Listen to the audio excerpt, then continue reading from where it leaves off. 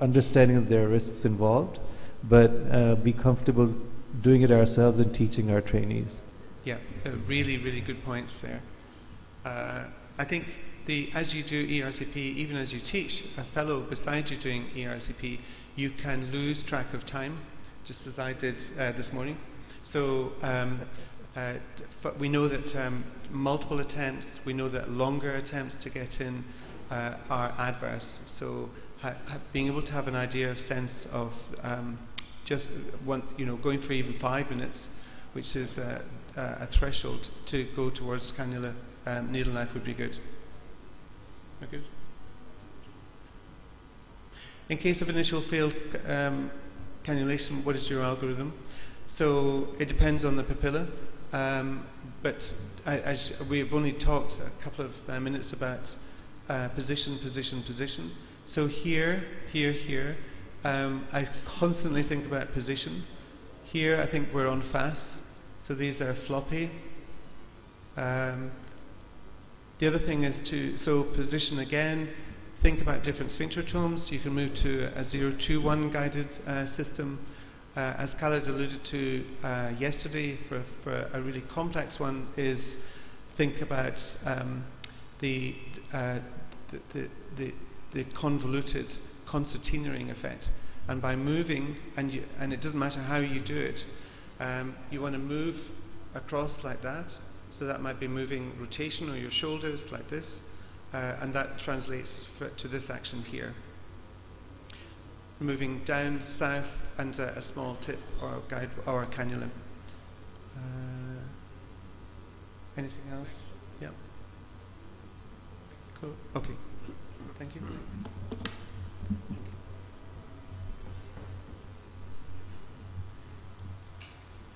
Thank you, Dr. Ray. For next talk, I would like to invite Dr. Mustafa Rai, and he will be talking on choledocolithiasis, starting from the simple stone to a difficult one.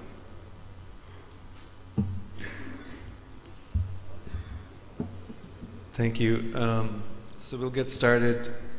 Anybody who was here for the workshop saw some excellent demonstration of various stones being removed. And then we had an excellent review by Dr. Al-Fada yesterday in the ERCP session, which really covered all of this very well. So we'll start with a case, a 25-year-old female, right upper quadrant pain, jaundice, cholestasis on LFTs, and ultrasound showing multiple small stones with a CBD size of 11 millimeters. Is there any reason not to do an ERCP? Any show of hands, would anybody not do an ERCP and start with the imaging modality other than ultrasound?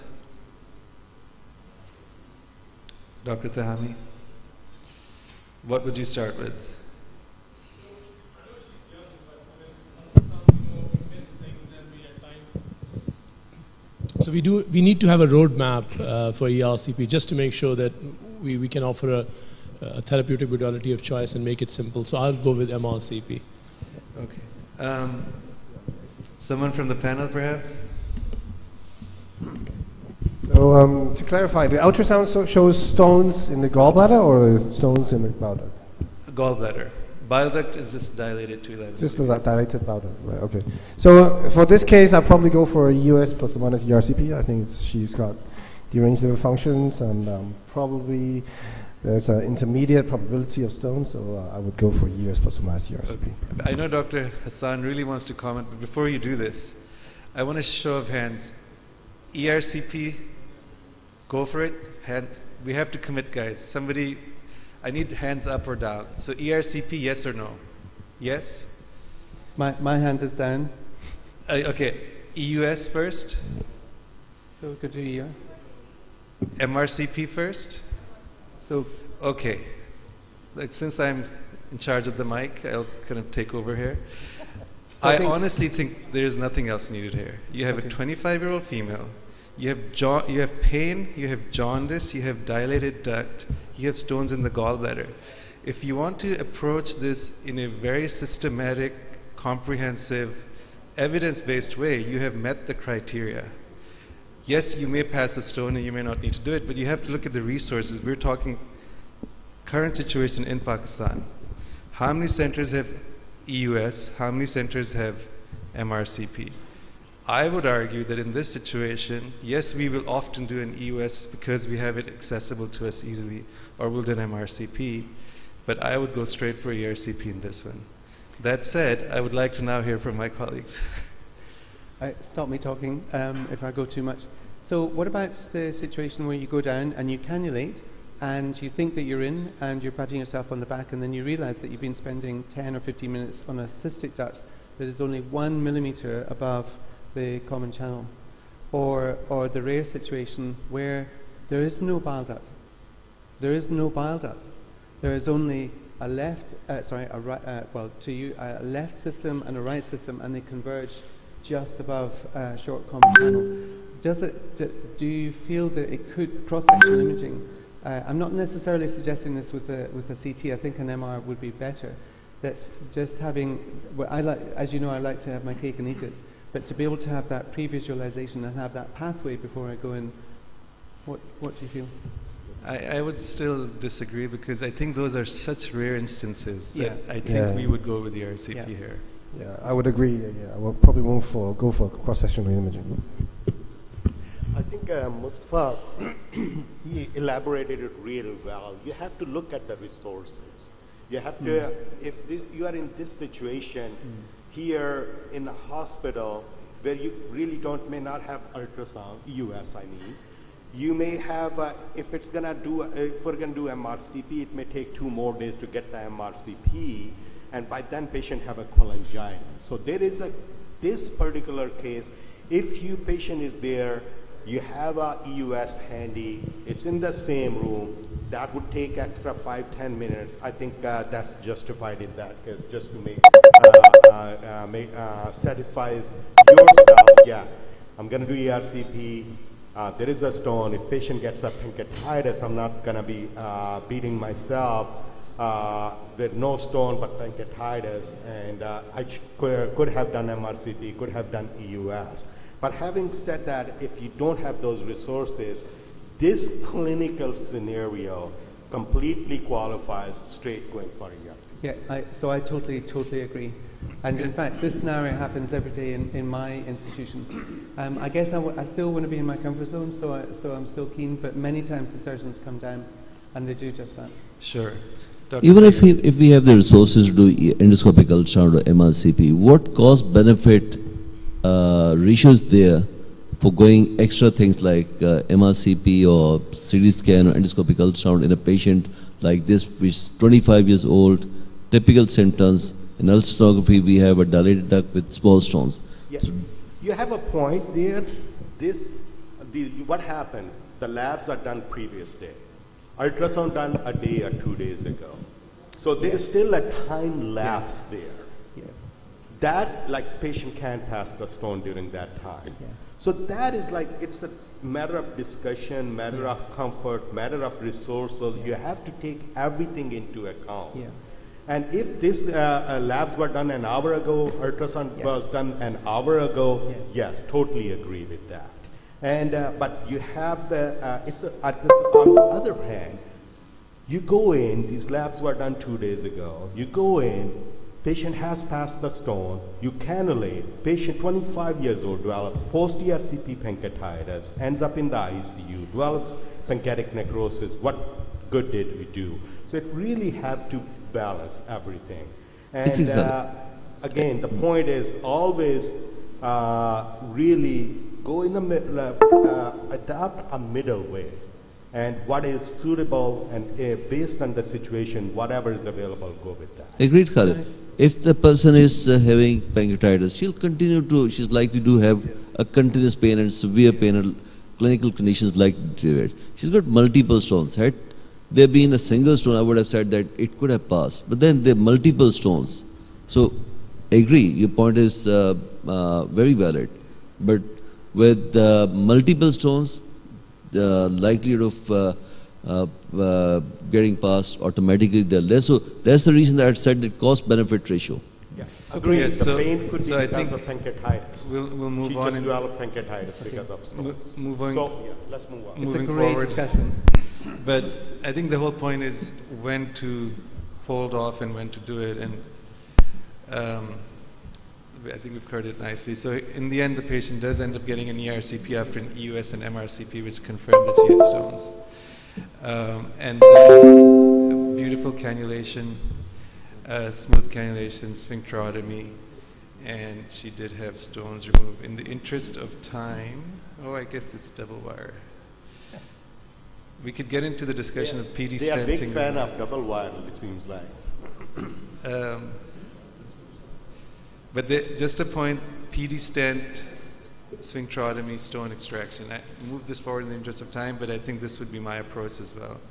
Anthony, would you have put a PD stent in after PD access in this situation? If the wire went in relatively easily, then probably not. Okay.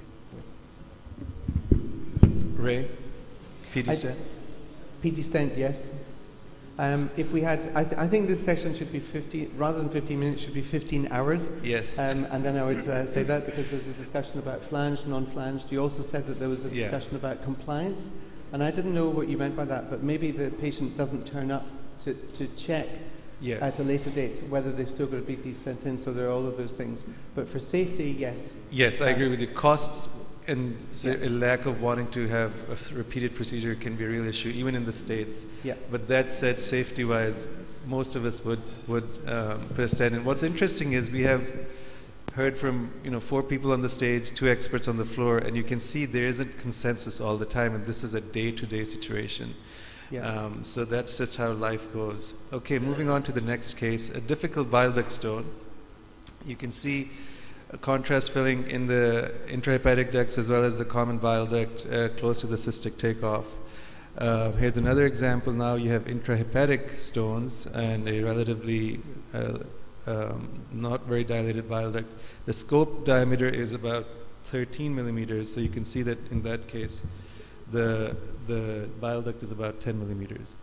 And then you have a massively dilated duct with multiple stones, smaller but a very large stone here. And on measurement, you can see that it's a 20 millimeter stone. Attempted balloon sort of with wire passage, but the wire isn't going in very deep. So these are all situations that define a difficult, potentially difficult stone situations. So what are our options here? And here's just another example. So I think this topic has been covered nicely over the last couple of days. Once we get in and we have contrast and we've determined that there is a large stone, but the distal bile duct is also enlarged, then we have options. And I think a very nice point made yesterday in the lecture was a large stone by itself is not a difficult stone. If you have a large stone with a large duct and you have space to open up the orifice, then technically that may not be very difficult. At the same time, if I go back one slide, you have a relatively normalish duct or slightly dilated, but a bigger than the duct side stone, then you have a difficult stone. So in this situation, a sphincterotomy is performed, large balloon dilation is performed, and subsequently stone removal is attempted. A couple of questions for the panel. What size, based on those images on the cholangiogram, and I know you're not seeing the distal duct, but imagine that it's this sort of tapering slowly distally. What size balloon would you consider in terms of your balloon dilation? And any comments on the size of the sphincterotomy here, realizing we haven't seen the pre-sphincterotomy papilla? Number one, basics, to go with the caliber of the ducts. You just said, Mustafa, about use the gauge of the caliber of the distal part of the duodenoscope. So it's wider than the shaft, so we're talking about 13.4, 13.5 millimeters in cross-section. So that can give you a relatively ballpark of how wide you're going to go. Secondly, your dilatation, you're going to be opening up and dilating the distal part of that tapered duct. And remember, all ducts taper as they go naturally into the neck of the pancreas and then down into the head. Number three, make sure that you don't have a stone impacted beside it or above. But I think the question that you're talking about is caliber. So get the width right and then choose the stretch. I personally don't advocate doing this directly. I would do a sphincterotomy and then I would do this. I'm going to be controversial as well and say that there's no rule for a small sphincterotomy. There's only a rule for a large, but it has to be safe and it has to be in keeping with the structure of the papilla and also the channel. Absolutely. I think I've talked already too much. No, that's excellent. Anthony, any comments on the size of dilation? If in this particular case, how big do you think based on the fluoro images? And secondly, the duration of dilation. Yeah, so usually similarly I would gauge the size of dilatation to the size of the bile duct, but as a general rule I won't go above 15 millimeters. There are situations when you dilate, you see a persistent narrowing. It might be due to some sort of stricture.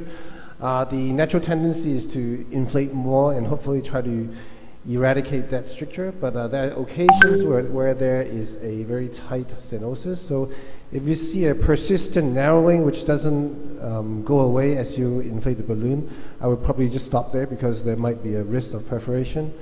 Yeah, and the duration, how long would you keep duration? It's not a stricture as such, so I would probably go for a short duration, maybe 15-30 seconds. Okay. Sure, and there's some data on whether longer duration may be beneficial in terms of reducing pancreatitis risk. So some people would advocate for 60 seconds of dilation. Others feel that it can be done shorter. It is very provider dependent. And then Dr. Hassan covered this nicely, as was covered yesterday, that the axis of the duct has to be kept in mind. You have to keep it along the long axis of the bile duct, so you may have to advance the scope in to angle upwards to allow the duct to dilate in a straight axis. Otherwise, you're pushing down on the pancreatic duct. So there's that, and I guess it gives away the next step, but my question was going to be basket versus balloon. In this case, I guess if a basket was done. Any comments? Show of hands, basket. How many people would use a basket first? This stone? Good. Oh, the big stone? Yeah. All of them. Yeah. Okay, and then balloon, how many people would have used a balloon instead? And by balloon, you mean a balloon trawl above the stone Yes, and time pool? stone extraction balloon. Yeah. Okay, and if you do use a stone extraction balloon, what size balloon are you going to use? There was one hand up, but I'm not sure. A 15? That's a large stone, right? So you may just kind of slide by the side. I think the basket is a good choice here. If I was to use it, I would probably go with the 15 to 18 and go on the larger side. But this came out in a single sort of piece. Okay, so let's just say we have tried. We didn't really talk about this, but if it doesn't come out in a single piece, once you have a basket around it, you can then do lithotripsy, depending on the basket, if you have a lithotripsy basket like a trapezoid. We won't get into the pros and cons of lithotripsy and the issues, but just remember, when you're committing to a basket for lithotripsy, you can have complications, including impacted baskets. So you have to have the know-how as well as the tools to deal with that. But let's say you have a situation where the duct is not conducive to removal of the stone with balloons or baskets. So you have a very boxed in square stone. You have a stricture above which you have stones.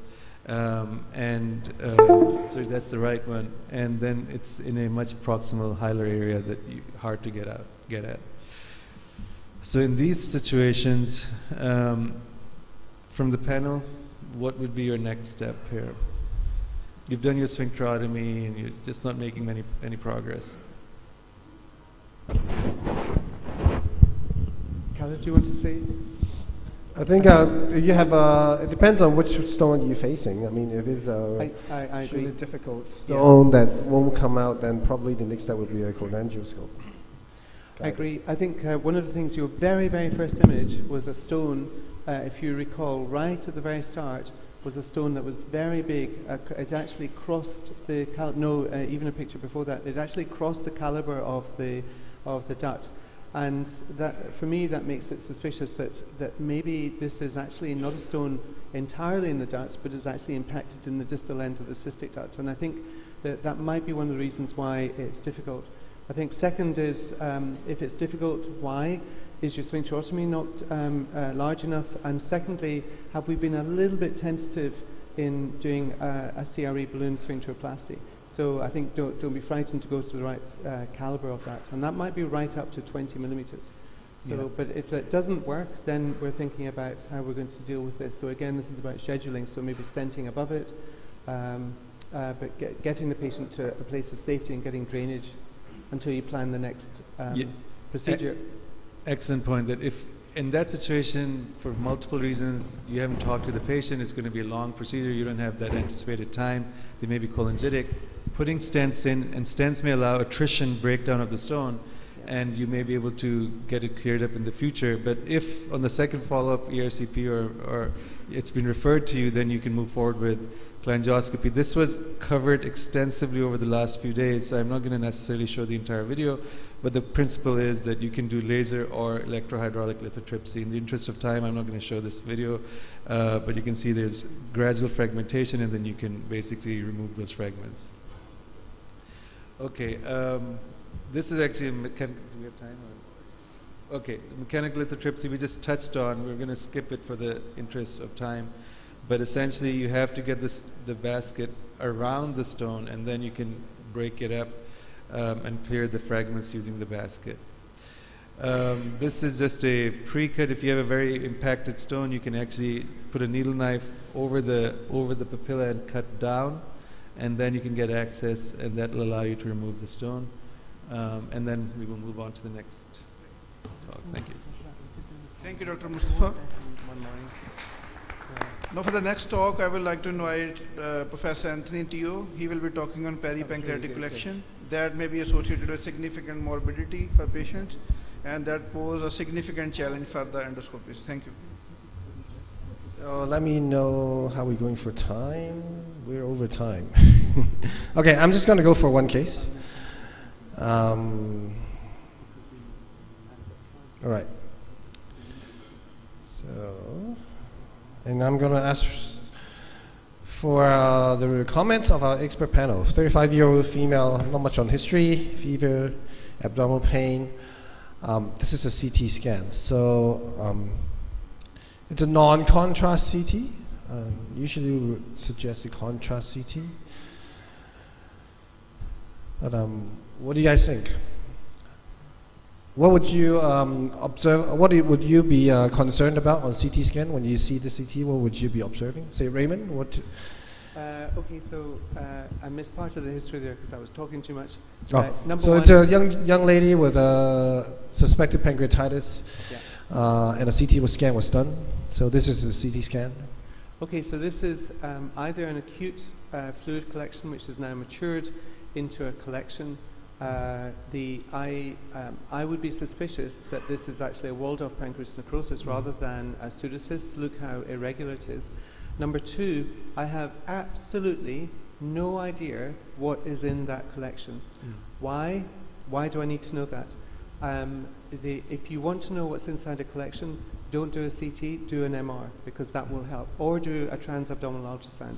But I think that either of those modalities will confirm that there is stuff in that duct. You can see that there is, even with the lack of contrast, there is a heterogeneity within that collection. This is actually multiple collections which are connecting together. So if we're going to drain this, we want to drain the biggest one, but we may only need to do that in order to drain the whole thing. The second thing about a lack of a dual phase CT, and what I mean by that is a dedicated pancreatic protocol, so an arterial phase first, and then a portovenous phase. Remember what I said earlier is having my cake and eat it, is mapping out the territory, but an aberrant artery that is going through that cyst. So for that particular one, an artery going through that collection might be a branch of the middle colonic artery, which is supplying the transverse colon, or a branch of the splenic. So it would be very helpful on an arterial phase to map out if there are any vessels in that. Yeah. Mustafa, can I ask you? So obviously this patient came with an acute presentation, and you see a big collection. So would you drain it? What are your considerations? So I guess I would just need a bit more information. We don't have a timeline on this, so we don't know when the initial pancreatitis was. Also, the biggest indication, assuming there's a known history of pancreatitis and this is 4 weeks out, for example, right? This is, or 5 weeks out. Then the big question is, apart from the presentation with pain, what are the concerning features? Is there a concern for infection and infected necrosis? That's our biggest indication for drainage. But I wouldn't jump into drainage without necessarily getting additional information, as Raymond suggested, and then based on the clinical picture. Say, for example, in this scan, there is some suspicion of some airlock use within this collection, maybe raising the suspicion of infection. Do you think this is a drainable collection, or do you think it's safe to drain? So I think we oftentimes see that as the collection extends inferiorly, it tends to be more irregular. And more proximally towards the stomach, it tends to be more organized. In those situations, while there is a concern that perhaps it's not mature enough, the timeline really matters. And I think what data has shown is that even for early collections, drainage can be performed in the right context. So if the patient is behaving infected, we've tried antibiotics, it's not working, personally I would be comfortable draining this collection. Yeah. And whenever you start thinking about drainage, keep in mind now you're committing yourself. Yeah.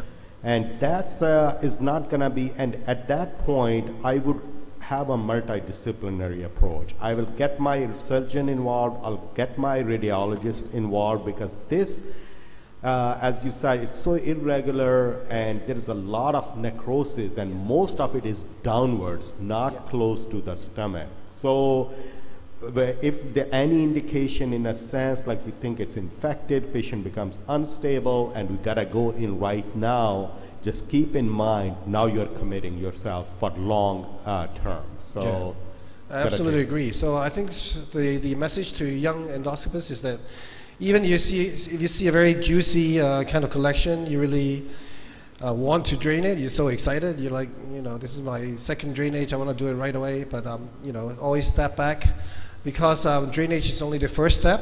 After drainage, you have a lot of things to deal with. After drainage, it becomes infected even more. You might need to consider necrosectomy regularly.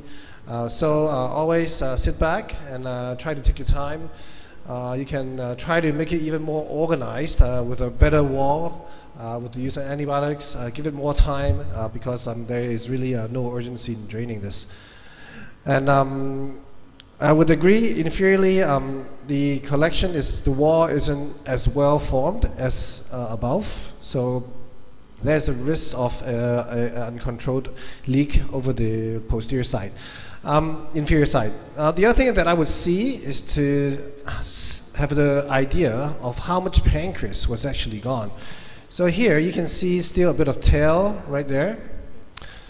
But I think the most of the body is gone, and then only bits of the head is remaining. So the other thing that needs to be think about is that after drainage, after necrosectomy, the majority of the body are gone, and we are potentially dealing with a disconnected pancreatic duct syndrome, which is quite often seen. So, okay. So in this procedure, they decided to perform a gastrostomy with a hot axios. May I ask the panel, would you choose otherwise, multiple plastic stents versus a hot axios? How do you usually make your decision? Maybe start with Mustafa. I think it depends on where you are. I think if you have the resources and it's widely available, insurance covers it. Nowadays, the strategy is to go with a hot lumen-opposing metal stent. Again, if you're in a situation where you have limited resources, then plastic stents certainly can be the first approach. Overall, the outcomes will probably be the same. Nothing is there to suggest that hot axios will improve survival, but perhaps your number of sessions may go down with the lumen-opposing metal stent. Raymond, do you think the large caliber metal stent reduces the need of repeated necrosectomies? Is it affected? I think if I understand the question right, the chance of having to do a necrosectomy is less with a metal. I think that's what you're asking, right? Yeah, that's what I'm asking. Yes. I would say to those who are starting to do this, it's very easy to learn a hot axis. It's really easy to do. The question to you guys is doing the easy thing the right thing? If you want to get really good at dealing with access techniques and particularly with problems, then you can consider getting training in plastic stents. That's humble. I'm just going to be controversial here. There are some areas where I think that the availability of metal stents is still not that great or not high. So that might be, for example, in institutions here. Okay. Harlan, would you, on EUS, would you assess the percentage of necrosis before you decide on plastic versus metal? Do you think it's... That's exactly what I was looking at it. If I can see the whole cyst and on EUS, the whole collection, I should say, which sometimes it's not possible, keeping in mind EUS is a two-dimensional image. It's not a three-dimensional image. And looking at here, there's one area at the bottom which looks like either a necrosis, but that is covering only a small portion of that collection. There's a nice wall around, and the need of necrosectomy by looking at it, this particular cyst is going to be collection is not going to be high. So you can argue going with the plastic stents. And again, I think Mustafa and Ray, they already kind of talked about that. It really depends on your resources. It's much easier to do hot axios as compared to the plastic stents. So it just really depends on the resources. But I don't think there's going to be need on necrosectomy in this particular one. I agree. Probably one last question. Would you place a plastic stent inside lamps all the time or occasionally?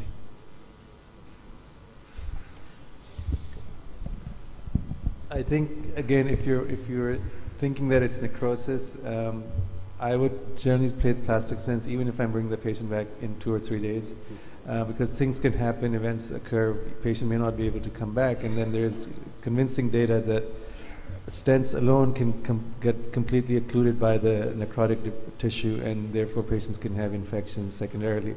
Also, theoretically, there's a reduced risk of bleeding, so our practice generally is to put double pigtail stents. 1 or 2, perhaps 2, 7 or 10, doesn't matter, but putting something in double pigtail. So I think there are studies that has been done showing that the use of plastic stent can reduce the risk of bleeding. So because of time, I'm going to jump. So this is after deployment of the metal stent. And in fact, this patient did have a lot of necrosis. So Raymond, what are your gadgets? Which devices you like? What are your favorite ones? What are my gadgets? So any gadget I can get my hands on. Anything that works, right? I would love to meet the companies for this, because I still think we're not ready for prime time.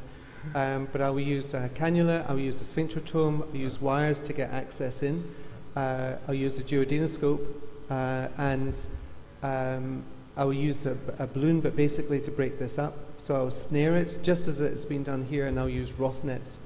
So I may sometimes go in a difficult session. So again, this is about using the metaphor of pre-visualization, is plan this well in advance. And if this is a second or third go, we really need to know what this is. So have a CT, have a high quality CT so that you can plan and use and schedule a time. And also, I would probably have GA support and tube and ventilate. I use a lot of Roth nets to drag this out. I don't take it out, I just put it in the stomach and then I go back in. Do you guys have experience with the endorodder? Yeah, we do, but for me, I always prefer a snare. I think the Roth net is sometimes it's blind and it can grab a vessel if there is in there, and getting the tissue out of that Roth net and then putting that in the stomach could be cumbersome as well. Some stuff gets stuck on there. So for me, to go to instrument is a snare. to grab that. And there's a technique to that. You don't want to close the snare completely. You want to snug that around that necrotic tissue and pull that out. We do have an endorotor, or they have now a bigger French catheter which can go alongside the scope instead of having to go through the scope. And that works really well when it's just very liquidy stuff. And it doesn't work very well with a very solid tissue. And so we use that. We did even show in Orlando Live as well. But I think that is not our first choice. Yeah, actually for me too. You want to add something, Mustafa? No. It's one of those things, yes, we have it, but do we use it? It's a different matter. So I think we still go with snares. But Muhammad and I go with snares. Yeah. You know. Actually, I would agree. The snare is the thing that I would use most. But the message is use anything that works. So and the snare is the go-to. One final video. This is a bleeding during the necrosectomy. It's not a horrendous type of bleeding. It's just a bit like that. Right here. So Raymond, how would you tackle this? How much time am I allowed to spend on this? You have 30 seconds. Okay, so in under 12 words. So number one, if they're bleeding at the time before you go in, again, high quality CT arterial phase. Map out the territory. If they've had an undisclosed drop in hemoglobin in the last 24 or 48 hours, of 2 or 3 units, and they have a high quality and you cannot see it, review the scan yourself, review it, make sure that this is reported with a high quality. What if it happens during the necrosectomy? Sorry? What if it happens during the necrosectomy? So during this, I would wait, try and find out where this is, and see whether you may not be able to do very much about this, but you could clip vessels. Just a little bit like that. Yeah. You could clip vessels, you could inject. We need to know what that is. Is that a collateral vessel or is it arterial? So I would wait and I'd try and map out what that is. Okay. Any other opinion? Yeah, I think in this situation, because you have a very identifiable source, it's very reasonable to go for it. Oftentimes it's back wall oozing that just stops on its own and you can just leave it be. If you do see a big spurter that you just know that the patient is becoming hemodynamically unstable, then you can certainly try clips. The clips may not necessarily work, but at least they become a marker for IR to target once you send them to IR. Those would be the main sort of points I would have here. We have hemostatic agents in other sort of environments which can be deployed, such as gel or spray. Perhaps they can help. The other thing is you can also have bleeding, especially with plastic stents from the wall, the cysgastrostomy wall, and that can be very challenging at times. And again, clips can work, or a covered metal stent can be put in to tampen out the area. Dr. Harlan, you had something to say? Can I say one more thing? Raymond, yeah. This is about consent, as we've touched on throughout. But one of the things about this is trying to map out what is this bleeding point, and is it something that I'm not actually going to be able to deal with. So if we're suspicious about recurrent bleeding but we cannot find it, don't be frightened to have to be brave enough and touch this vessel and see, because it may only be spurting or bleeding or oozing intermittently.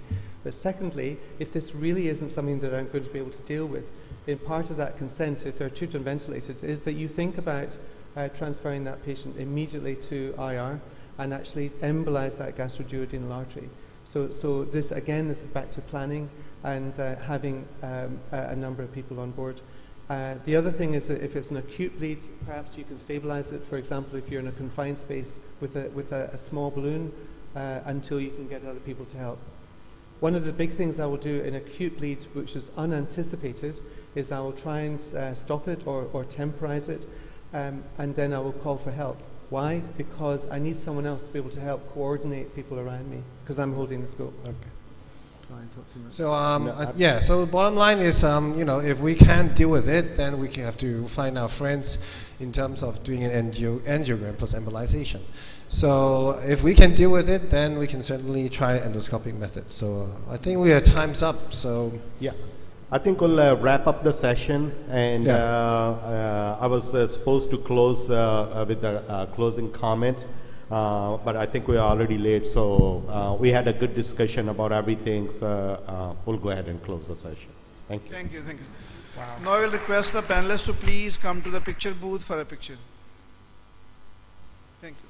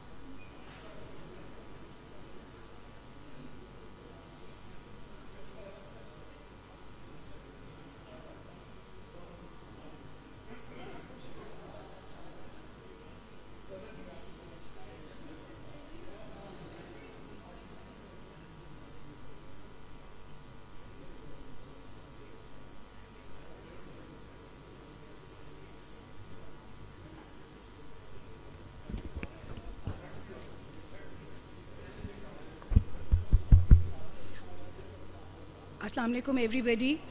We are going to start with the 9 o'clock session. The session is Pregnancy and GI Disorders. I am Dr. Bushra Ali. I will be the moderator for the session. The panel of experts for this session is Dr. Lubna Kamani. Dr. Lubna Kamani is Professor of Gastroenterology at Liaquat National Hospital. Brigadier Masood Siddiq, Consultant Gastroenterologist, Jinnah Memorial Hospital, Rawalpindi. He is also ex-president Pakistan Society of Gastroenterology, and Dr. Haris Alvi, who is a consultant physician in Karachi, serving at Dow University of Health Sciences. Our first speaker is Dr. Bilal Hamid. Dr. Bilal Hamid is a transplant hepatologist and professor of medicine and ambulatory director of hepatology, University of California, San Francisco. I would like to announce here that you people are welcome to post questions at the end of the session. You can come onto the mic and give questions to us, and then you will be getting the best question will be given a prize, that is a Littmann stethoscope. So we'll be starting with Dr. Bilal, hepatitis B in pregnancy. Assalamu alaikum, everyone. First of all, thank you, Dr. Khayas and the organizing committee for the kind invite. Thank you, Dr. Bushra. I think she's the expert on pregnancy-related liver disease, should be the one giving this talk. Thank you, the chairpersons. So the topic today is hepatitis B in pregnancy. So unlike our advanced colleagues, we hepatologists agree on most of the things, but I'll show some of the data that there is maybe a little bit discussion and thinking about. So when we talk about managing hepatitis B in pregnancy, there are different clinical scenarios that we talk about. One is if the patient is pregnant and not on any antiviral therapy. This is a common scenario, but most of the time that we follow the guidelines that patient has indication to start treatment, we'll talk about.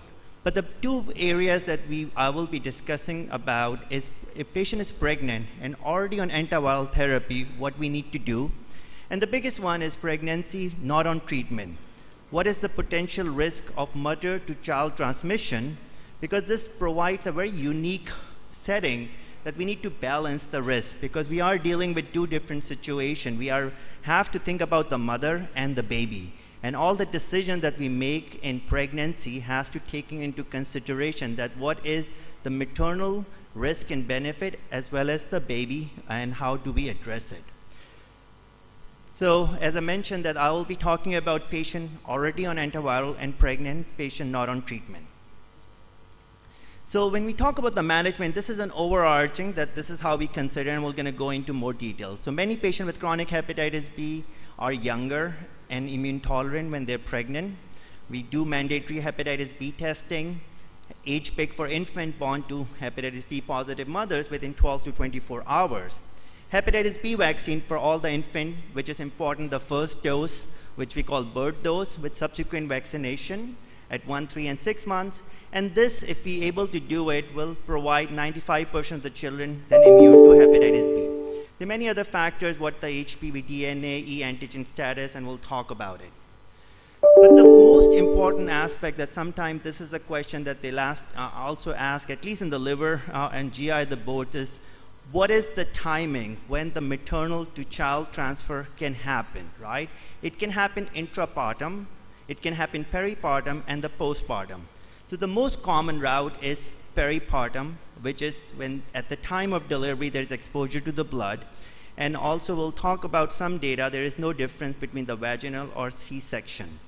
Now, intrapartum is important that, normally there is, initially there was more concern that, intrapartum, the uterine, that you can have placental. But the important thing to note is that if patient is getting an invasive procedure like amniocentesis, that's the time the risk is slightly higher.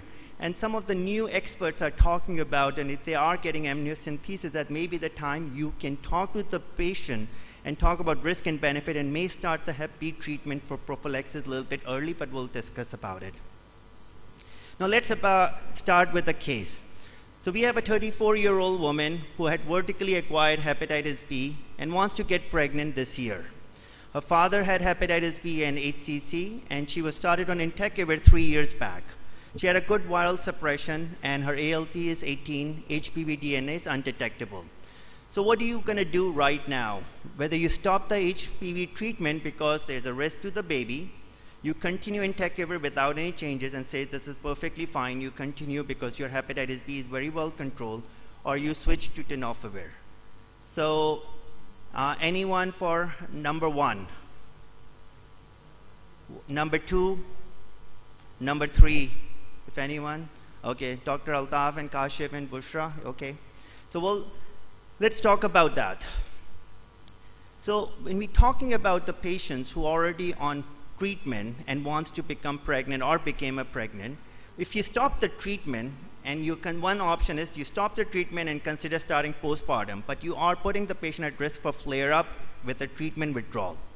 The other important thing, you continue the treatment with a full discussion of benefits and potential risk.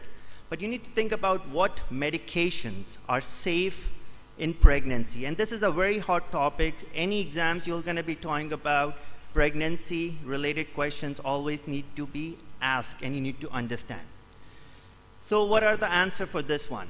So the hepatitis B treatment or medications in pregnancy that we have.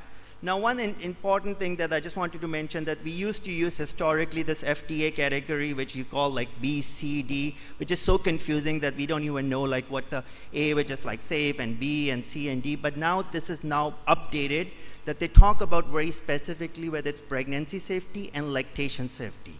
So when you look at this data, that entecavir had insufficient data and safety data both for lactation pregnancy and used to be pregnancy C drug.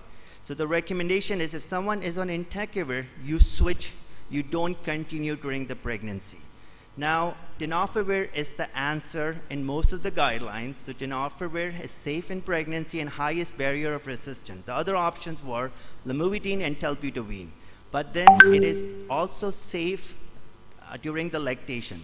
So in this patient or any patient, if they are on entecavir or patient, you need to switch to tenofovir. And I'll show you some data about TAF, which is like updating data. However, at this time, it's not recommended, but there are situations like, there are some patients, we are considering it. However, initiate or transition the patient to tenofovir if treatment is needed during pregnancy. So the one message, don't use entecavir, use tenofovir. So that's very simple to understand. Now, the question that patient will going to ask you, if there is any risk of birth defect among women exposed to antiviral during pregnancy. So even if patient is on tenofovir, they would be. And the most of the data that we know is HIV, antiretroviral, the patient's on for a long period of time. So it is the bottom line to understand there is no significant difference from women who were exposed to tenofovir or antiviral versus patients who were not on it. And if you look at the CDC population, base data is like 2.72, and this is very similar of prevalence of either first trimester, second or third trimester. The prevalence of any of the teratogeny are the same. So these patients, you can actually have a good discussion with the patient based on this data that these are very safe during the pregnancy and tenofovir, either when you're starting it or continue it. So the data is present. Now, the typical scenario that you will be more likely to be seen is this 26-year-old patient, again, vertically acquired hepatitis B. Now, 16 weeks of pregnancy. HPV E antigen is positive, ALT is normal, 12. HPV DNA is 100 millions. So what do you do right now? This patient is in your clinic. You start HPV treatment now to prevent mother-to-child transmission. You don't need to treat during pregnancy as ALT is completely normal. So patient does not have a regular indication. It's like immunotolerant patient based on the guidelines. Or you consider treatment 28 to 32 weeks if HPV DNA is still elevated. So this is very common, which you need to know, and the answer is number 3. So the patient, the timing, and I'll show you the guidelines that have either ASLD, EASL, or a PASL. And there's some difference between a PASL about the timing of starting antiviral therapy, but bottom line is that you start in the 3rd trimester because that's where the HPV DNA, because as I showed you, the intrapartum transmission is what we mostly worried about, and bringing that risk down is the important thing. So the answer is starting at 28 to 32 weeks if HPV DNA is still elevated. And then what is the level of elevation that you start the treatment? We'll talk about it's 200,000 that most of the guidelines says. So when you have treatment in pregnancy last trimester, again, the rationale is that you need to provide highest prophylaxis mother when the HPV DNA is very high, which is at the time of delivery. And then also you reduce the risk, if any more, that at the time of starting the treatment in the 1st and 2nd trimester. And then also, patients, you need to discuss about if there's risk to the infant and what can happen postpartum when you stop the treatment and what is the breastfeeding concerns. So this was an earlier study from 2009 from Australia. They had a prospective observational cohort from 2002 and 2008. They have 313 Hep B surface antigen positive women, and all babies were offered HPIG and Hep B vaccination. Now the one thing I'm gonna see all the studies that patients were getting the birth dose Hep B vaccine and HPIG. So that is the bottom line. Whether how good we are in Pakistan and other countries, that's another debate. But patients, despite getting all these things, the HPV DNA, if they're only positive, 2.9% children still get Hep B surface, and E antigen was 6.6%. But also look at the HPV DNA. In this study, if it's more than 10 to the power of 8, 8.5% risk of getting, despite getting Hep B vaccine and HPIG. Patients who had lower HPV DNA didn't have the in this study. Now there are more other studies that came in, but this is the latest. WHO had done this analysis and was published in Lancet Infectious Diseases. They look all the meta-analysis and all the updated studies. So bottom line to know is that the negligible risk of HPV if your DNA is less than 200,000 or less than 5.3 log. So that's why most of the guidelines use this criteria. One other aspect of this study, which when I'll show you the PASL guideline, is that they also find out that if someone is E antigen positive, right, this actually can correlate with this high DNA level. Because the reason is if you have a patient who is E antigen positive and already 30 weeks or 28 weeks, and you don't, either patient cannot afford HPV DNA or don't have the result or there is no time, now the PASL guidelines suggest that you can start the treatment only based on E antigen positive. No other guideline mentioned, but it's a research utilization thing. But this study also showed that if E antigen is positive, that can correlate with the high DNA.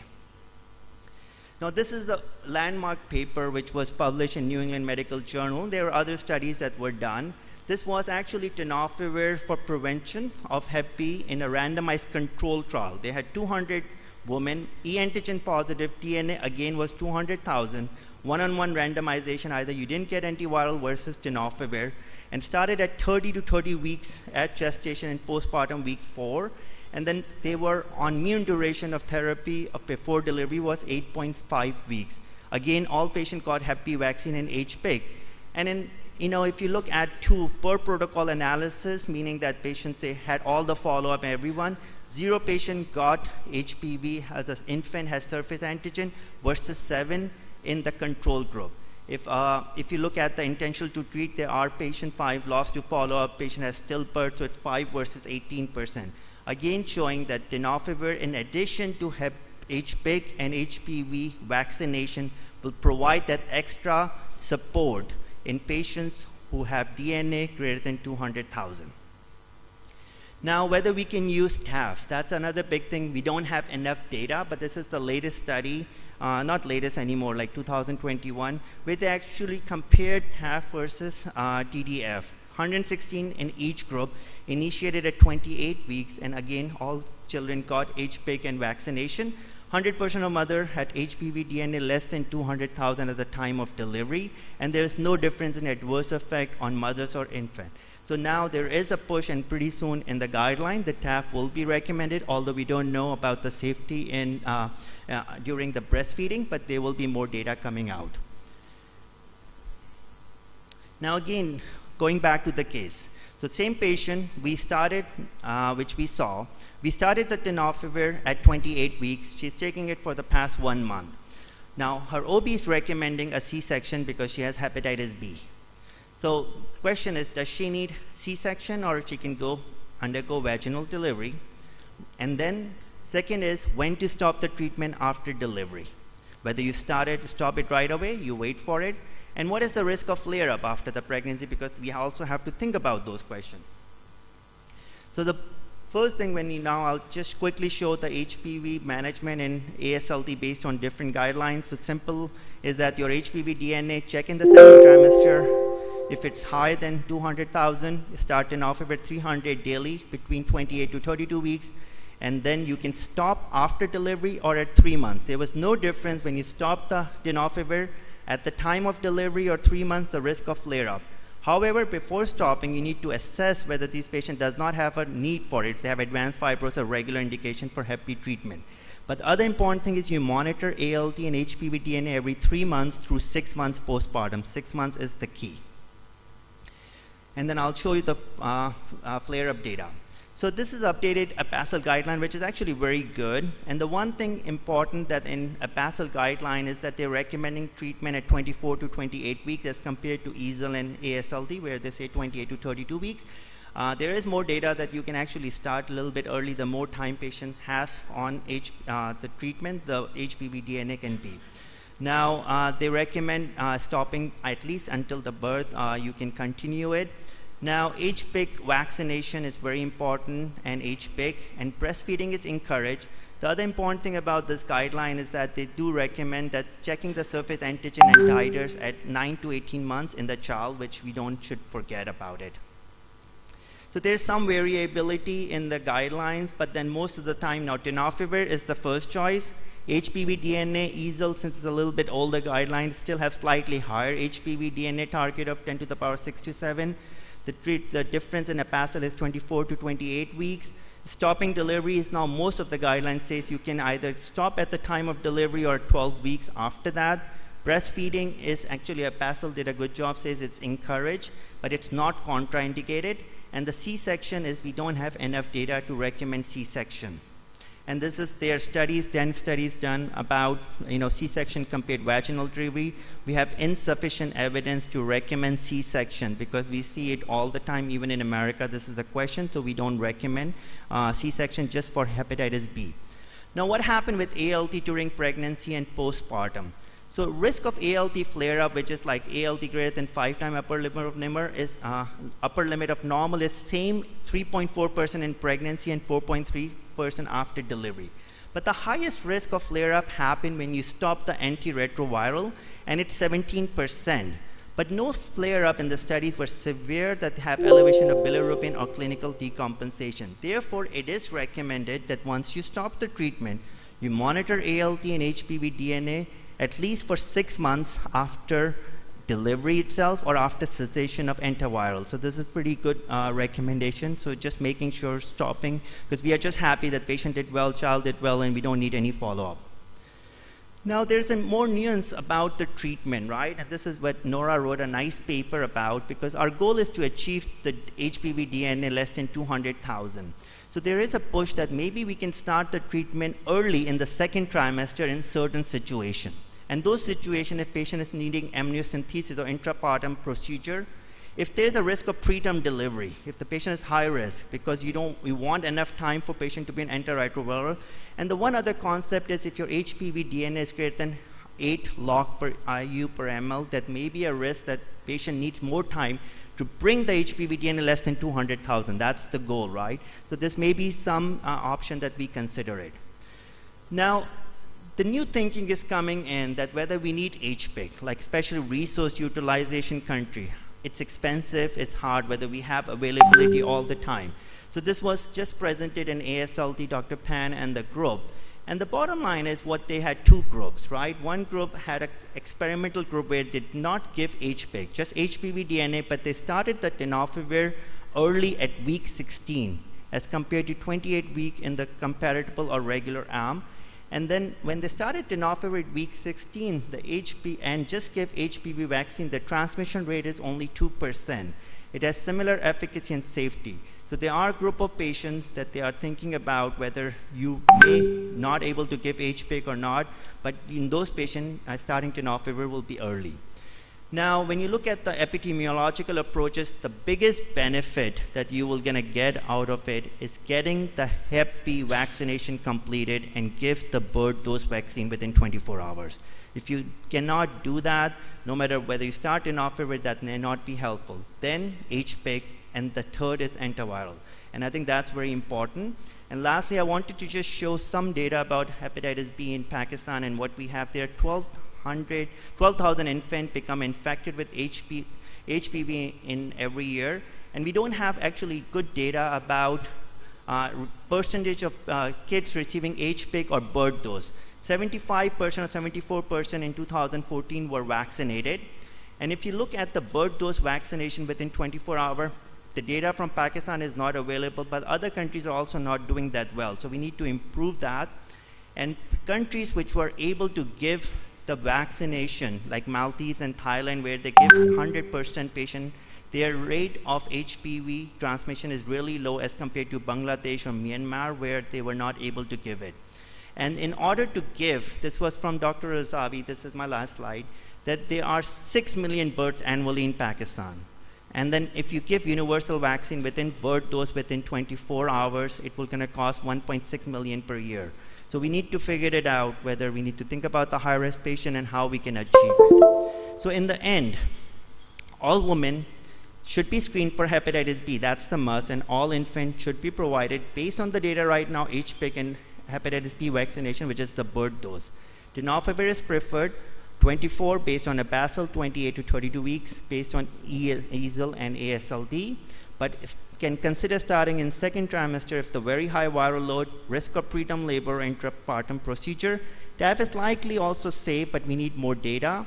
ALT flares-up are more frequent once you stop, 17% after stopping, so monitor these patients for 6 months. Breastfeeding is not contraindicated. C-section is not indicated just for Hep B diagnosis. It is important to follow up infants after 9 to 12 months, at the time of 9 to 12 months, to make sure that the surface antigen and titers are, Hep B surface is negative and titers are positive. Thank you so much.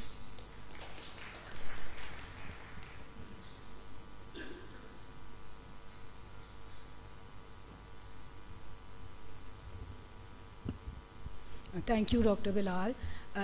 The audience are requested to come up with questions. They will be posted to the speakers at the end of the session, and you people can win a prize at the end. Our next speaker is Dr. Tausif Ali. His topic is IBD and pregnancy diagnostic and treatment challenges. Dr. Tausif works at SSM Health Crohn's and Colitis Center, Oklahoma City, USA. Dr. Tausif.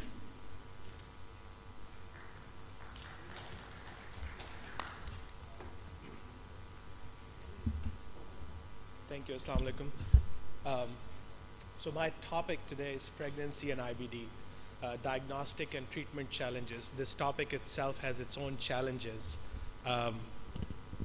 it's a topic typically presented by a female IBD specialist, so it took me a while to get all the data and then to present this to all expert panel here.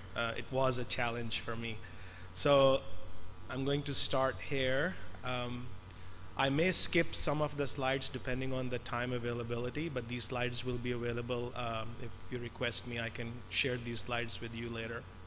So there is a high incidence and prevalence of IBD in young individuals in their reproductive years, and it poses a unique and complex challenges in pregnancy. We all aware that active disease during preconception and pregnancy associated with adverse pregnancy outcomes.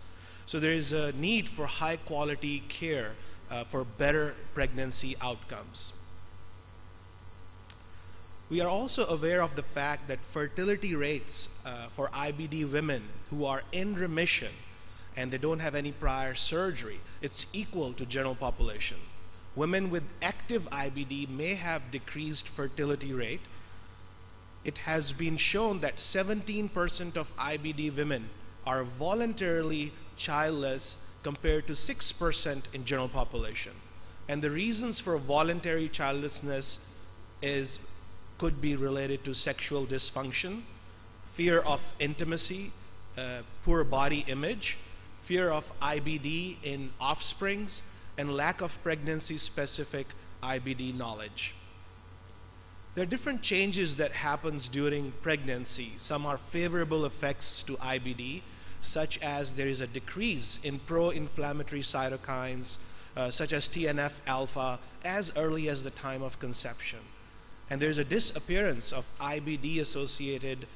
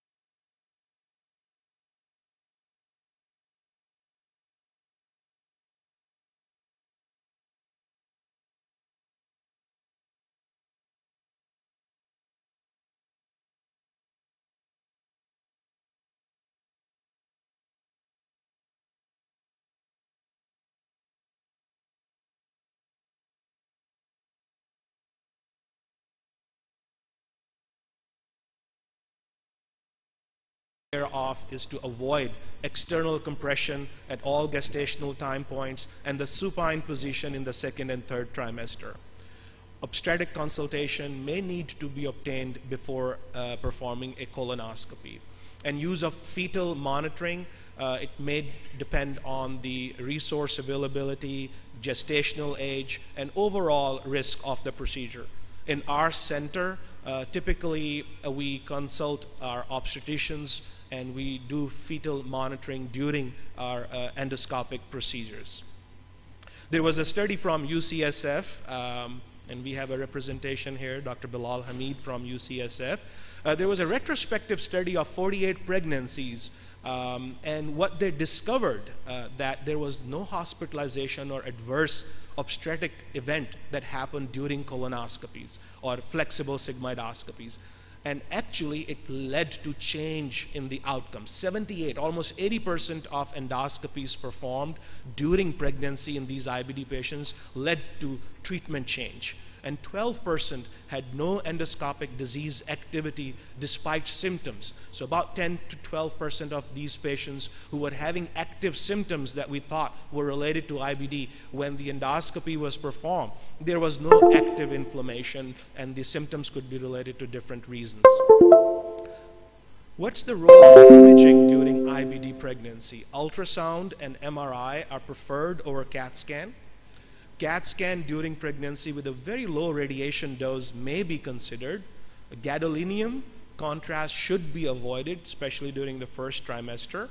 Iodinated contrast media can cross the placenta, but clinical harm has not been reported. Capsule endoscopy is contraindicated during pregnancy, and breastfeeding should not be interrupted after gadolinium administration for MRI or iodinated contrast for CAT scan. There is a new hype in the United States about intestinal ultrasound to evaluate the response or to monitor disease. And I believe this could be it can play an important role in monitoring disease activity even during pregnancy, as elicited by this study that was published last year in IBD Journal. What about the medications? Safety of IBD medications during pregnancies poses a major concern among patients, caregivers, family members, as well as among physicians. We all are aware that stopping treatment can lead to poor health outcomes. Education and reassurance is critical. We need to be aware of the fact that organogenesis is completed by 10 weeks, and biologics do not cross placenta until 27 weeks or closer. Corticosteroids, on the other hand, are associated with the risk of preterm birth, short for gestational age, low birth weight, intrauterine growth retardation, and NICU admissions. Maternal corticosteroid use in the second and third trimester is associated with serious infections at age 9 or 12 months in kids. So the message is controlling the disease activity before pregnancy is critical, so that you can avoid an unnecessary use of steroids among those patients. What happened to the drugs during pregnancy? A very nice study published last year in June showing the pharmacokinetics of these drugs. So here you are seeing 6-TG, which is a metabolite of azathioprine, and 6-mercaptopurine. And you can see that the level of 6-TG decreased during pregnancy, while the potential toxic 6-MMP level increased. So you have to be careful monitoring patients who are on azathioprine for a potential anemia. And the kids born also need to be monitored for anemia, because it can cause, azathioprine can cause anemia in the kids born to IBD mothers. What about the biologics? It's all over the chart. You can see that infliximab, the level increases during pregnancy. Adalimumab, levels decreases during pregnancy. And vedolizumab, the levels decreases during pregnancy. What about patients who are on biologics? Should we continue them on biologics during pregnancy? And actually, this study that was published in October of last year showed that if you continue anti-TNF, it actually is associated with decreased frequency of relapse, and there has been no adverse neonatal outcomes, including serious infections in offspring. So recall, biologics have not been associated with an increased risk of infections or outcomes, but azathioprine is associated with anemia and infections, and steroids are also associated with increased risk. So in my opinion, biologics are relatively safer to use during pregnancy when it comes to selecting these drugs. And in fact, this is a study by Uma Mahadevan from UCSF published 2 years ago, the Piano Registry, showing that mothers who were exposed to biologics or thiopurines, there was no increased risk of congenital malformations, no increased risk of spontaneous abortions, preterm birth, low birth weight, or increase in the risk of infections. However, active inflammation was associated with spontaneous abortion. Similarly, another study that was published last year, the biologics and the safety of IBD pregnancies, they studied 6 different biologics, including your anti-TNF and interleukins and anti-integrins. And again, they did not discover any adverse outcomes when compared to general population. So in nutshell, all biologics, except for satralizumab, they cross placental barrier starting at week 27 and onward. And we have studies now showing that if you continue biologics, even after that, it is not associated with any increased risk of negative outcome. In kids, studies have shown that there is no adverse outcomes in children up to 4 years if they have been exposed to biologics during pregnancy. And by that time, the effect weans off or washes off in kids. So we can reassure our parents that there is no increased risk among kids. There's no increased risk of infections, congenital malformations when it comes to the use of biologics. In a meta-analysis of 48 studies that compared almost 7,000 patients, there was no increased risk of adverse outcomes in pregnant IBD patients using biologics. All biologics should be continued in pregnancy, as interruption may increase the risk of flare. This is a nice table that I put forward here to share the risks of different drugs during pregnancy as well as lactation. And as you can see that most of them carry very low risk. The only one are the use of antibiotics, such as ciprofloxacin, should be avoided in the first trimester of pregnancy, and metronidazole should be avoided during lactation. Besides that, you can see that only methotrexate has contraindication, and tofacitinib should also be stopped before getting pregnant. And same is the case with ozanimod, which is another new drug, a small molecule like tofacitinib, but with a different mechanism of action, that also need to be stopped during pregnancy and must be avoided during lactation, as we don't have data. So here's the summary slide of what happens to patients who flare during pregnancy. And recall that hemoglobin, CRP may not be a good marker of assessing the disease activity. So fecal calprotectin can come very handy. Intestinal ultrasound can come very handy. The key things that I have highlighted here is that if you have a patient who is experiencing a flare, we typically do not start them on azathioprine and 6-mercaptopurine because of the risk of neutropenia and idiosyncratic reaction and causing pancreatitis, and also the fact that azathioprine is a very slow-acting drug, so it may even take 3 weeks to 3 months before they become effective. So their use during a flare in pregnancy is very limited. Antibiotics, you can use amoxicillin clavulanic acid. Typically, we avoid ciprofloxacin due to its musculoskeletal effects, and metronidazole during the first trimester. Steroids, the recommendations are use lowest possible dose for a shortest duration of time. That is opposite in non-pregnant females. So in an IBD patients, we usually recommend give a high dose for a longer period of time. But during pregnancy, we recommend lowest dose for a shortest period of time, preferably with prednisolone as compared to prednisone. And if budesonide or Entocort is available, you can use that. Mesalamine can be initiated in patients with mild UC. Biologics can be very safely used for induction and maintenance.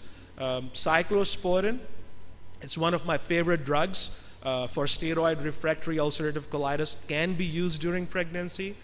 If your IBD pregnant patient is admitted to the hospital, do not forget to give them DVT prophylaxis.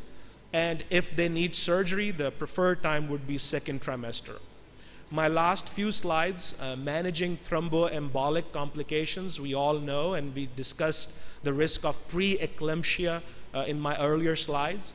There is also an increased risk, twofold increased risk of venothromboembolic phenomena in IBD patients who are pregnant. So that risk is even higher in postpartum period. So low molecular weight heparin is recommended during hospital admission for disease flare, after the C-section, or when other risk factors for VTE are present. Last slide, what about the male fertility? So male patients who are on IBD medications, does that affect their fertility? This is a study published last year in July in Clinical Gastroenterology and Hepatology. Very reassuring study and putting an end to a lot of myths about different drugs that may be associated in the past with affecting the sperm motility, quality, as well as affecting the fertility of male patients. So this study included biologics, thiopurines, and even methotrexate, and discovered that there was no significant association with male fertility as well as with adverse pregnancy outcomes. So in summary, what we learned today, disease activity affects pregnancy outcomes. Biomarkers such as hemoglobin and CRP are affected by pregnancy and may not be reliable. Although trends can be helpful, fecal calprotectin can be reliably used to monitor disease activity during pregnancy. During pregnancy, endoscopy can be performed when needed to guide clinical decision making.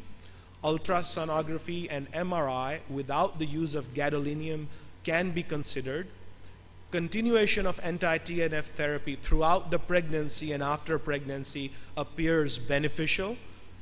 Exposure to steroids during pregnancy had an increased risk of complications, including preterm birth, small for gestational age infants, low birth weight infants, and intrauterine growth retardations. So the message here is to start counseling even before pregnancy about the IBD-related issues that pregnant females or even males may be concerned about. Remember that healthy mom leads to healthy pregnancy, that leads to healthy baby. That's the message. And overall, we treat the pregnant patients just like non-pregnant patients. So that's when you are in a tough spot, besides certain medications such as methotrexate that is contraindicated, you will see that most of the medications can be used during the pregnancy without major concern. Thank you very much for your attention.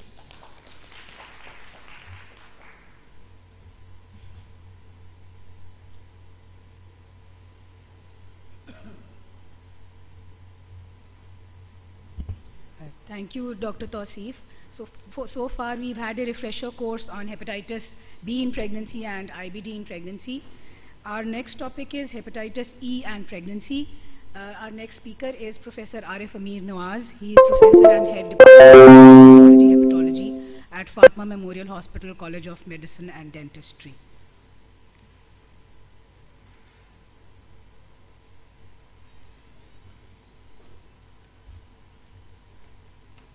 Ji, Assalamu alaikum. I'm so glad at least some people got out of endoscopy and came to some intellectual discussion. Thank you very much. So साथ वाले कमरे वाले सुन लें, अगर वो सुन रहे हैं कि the intellects are here and the technicians are there. So let's start with that. It's a pleasure to be here, and I would like to thank the organizers for giving us this opportunity. ये मेरा एक बड़ा ही एक favorite topic है, and I can see several people in this crowd that have been working with me, or I have been working with them. Altaf kam ये तो नहीं कह सकते मेरे साथ काम कर रहा है. I'm working with him to spread this word about managing liver disease in pregnancy. I personally think this is one of the few academic endeavors that has bore fruit for us. Now, I just want to point out, क्योंकि organizers ने मुझे कहीं और तो मौका नहीं देना, तो मैं बोल लूँ जो मैंने बोलना है अभी. This is a very special meeting, और इसमें ये acknowledge करना चाहता हूँ कि जो people who have come from abroad, and I have a lot of respect for the foreigners who are here, but I really have a lot of respect for people who are Pakistani origin and are here. इसमें तौसीफ है, people who don't know Tausif. Tausif is an IBD guru in the US. He is the governor of American College of Gastroenterology in Oklahoma, right? And he and I have a very good rapport in the American College of Gastroenterology. We have Bilal, who is a big boss in San Francisco. He's a big-time hepatologist. Khalid Hassan is here. And Asma Shaukat, if you don't know Asma Shaukat is a leading person in gastroenterology, colon cancer in the US. She's on the board of trustees of ACG. And there's a whole galaxy of stars here. So I really want all of us to give a big hand to these people who have taken out and come out here. So I think ye hamare liye, aur I also want to take 30 seconds more to say that American College of Gastroenterology ne history mein pehli dafa ek speaker bheja hai on their own expense to this meeting. So for the organizers, I think it's a big honor for us to have this collaboration from ACG.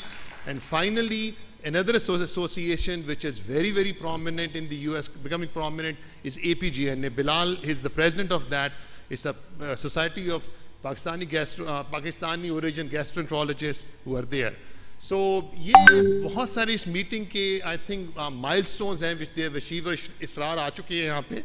And Israr, I really want to appreciate the fact this is ये सारी जो achievements आप लोगों की, we really commend you for this. So thank you very much. जब बंदे कुछ आता ना हो ना तो आप सारी कहानियाँ सुना देते हो ताकि लोग भूल जाएं कि गल की करनी है. Anyway, let me just go on because this is one of my favorite topics. I read a lot about this. And also I want to acknowledge Bushra, Dr. Altaf, who have been very educational for me. अभी भी कोई सवाल आएगा तो it will be referred to Altaf. So they have been instrumental in teaching us on this issue. So ये हमारा there are a couple of workshops. I have done almost 15 workshops on liver disease in pregnancy in this country, all over the place. Or one of the this is a Karachi workshop, SGOP, Society of Gynecology and Obstetricians of Pakistan ke saath, and we had a very good interaction. There are a few memories from there. These are the office bearers and very prominent obstetricians of Karachi who were in the meeting, and it was an excellent interaction. I have to just take 30 seconds to say there was an interaction in Quetta, और वो जिस दिन क्वेटा में workshop थी उस दिन वहाँ कोई बच्चा नहीं पैदा हुआ because every gynecologist was in that meeting. And Rao, thank you very much for organizing that. So anyway, let me go on, give you a case summary. How many people have seen, अभी season आ रहा है इसका, how many people have seen a case of liver disease in pregnancy that you were consulted on in the last 1 month? So it's a very, very common happening. And wow. So everybody sees it, and I'm going to present this case, 28-year-old lady, 1 week history of anorexia, jaundice at 36 weeks, drowsy, irritable, acute liver failure, uske sare parameters. She has transaminases that are up, total bilirubin is up, coagulopathy hai, thrombocytopenia hai. So what does she have? और हमारा जो bookish जवाब होगा सबका मेरा ख्याल है, how many people think this is acute fatty liver of pregnancy? Can it be acute fatty liver of pregnancy? Probably. What is the other possibility? Hepatitis A, B, C. जब भी आप लोगों से पूछो तो पहले वो B और C को rule out करते हैं. So this is something different. Let me just show you a few slides here. So what's the diagnosis? We'll get into that in a second. Is this a sick patient? Very sick patient. What is the management? इसकी controversy सारी मैं briefly discuss करूँगा इस session में. And one of the very important questions that is asked from you right away by the attendant is particularly in a pregnant patient is what is the prognosis? Doctor साहब बच जाएगी ना, खतरे वाली गलती कोई नहीं.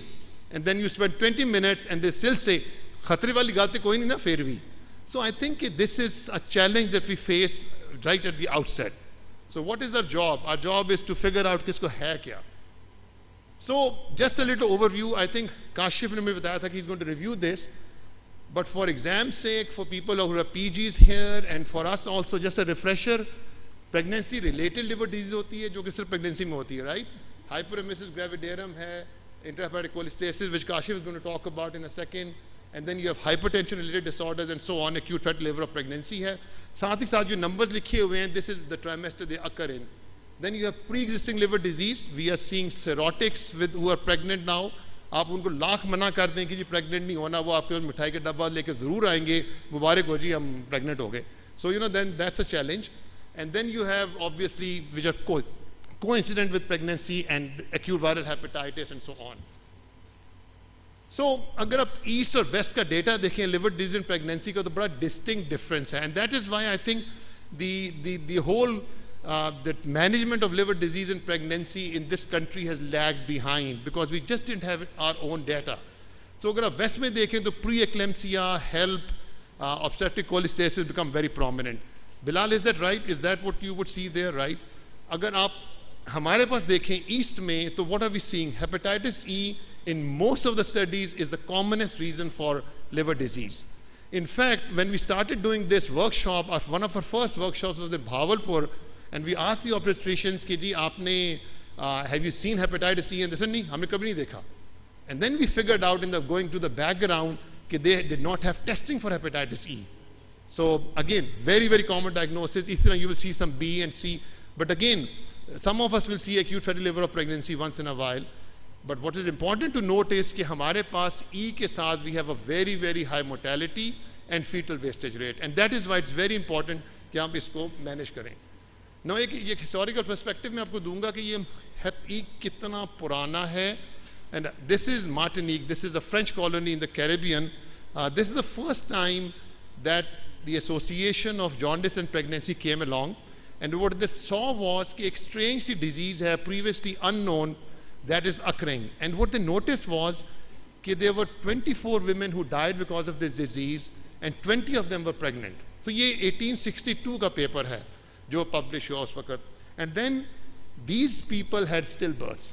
So, and then there was an epidemic in Paris, and then उसके बाद I think West जब prosper कर गया and उनका hygiene का problem ख़त्म हो गया, economics बेहतर हो गए, तो this whole disease vanished from them. So they started saying कि disease exists नहीं करती, whereas East was trying to catch up at that time.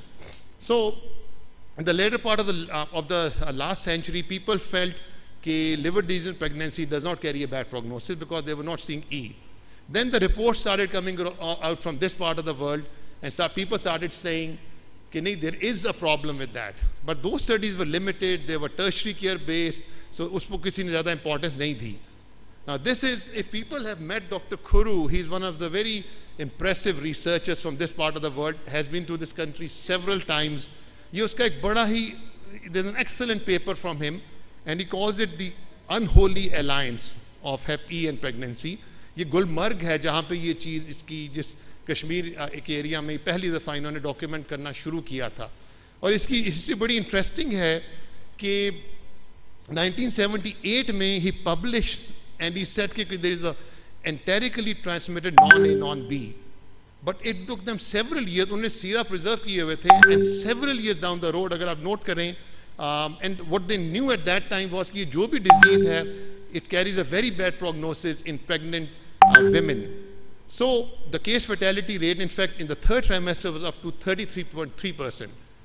So उसके बाद this guy was crazy. Balian jo tha, he self-infected himself with stool samples from an outbreak of hepatitis. He started seeing these viral particles. Ultimately, the whole process began, and they developed a serological test for diagnosis. अब जाके doctor खुरू ने रीएनालाइज किया उन samples को, तो he found out कि वो सारे के सारे ऑलमोस्ट हेपेटाइटिस ई के थे. Now one important thing about hepatitis E is genotype 1 is the one that causes severe disease in pregnancy, and this is what we have in this part of the world. Baki, there are other types in different parts of the world and they are not as bad. Generally hepatitis E jo hai, it's a self-limited condition, but what we have encircled here is that in pregnancy it carries a very bad prognosis. This is just a distribution, it's a very packed slide, lekin genotype 1 is the predominant one reported in different parts of the world. So genotype 1 is the one that we have problem with. Okay, so what happens, what we do see is that sometimes these people with hep E will behave as just a regular hepatitis, acute viral hepatitis, get better in a few days.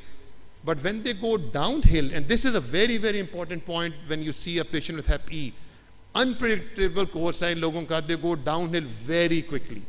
आज patient ठीक ठाक है, खाता पीता था, वो जैसे मरीज कहते नहीं चलता फिरता आया सी जी पता नहीं की कर छड़िया तुसी. This is exactly what happens to these people repeatedly. So one of the distinct features of this condition is actually DIC, and this is what is unique about this particular. And then other important thing is extrahepatic manifestation, neurological, renal, hematological, pancreatic, and so on. And these are the bunch of papers, and if you notice, Dr. Khuru is in all of them. So basically, in the mother, it will cause the maternal device. In the child, we will have all sorts of complications: preterm delivery, stillbirth, neonatal death, low birth weight, and so on.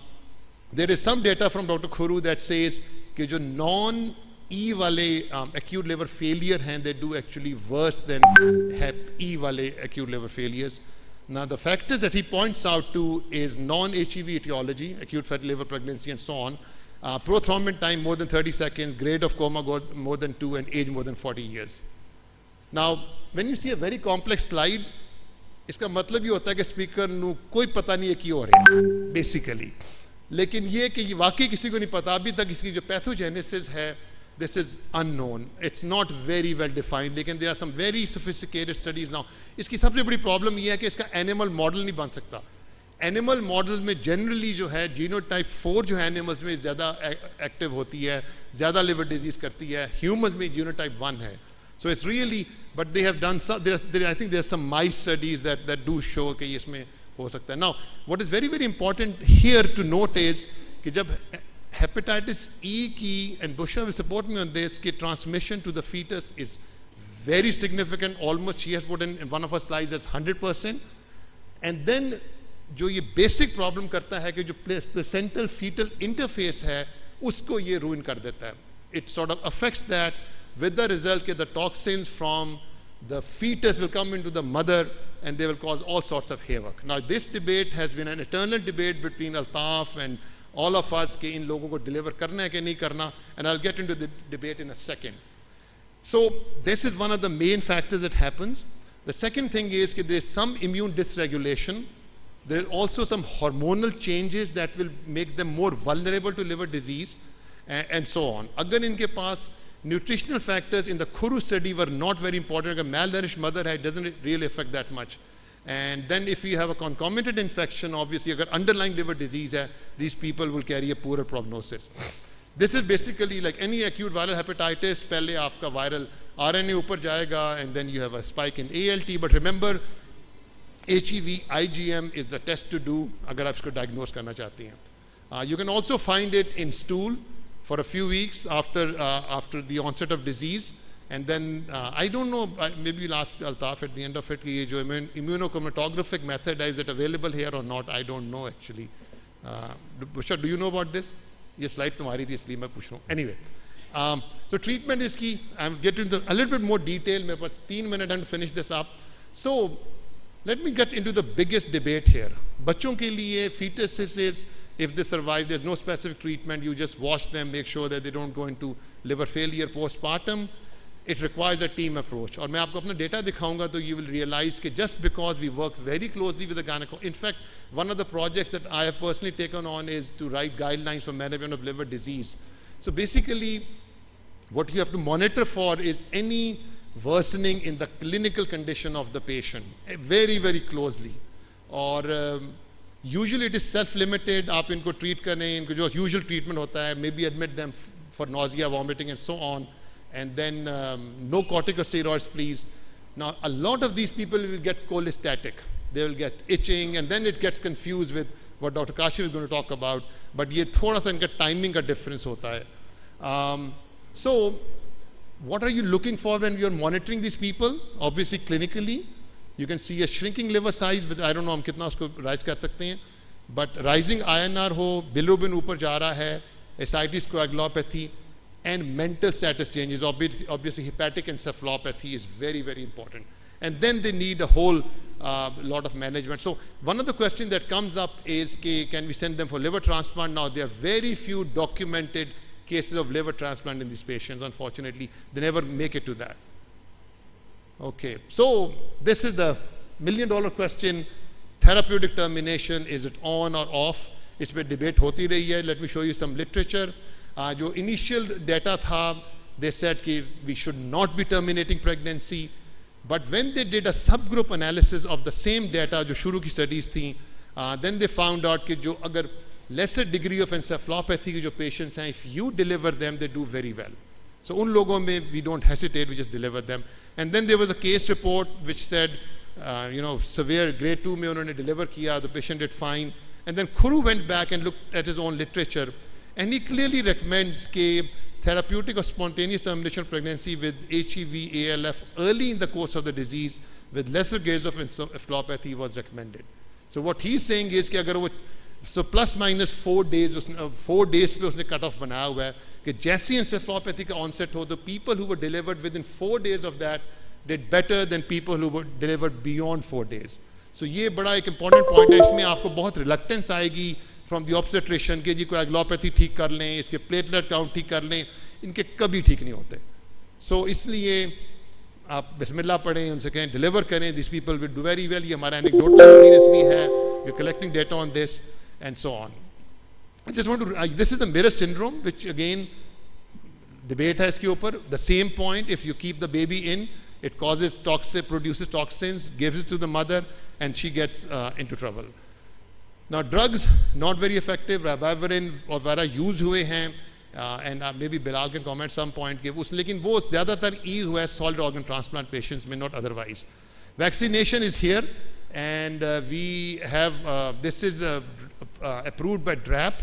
Bushra ने मुझे breaking news दी थी कि this is not approved by WHO yet. Altaf, is that right? WHO का नहीं है. I think there's waiting for some safety data. Bangladesh में there's a big study going on जिस पे ये वो देखेंगे. I want to stick to time, so just want to say that this vaccine is available and is safe and just carries a very good efficacy at 5 years even. So it is, agar aapki jo pregnant women, we would definitely want to recommend it. It's available in Pakistan. So this you cannot overemphasize. Better sewage, और उनको समझाना चाहिए कि किसी और को E होगा तो कुछ नहीं होगा, लेकिन you can be in real trouble because of that. I just want to show quick data. One of our fellows actually collected 87 cases of E in 1 year at one center. We do about 5,000 deliveries a year. So we had 87 cases, but look at our outcome. Our outcome was great. I think our mortality was very low. Maternal mortality was about 4%, and fetal was about 6%. And this is the breakdown of that.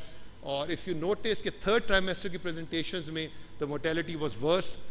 And so basically, the later they present in pregnancy, the worse it is. So just a few quick messages. Hepatitis E exists. It's a severe disease. It's one of the most common liver diseases in pregnancy in Pakistan. High case fatality, and management includes early diagnosis, careful monitoring for any complications, and delivery before the onset of severe disease.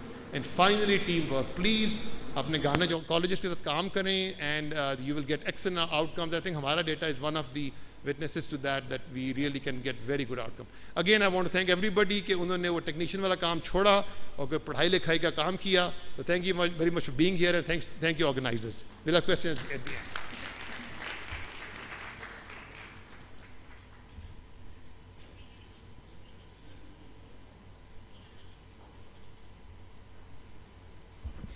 Thank Thank you, Professor Arif. The next speaker is another teacher and mentor of mine, Professor Kashif Malik. He is the professor and head department of gastroenterology hepatology at Sheikh Zayed Federal Postgraduate Medical Institute at Lahore. He is going to talk about cholestasis in pregnancy. Sir.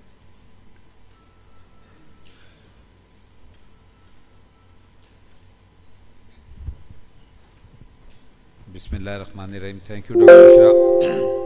First of all, I would like to thank Pakistan Society of Gastroenterology to inviting me for this lecture, and thank you very much, Dr. Arif, for elaborating the most important disease in pregnancy, that is hepatitis C in pregnancy. My talk is cholestasis in pregnancy, and this is a case history, another case history of a 27-year-old woman, premi gravida, presented with reports to my clinic with having deranged LFTs, which includes raised ALT and AST levels, and her other investigations were within normal limit, and ultrasound was also normal, but ALT was 468 and AST was 318.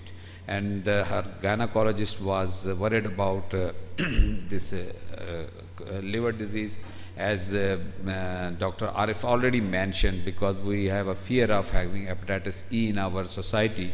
So she was worried and she referred the patient to me. Already mentioned that these are the diseases which are prevalent in pregnancy, that is hyperemesis gravidarum, intrahepatic cholestasis of pregnancy, preeclampsia and eclampsia, acute fatty liver of pregnancy, and HELP syndrome. I will discuss the intrahepatic cholestasis of pregnancy in next few slides.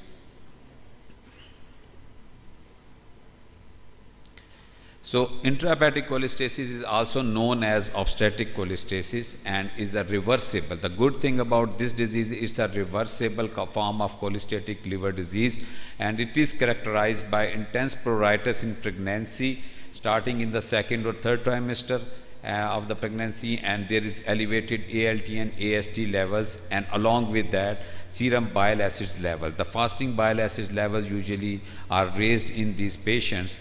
And the good thing about this is the spontaneous relief of signs and symptoms after the delivery within 4 to 6 weeks.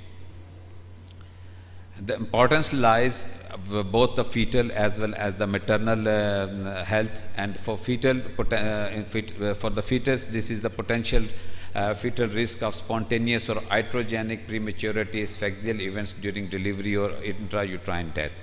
For the mother, pruritus, especially at night, is just impairs the quality of mother's life, and only infrequently it is associated with steatorrhea or sometimes postpartum hemorrhage because of vitamin K deficiencies.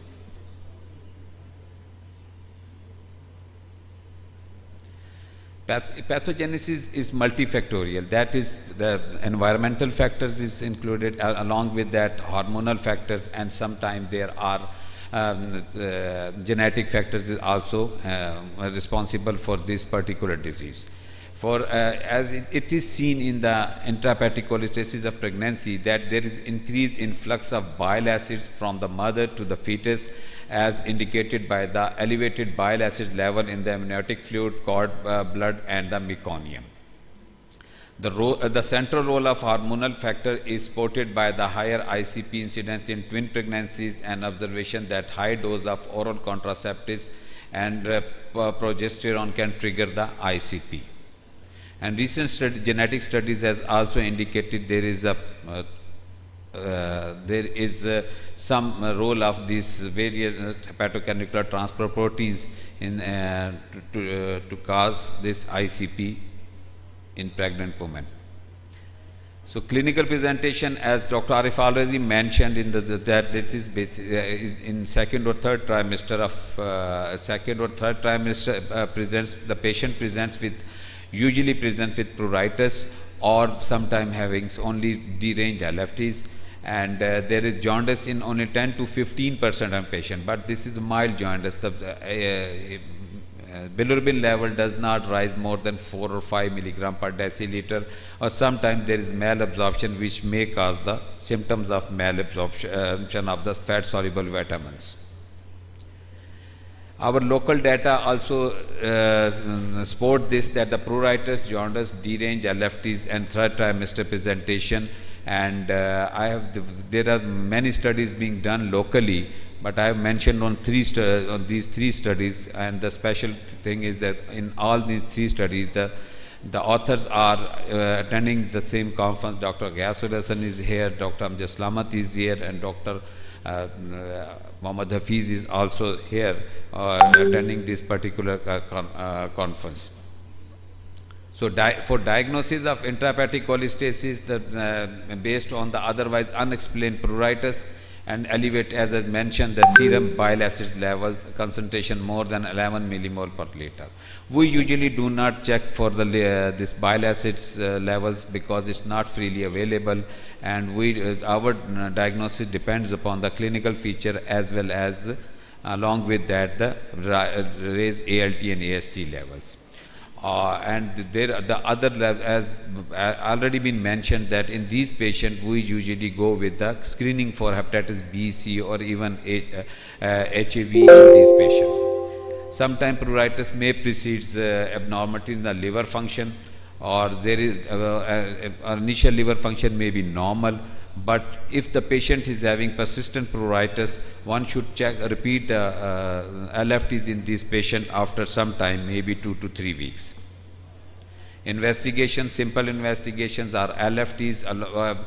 To rule out other causes, you may check for complete blood count, or to do the ultrasound, or check for viral serologies and other things.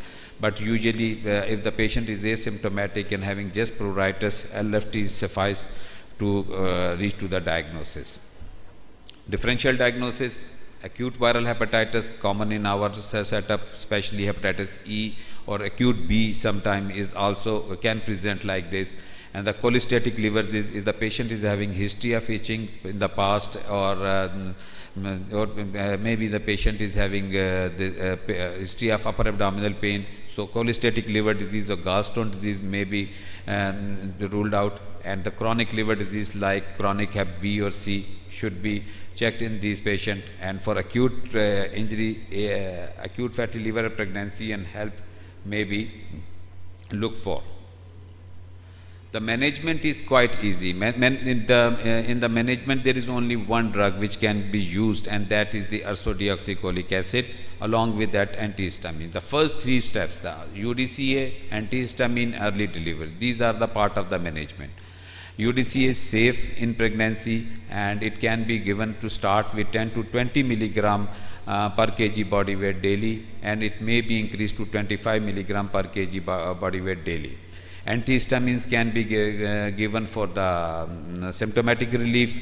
Early delivery is if the patient is having intense pruritus and she is not responding to the treatment, early delivery in 36 to 38 weeks can be advised to the patient to get the relief of the symptoms.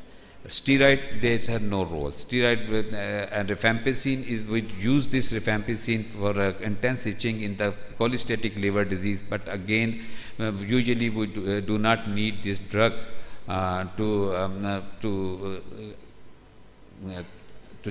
relieve the symptoms of itching.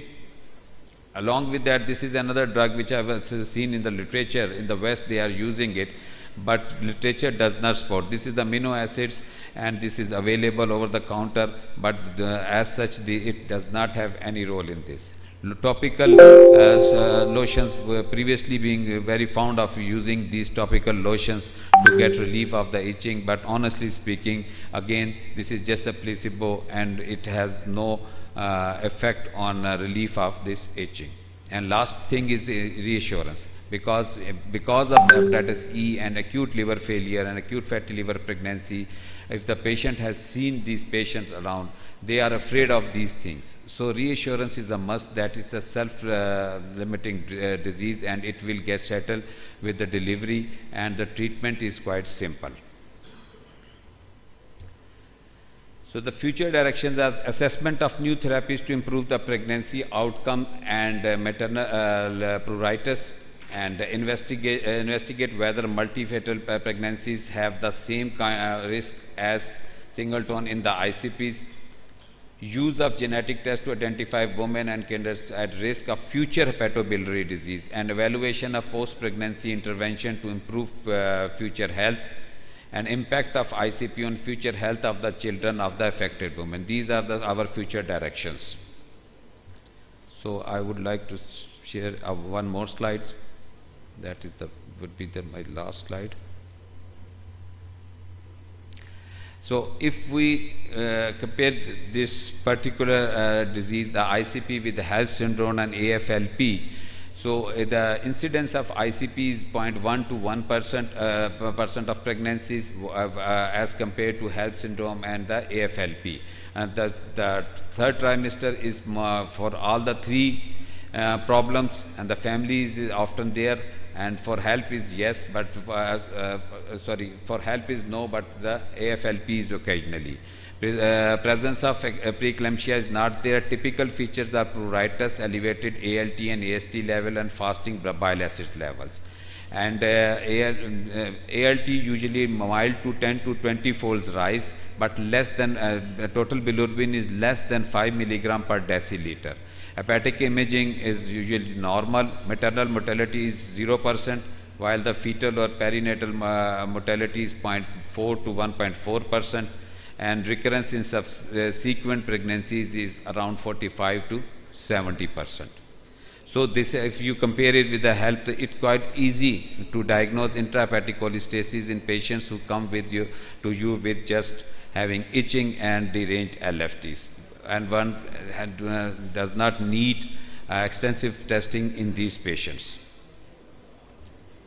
These are the references. The pregnancy associated with liver disease by Dr. Nora, and the other references from the EASL clinical practice guidelines, management of the cholestatic liver disease. I end my presentation here. If there are any questions, I'm ready to answer these. Thank you very much.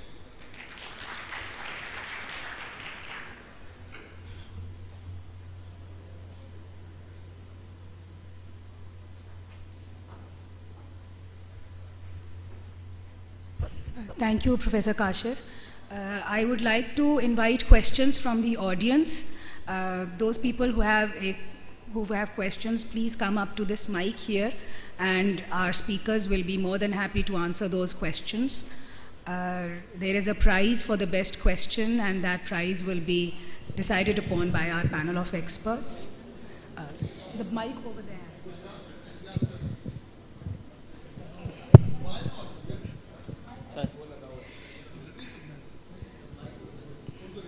ऊपर वो पड़े madam वो है mic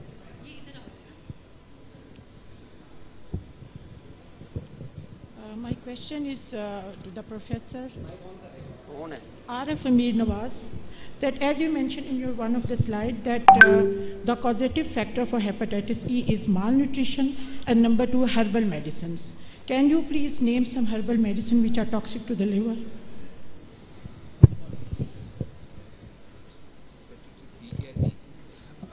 Could you please repeat the question? Sir, in your one of the slide you mentioned the causative factor for the hepatitis E in pregnancy, and that was number 1 was the malnutrition, and number 2 herbal medicines. So malnutrition, actually Khuru et al. Showed that malnutrition is not a factor in bad prognosis in patients with Hep E. So even malnourished, that does not have that much impact. I'm only talking about in the context of Hep E. और आपका second सवाल था herbal medicines. Can you name herbs? Herbal medications. Yes. Herbal medication में only God knows उनके अंदर क्या होता है. So I really can't comment on that, because I think if we don't know that. My argument with the patients is very simple. If you ask me about a medical treatment, I can tell you what is in there and what are the side effects. If you talk to me about herbal medication, I have no idea what the content is. There is no quality control. But I think you make a very valid point कि हमारी society में people take all sorts of herbal medications, and we should discourage them from doing that. And absolutely, I completely agree with that. But on the other hand, the government has started this whole of the 5 years degree course on the Eastern medicines, herbs. Yeah, I mean, there are a lot of things going on in this country which should not happen, so this is probably part of it. But thank you. My question from Professor Kashif Malik. Sir, we used to call this intrahepatic cholestasis of pregnancy as BRIC, benign recurrent. So some women, it will recur in the second pregnancy or third pregnancy. This was a question actually asked by a patient to me, that if there is anything we can do before the start or in the start of the next pregnancy to do something about this cholestasis. Or she actually asked me that if I can start taking urso even before the LFT is deranged, because it is havoc for me to pruritus and itching and everything, you know. Thank you, Dr. Sir. Actually, the occurrence of this disease is in second or third trimester. So how can I ask my patient to start taking ursodeoxycholic acid from the start? Because the itching or pruritus is intense, so they are afraid of having the pregnancies. Or there is a chance of recurrence. As I mentioned, in the 45 to 70% of patients, they may have this intrahepatic cholestasis in the next pregnancy also. But they have to be prepared for that. But right now, the guideline does not suggest any kind of prevention or to take some medication for this. And that is, I said, the future areas of research, to have this kind of medication or the remedies to avoid this intrahepatic cholestasis in the next pregnancy. She actually told me that someone else suggested to her that you might consider changing the hospital. Now you are the treating physician. You have to decide about it. Thank you very much, Dr. Kashif. Dr. Kashif, for such a nice presentation on intrahepatic cholestasis of pregnancy.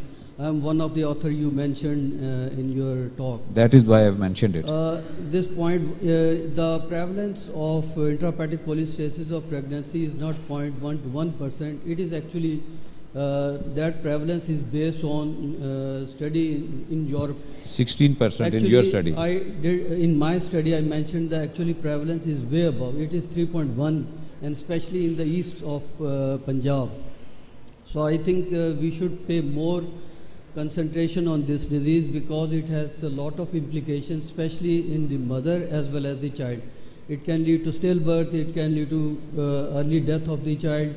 So this problem is very common in Pakistan, especially in East Punjab. So we should address this issue seriously, especially on that side of the Pakistan. No, actually, with the just for intrahepatic cholestasis pregnancy, the fetal and maternal outcomes are not bad. It is maybe there is a chance there's a background chronic liver disease is there, that these are the patients who can have this kind of a problem. They have acute maternal or fetal mortality in these patients. Where literature does not support it, that that increase in the mortality of the fetal or as well as the maternal mortality. Yes, you are right. We are under diagnosing these kind of this problem in our pregnant women. But again, as I said, this reassurance is there, should be given, because it's a self-limiting disease and it can settle with the delivery. So why, I don't know, why should we emphasize on going forward? It is the time of delivery that matters in case of intrahepatic cholestasis of pregnancy. If we delay, it can lead to problems. So ideally, we should deliver the baby around 38 weeks of pregnancy. That is the decision of the gynecologist as well as the gastroenterologist there. Thank you very much. Thank you. Bushra, there are some comments from the chairs as well. So you need go ahead. One question. We have to decide on the best question, and then I'll be taking comments from the panel of experts. So there were two questions. If the three of you could tell us who is going to win the Littman stethoscope. Which was the best question? If the house has got question, they should come forward. Otherwise, I have got a question for Bilal. So, please go ahead. So can you will be included in the competition as well? On the light. My question to Bilal is that how important is to give H big? If we look at the WHO guidelines, they are recommending that birth dose and then another 3 doses 4 weeks apart. And they don't emphasize much on HBIC, right? So in a country like us, where availability of HBIC is a problem, it is expensive also, so can we clear ourselves that how we should proceed? I think the guidelines suggest that it is recommended to use HPEG, but there are studies done just using the Hep B vaccination, but giving the birth dose vaccine within 24 hours, and that shows that it protects about 90% of the time, right, the vertical transmission. But the important thing is their selected group, right, that if you're taking all the Hep B patients, right, the E antigen positive, or if the DNA is very high, those are the group which is the highest risk. The other group, you can get away with it, right? In America also, for the legal reasons, and all these other countries, even the 2% or 3% risk is much higher than 0 risk. But the countries, that's why that if you look at the Basel guideline, which addressed this resource utilization issue and the cost, and that was mentioned that if you can give the Hep B vaccine, right, and that is going to get the biggest bug out of your money. And then the HPIC in some situation that you can avoid. If you can give it, that's fine, but monitoring these patients will be very important and fit. So that your point is well taken, and that's what I wanted to focus on. Like, you can't even talk about this in America that don't get HPIC, but the resource utilization, there is a subgroup that you can avoid it. If they don't have E antigen or DNA level is low, that you can avoid it. Okay. Just a quick comment. According to recent WHO survey report, the birth dose vaccine coverage in Pakistan is less than 30%. So this is very dismissive. Yeah. Moving on to the second presentation by Dr. Tausif, excellent presentation. The problem that we face as being a female gastroenterologist, I see female more in my practice, and IBD and pregnancy is really challenging. The compliance of the medication during the entire pregnancy, because there's a myth that no drug is safe in pregnancy. So we need to bring awareness in gynecologists as well, because it's sometimes difficult to convince gynecologists rather than the patient. Number one. Number two, I have produced a manuscript, Safety of Endoscopy in Pregnancy, couple of years. It was a retrospective study because it's difficult to do a prospective study on topic, and we have done therapeutics as well. So what we outline is the indication of endoscopy during pregnancy should be very firm. If you can delay, because it's a transient phase, it's always better to do it after pregnancy. But if not, it's an elective procedure, you can plan it, and it's important in the second trimester of pregnancy. Third, regarding hepatitis E in pregnancy, I have produced the largest manuscript of more than 500 data, and hepatitis E in pregnancy has high mortality if they have got ACLF. With simple, I agree with Dr. Arif, the mortality was equivalent. And again, the mortality was high in chronic liver disease patients because they get acute on chronic liver disease. We've got an effective vaccine. I agree, it's not approved by FDA, it's not approved by WHO, but it's approved by government of Pakistan. We've got a very strong Chinese data, and there's a large trial going in pregnant patients in Bangladesh as well.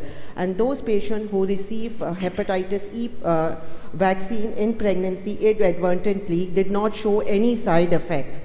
So are you recommending hepatitis E vaccine in women with childbearing age, considering that it's a high mortality if they get hepatitis E? And with recent floods in Pakistan, there was a bump up of prevalence of hepatitis E, and we are seeing this hepatitis E from August till December, although in the month of winter months, the hepatitis E settles down.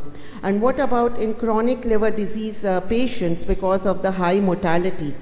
My question with Dr. Kashyap as well, we have serum bile acids available in Karachi freely. Do you monitor, do you do serum bile acids in pregnant patients for your management and for the prognosis frequently in your practice? We are running short of time, so if the speakers would be quick. Actually, the patient who do not respond to our conventional treatment, and in these cases would go for bile acids levels. Otherwise, honestly speaking, we rely on the LFTs, and most of our patients, they respond to the treatment. But in special cases, yes, we do this, but not in all the cases. vaccine is recommended. Ladies and gentlemen, thank you very much for attending this. I have the, for attending this. Sir, Dr. Masood, I have actually yesterday I have also seen the similar thing which I noticed here again. We are talking a lot about the patient care, but being a physician, I must address here that now it is the time of lab-based practice. And actually what is required is the old and gold standard of giving time to your patient, listening to her or his symptoms, assess through examinations and make a differential of 2-3 your diagnosis, and take decision on the right time, and should have a teamwork, because we are lacking in these basic and primary type of levels. If we improve, I am sure that we have good results. And for the question asked by the lady of about the second delivery and the intrahepatic cholestasis, actually the chances of cholestasis will be more in the upcoming pregnancies. So either there is a proper gap in that, or the also start from the beginning can help a lot, because the symptoms are, you know, the pruritus is actually a very cumbersome type of symptom. Thank you. Yeah, as the next session has to start, so we have to close this session. And there were wonderful talks, and there were so many questions, and I can see that Litman किधर गई? want to ask questions. वो Litman किथे जे? Litman देखे जाओ. Please. Litman देखे जाओ. Sir, please announce the winner of the lottery कर लो. Chair को close करने दे session को. So thank you very much, audience, for attending this session. Thank you very much. Thank you. We have to gather over there for a session of photographs, the speakers and the panel of experts.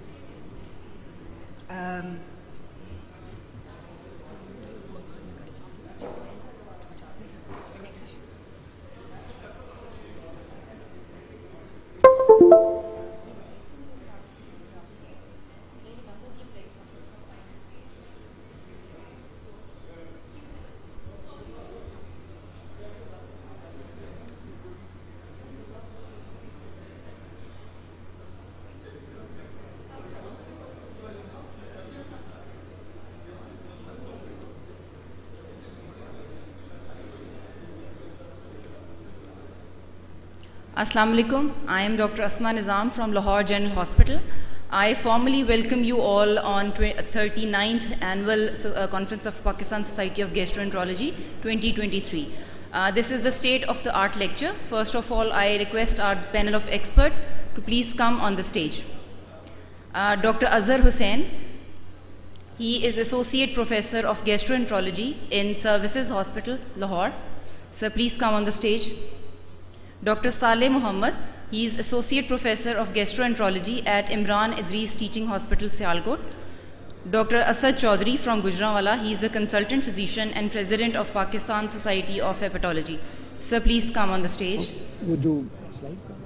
Now I request Dr. Farooq Khan to please come on the stage. Dr. Farooq is a consultant hepatologist and interventional endoscopist currently working at King's College London and UAE. The lecture to be delivered is Approach to Gastrointestinal Neuroendocrine Tumors. Dr. Farooq Khan. Oh, thank you. Thank you. Thank you, everyone.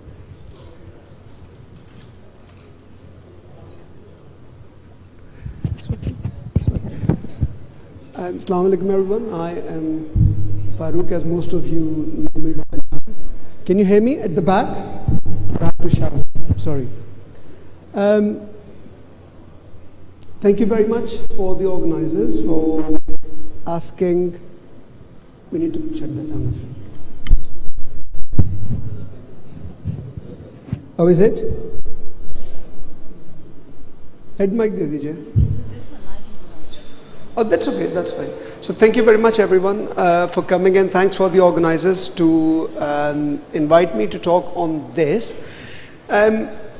If I really want to say something about this, for neuroendocrine tumor, the talk is more directed towards what the endoscopist needs to know rather than a gastroenterologist. And as we talk through this, I'll take you through why this is so relevant.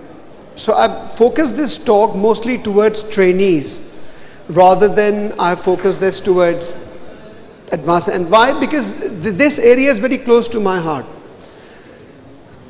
Going backwards 20 years ago, जब मैं आप लोगों की as में था, I actually didn't have a unit where I could go and learn myself advanced endoscopy. So the choice that I had was, I have to leave home if I need to learn advanced endoscopy. 2015, I started coming to Pakistan very frequently, and you might be bored of me because I'm usually here every month for 3-4 days. But one thing that I have seen in the last 8 years of my coming is really, I think the credit goes to one man. Ghaz bhai, if I may ask you to stand up, please.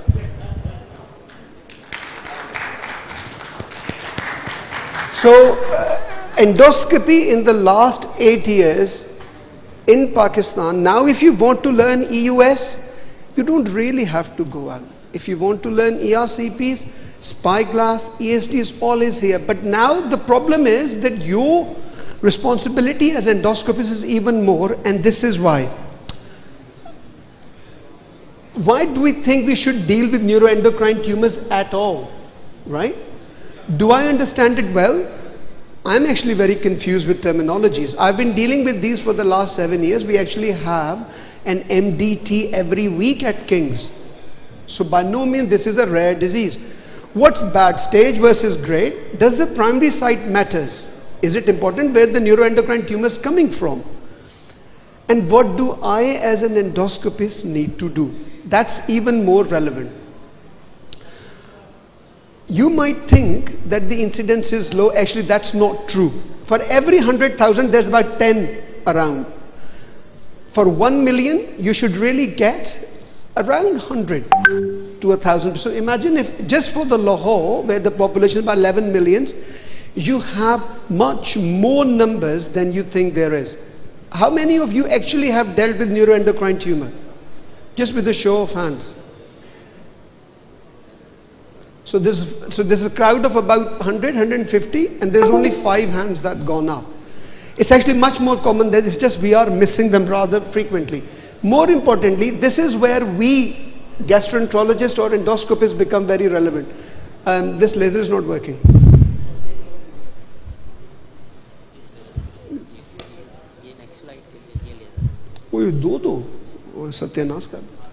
Okay, so this is why gastroenteric pancreatic nets, ये हैं जो मैं और आप deal करते हैं day in and day out.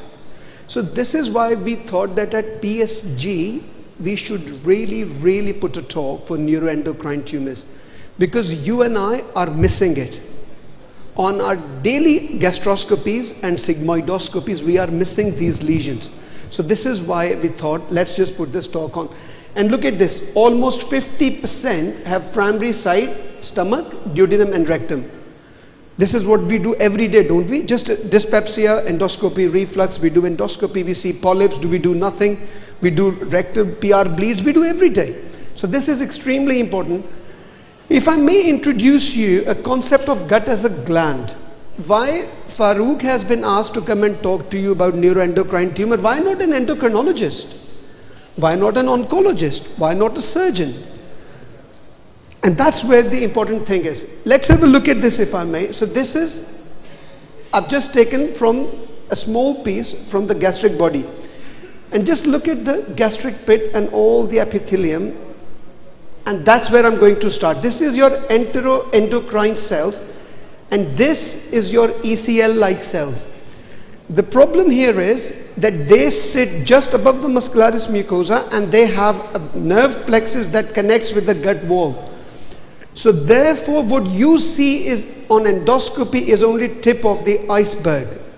Actually, the lesion is inside, and I've got multiple examples to show you how that works. Now, because gut is a gland, so now if we're talking about lesion in the stomach and the cells in the stomach, you'll have serotonin secretions. If you have ECL-likes in the stomach, histamine, all these cells secrete these hormones or peptides which cause the symptoms. So this is why it's called neuroendocrine tumors. Does terminology help? Does anyone know this man? Anyone in the crowd know him? Good. I don't know either. No, that's not true.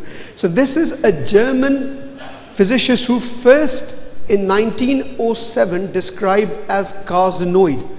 And I do think that he's done a huge favor to the world when he described these, that look guys, don't ignore them, these are actually separate entities.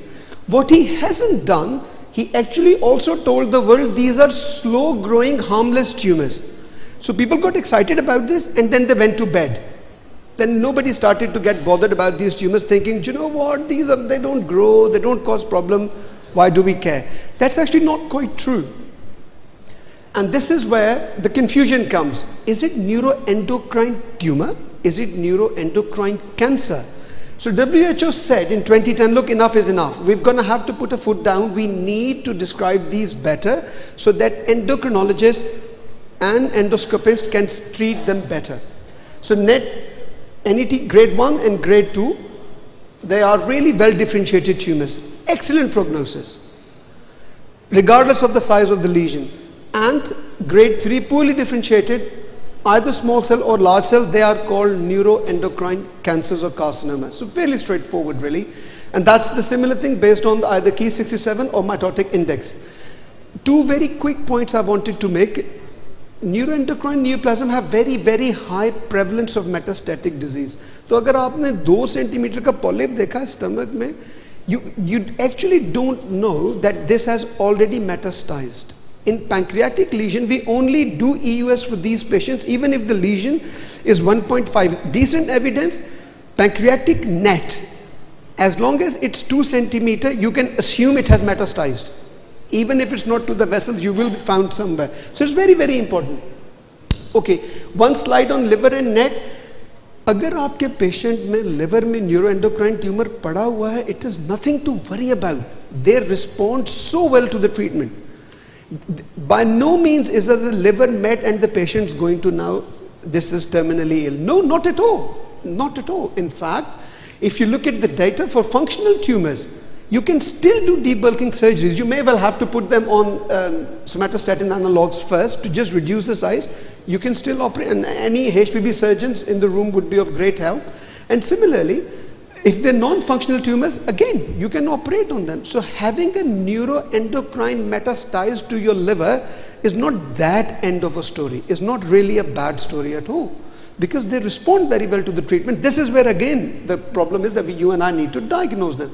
Lab tests for the trainees in the room, we have somatostatin receptors. That's how the cell looks like, pear-shaped, like nashpati if you like.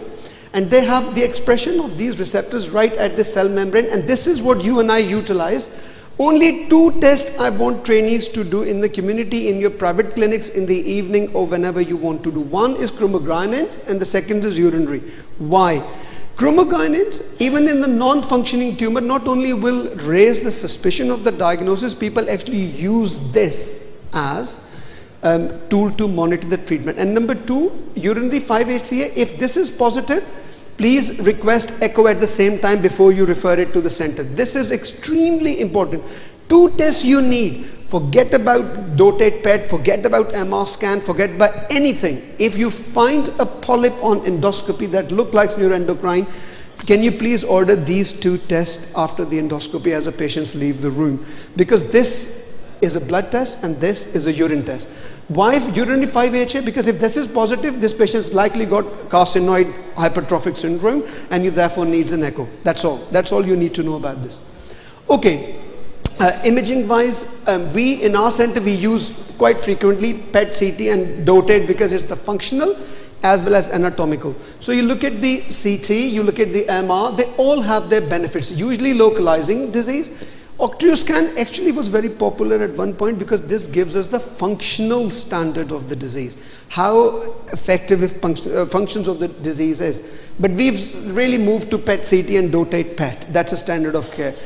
And even in Pakistan, as long as you've diagnosed this, please refer it to other centers. There's no harm to find a center in the region and get on with it. Right, okay, treatment-wise, I just wanted to show you very quickly Alice and the group have presented this incidence. Look at this. These are men and these are women. We actually thought that if anybody will have a small intestinal disease, it would be women because of the ovaries, right? The glandular structure, mucinous lesions, that's where the small bowel, appendix, as well as the ovarian disease. Well, actually, that's not true. It's in fact the men, and look at the age group. Iska matlab ye hai, if you find somebody with iron deficiency anemia, you've done gastroscopy, you've done colonoscopy, please do a capsule. If you do not have a practice established, develop a capsule endoscopy practice. That's how common it is. Please don't miss it. The greater the age, the bigger is the risk of having small intestinal neuroendocrine that we are missing. We've always just focused on gastroscopy, colonoscopy, take iron for 3 months. If you're getting better, thank you very much. Don't come back. That's actually not true. If they drop hemoglobin, please do a small capsule study. Find a center around you who does capsule. If you're not, it's actually easy to learn. Moving on to treatments, that's the timeline. 1980s, we really started this treating. Started with the streptozocin, octreotide came in 1985, very popular. Then we moved to some everolimus, good results. And recently, our radio-oncologists are being extremely helpful and it responds. In fact, for rectal disease, many centers have actually stopped operating. They don't operate. So radiotherapy is now giving R0. So we have 3 patients at King's. I did EUS prior to their radiotherapy and after radiotherapy, no disease whatsoever. So therefore, radio-oncology is really, so just watch this space. Okay, does the primary site matter? And that's important. Look at this. And that's it. Only the lung that you and I don't deal with. The rest all is us. So neuroendocrine tumor starts from the gut, related to the gut, treated by the gut people. So that's, please remember, you are the most important people to pick it up, to diagnose, and actually to treat these patients if you find them early. And I'll show you in a minute. I know that some of the trainees have asked, can I just talk quickly about the pancreatic net? So majority of them are non-functional. Functional have hormones. Surgery really is the treatment, but may I actually say that standard of care is now EUS guided RFA, particularly for functional nets in the pancreas. Very easy, straightforward, day case procedure, and it's now becoming a standard of care. So Roberto Laghi has actually done this studies, and I'm hoping the European guidelines will be revised early next year, hopefully, where you will see that EUS guided RFA will become a standard of care for pancreatic nets, particularly the functional ones. So it's important, just watch the space. Gastric net, 90% are found in the stomach, and they are well differentiated. So we know that they're really not a problem. So we'll now talk about the site. We'll talk about the stomach, we'll talk about the duodenum, and we'll talk about the rectum. And that's it. Why do I want to talk about these 3 sites? Because that's what you and I do, about 5 to 10 procedures a day. And you really need to know where we're missing these lesions, right? So type 1, type 2, type 3, and you might ask, don't bore us, Farooq. Why do we really need to know about these types? Do they really matter? And the answer is yes, because it changes the management significantly. What is type 1? Always occur with chronic pancreatitis. If I can convince you at the background. So जब आपको fundal gland polyp मिलता है ना, the polyp is not relevant. Please actually focus on the background mucosa, because your type 1 is associated with chronic atrophic gastritis. They usually are iron deficient. Iron deficiency kicking in there. Mostly found in the fundus. And when you please found this, do the mapping. I don't care. You use Sydney protocol. I don't care you used any other protocol. Please do the mapping biopsies. They're very relevant. Why? Because these patients not only have atrophic gastritis, they can have intestinal metaplasia kicking at the same time. You should do samples for H. pylori, as this can lead to atrophic gastritis and in fact cause inflammatory polyps. So you and I can confuse it really easily. These are your funding, very clear distinction. और ना NBI को use करें. It's a very easy tool. You only have to spend 3 seconds and look at the difference between this white light and the same polyp as you see. Can you see that lacy pattern? This is not your funding gland polyp, which is this. And they have, from the mucosa, they have a very clear margin bed. as so you can make some distinction actually on endoscopy. Very simple, that this isn't just a very, very simple funding gland polyp. It's different. All right. How do we manage type 1? Agar aapko wo mil gaya, so your patient is now with you forever. Okay. So he needs 1 endoscopy a year, and you need to tell these patients. So I'll tell you when to take photos if you wanted to. So with every site, I've done you a Noddy's guide, which you can put on your laptops or on your phones for a quick. Endoscopy therapy, lesion less than 1 centimeter, you can leave it alone. You do not have to take it. Grade 1, stomach polyp, type 1, in the fundus, neuroendocrine, you don't have to take it. Unless your patient says, dear doctor, I actually don't want you to do endoscopy every year. Can you please do something? And yes, of course, you can take it out. More than 1 centimeter, you need EMR, ESD, but only after EUS, and I'll explain that in a minute. So medical therapy you can do if there are larger polyps and you want to take them out endoscopically. PPIs have no role. आप इनकी disease को worse कर देंगे अगर आप इनको PPIs देंगे. Do you see now how relevant this is? Just by assessing the site of the polyp, because these polyps are derived from atrophic gastritis derived by A. chlorotidia. आपने acid lose करके, all you do, you're propagating the disease.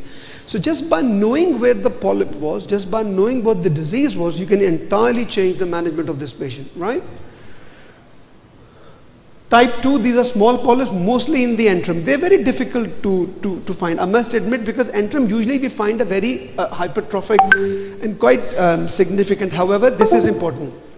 You do need to exclude Zollinger-Ellison syndrome. Reflux में भी अगर आपके patient का esophagitis rule out नहीं हो रहा, kindly just send a chromogranin A.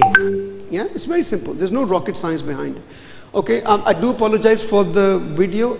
इसको video कैसे चलाएंगे आप? Sorry, the video didn't quite get, so my nurse has kindly sent me this. 53-year-old, 2-week dyspepsia. She was referred to me because that's the polyp, right? That's how it was seen. And just watch very clearly. I'll change it to NBI and look, that's what it is. So it's not one. It's, if I may convince you, this is the whole lesion. So we did EUS, there was no lymph node, so this is a guy we offered a wide margin ESD. So that's how it changes your management, right? And can you see the background? That's all intestinal metaplasia. This is where your mapping biopsies allow you to assess the disease. How do you follow them? Endoscopically. So you do mapping biopsies, you send chromogranin A. Achha, gastrin, can we please? Gastrin is always fasting, preferably off PPIs, preferably, please. It's very important. This is another area where type 2, if you have found an antral polyp, be very, very careful. You must not miss a disease which seems much smaller than it actually is, right? So these are associated with gastrinoma triangle. No matter what the size of antral polyp neuroendocrine is, EUS is a standard of care. Even before they have dotate PET, we send them for EUS. You need to assess why, because you can see, you can miss a this is called gastrinoma triangle. And you can miss a very small lesion in the pancreas, you can miss a small lesion in this. So it's very, very important. If you find a polyp on the endoscopy, it was sitting there, that's how you're going to look at it. Okay, you do CTN and look at this. 33%, when you find them on endoscopy, they have already metastasized.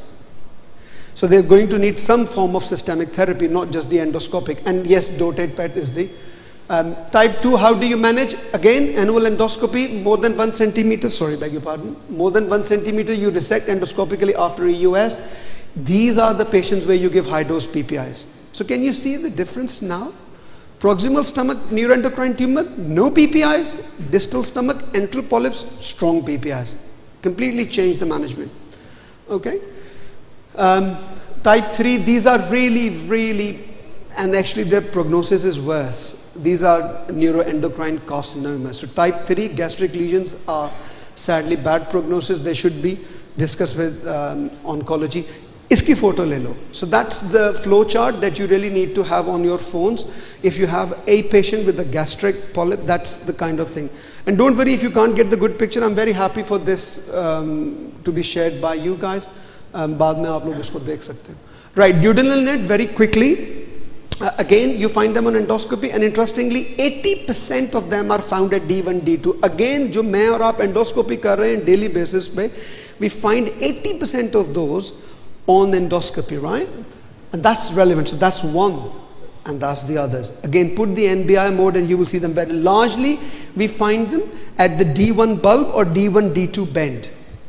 Most of them are found there, and that's important. Again, abdominal pain and anemia is the most common feature. 85%, by the way, are non-functioning, so don't expect patient to have symptoms. The functioning ones will have, again, gastronoma triangle, gastronoma, somatosnomas, carcinoids, and grade 3. How do I investigate them? You do biopsy, you investigate them. Deeper biopsy, biopsy, sorry, I should mention this.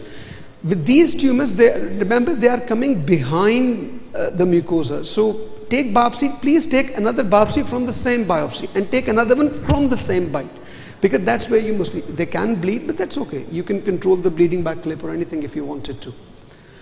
Predictors of outcome size. Krem and Nas have really published a lot of work on this, and they reckon that if you find them early, prognosis is good. Size is smaller, 80% is the survival rate.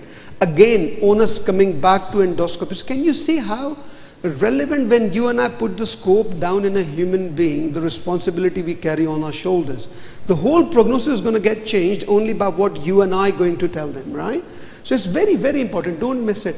How do we manage them? Non-functioning, less than 1 centimeter. Again, you can take them endoscopically. R1 resection of more than 1.5 is really, really bad. So send them to surgeons, will you please? FTRDs we started doing at one point, but these are very difficult to do FTRDs. They're at the bend. You can't really catch them. One thing that we've done once in our center is where you combine lap-assisted endoscopically removal of this. So your surgeon laparoscopically, he releases the part of the duodenum, he then pushes it whilst you're sitting endoscopically, you put an endo loop and then you cut it through. So that's another option for us to look at. Rectal nets, you'll be pleased to know, this is the last section of this talk. How many of you would have thought that this is not a hyperplastic polyp?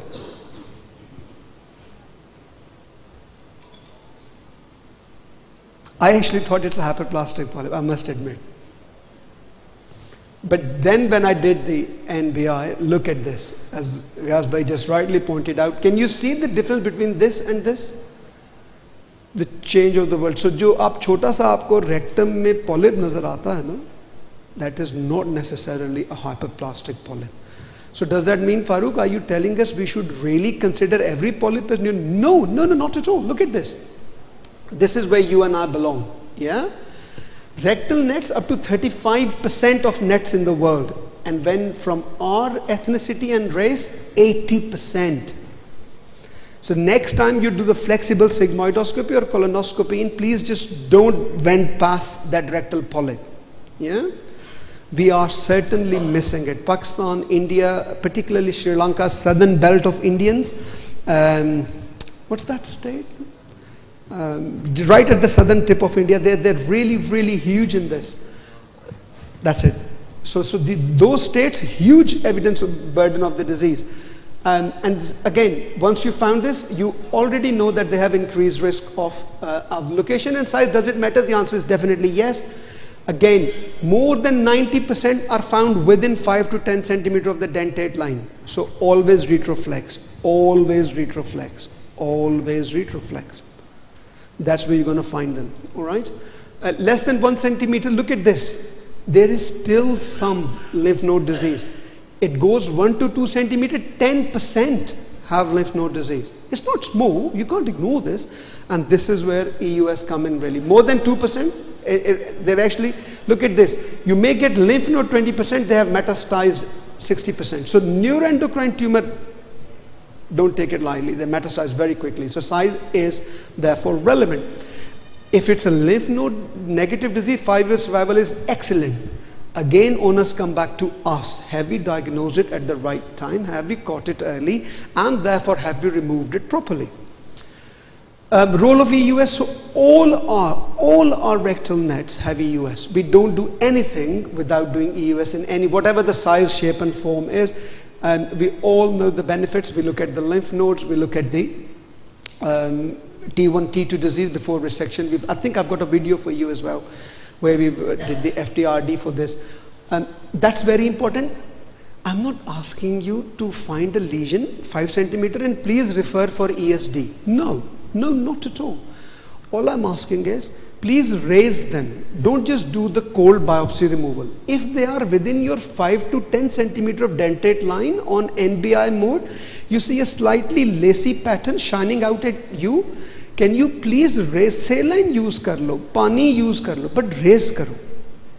Do the cold snare, I don't mind, but raise them. Don't just take it out with the biopsy force. So that's relevant, okay? Snare polypectomy is not considered appropriate. Look at this. Even the smaller lesions, we've done a study, they found out that they still are not, disease is not achievable. Just with, even if you're using the snare or cold biopsy. So please lift them, get a wider margin, particularly if they're in the dentate line. So it's very important. EMR, of course, and if the lesion is more than 0.5 centimeter, they should have EUS. Actually, we do EUS for almost all our lesions. I think we moved away from this concept. Whether it's a lesion more than 1 centimeter should have an ESD or FTRD. This is a patient who was referred to me, 37-year-old man. So endoscopists who did the endoscopy had actually thought that this is just a simple rectal polyp, and I think we've got the video. It found out to be a rectal net. We did EUS, there was nothing at all, and this is the gentleman that we actually did the FTRD. A very quick, I think Preet has already spoken to you about this. Can you please play that video? So that's the polyp. And I think I've frozen it for you as well, just to like, it looks like hypoplastic, right? So what we normally do, it comes with the black catheter, so we mark them around the site. Just the APC marks around it. And in a second, the screen will change to the device, which is like an Ovesco device. We've all seen, Preet has shown. Your nurse will mount it. That's the device. As you walk in, you look for the lesion.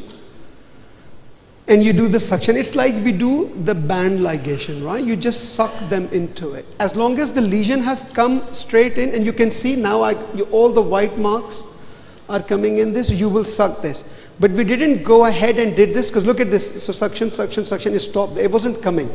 So we weren't happy that we should do at this point. So we changed it, and we said, look at, you could actually pick it up with the forceps. I think we were just slightly mean. We didn't want to use the forceps. So again, you will suck at this point, and what will happen? So once the lesion has come, so it wasn't coming up, so lift the bridge up again. And once it come up, it's all blind for you. Honestly, you don't, even you can switch off the endoscopic screen. There's nothing you can do at this point. So what you just ask, you will deliver, it will close, and you'll see that I'll stop the suction now because I know that the clip has now been delivered. And in a second, the suction will stop, and now your nurse is cutting. She's already got the snare. She's cutting in a minute. So we've come, and I'll show you how the lesion looks like afterwards. That's it. Okay. Can anyone, do you want to make a guess how big was the lesion when it came out? So you've seen the polyp, right? It was classed as 8 millimeter. It was actually 1.5 centimeter. But we managed to, so as I always say, so don't be deceived by what you see in neuroendocrine. Right? Just keep your things there. Right? Okay. Last slide. Endoscopic surveillance less than 1 centimeter, grade 1, grade 2. You don't have to follow them up. Otherwise, you do 5-yearly colonoscopy, 1 to 2 centimeter annual colonoscopy for 10 years, and more than 2, 6 monthly. Iski photo le lo. So that's how you manage rectal net endoscopically, and afterwards, EUS right in the middle of it. If you allow me, Mr. Chair, I want to conclude this now. The nets are less common, but not as less common as you and I thought. We as endoscopists have the greatest responsibility to diagnose them, because we can manage them before they become oncological problem or a surgical. Terminology can be confusing, but I'm hoping that it would have helped. Endoscopists at the forefront. And what do I tell my patients? So one of my registrar has asked me this, what do you tell them? So I actually do tell them, look, we have found a tumor. It is by definition a tumor. But 75% of them are really, really slow growing. You may actually not get any symptoms for your entire life, and you and I can just monitor them. If there becomes any problem, we can remove it, and there are now well advanced treatments. So you'd have to tell them there's no need to panic. Ghabrana nahi hai. Just because you've been to Farooq Khan's lecture. No, not at all. That's not true. I'll finish it here, gentlemen, and I just, if you have any questions, I'll take it in the end if need be.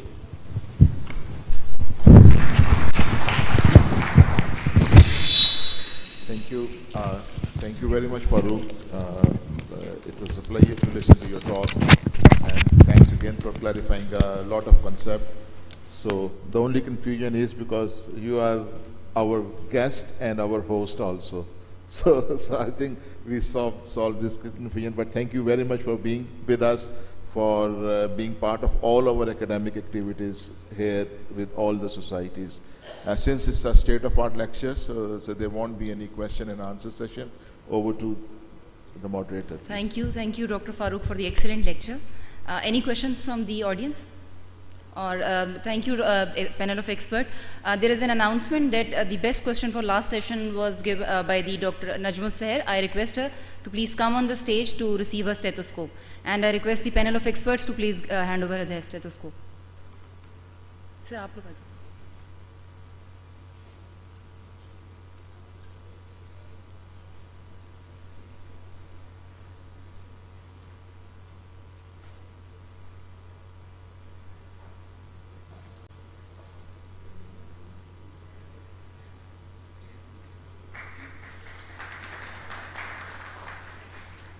Thank you. I request the panel of experts and the speaker to come on the side of the stage for the picture. And there is a house announcement of tea in the grand ballroom for the next 15 minutes. Thank you.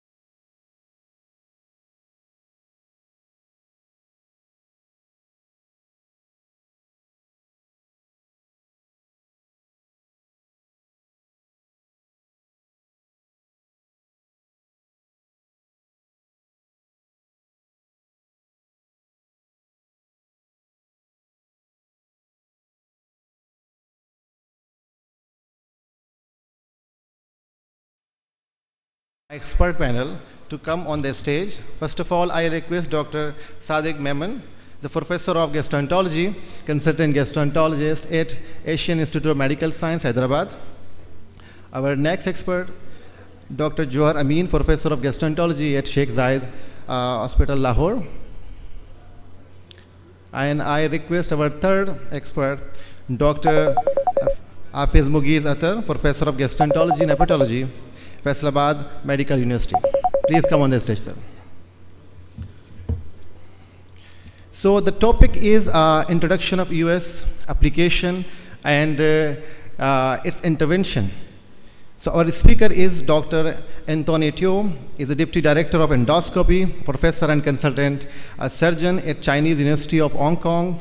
He is currently the Chairman of WEO Research Subcommittee, Vice President of Asian US Group, and Hong Kong Hernia Society.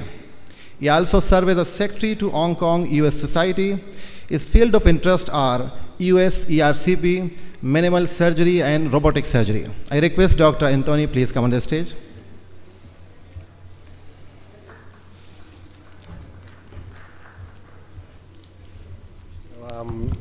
Thank you for your kind introduction. I'm deeply honored, and I would like to thank PSG Con for giving me this opportunity to give this state-of-the-art lecture. So as you know, I'm a US man, so apart from surgery, I also do a lot of interventional US. So in this half an hour, hopefully I can give you a glimpse on what the future would look like. These are my disclosures.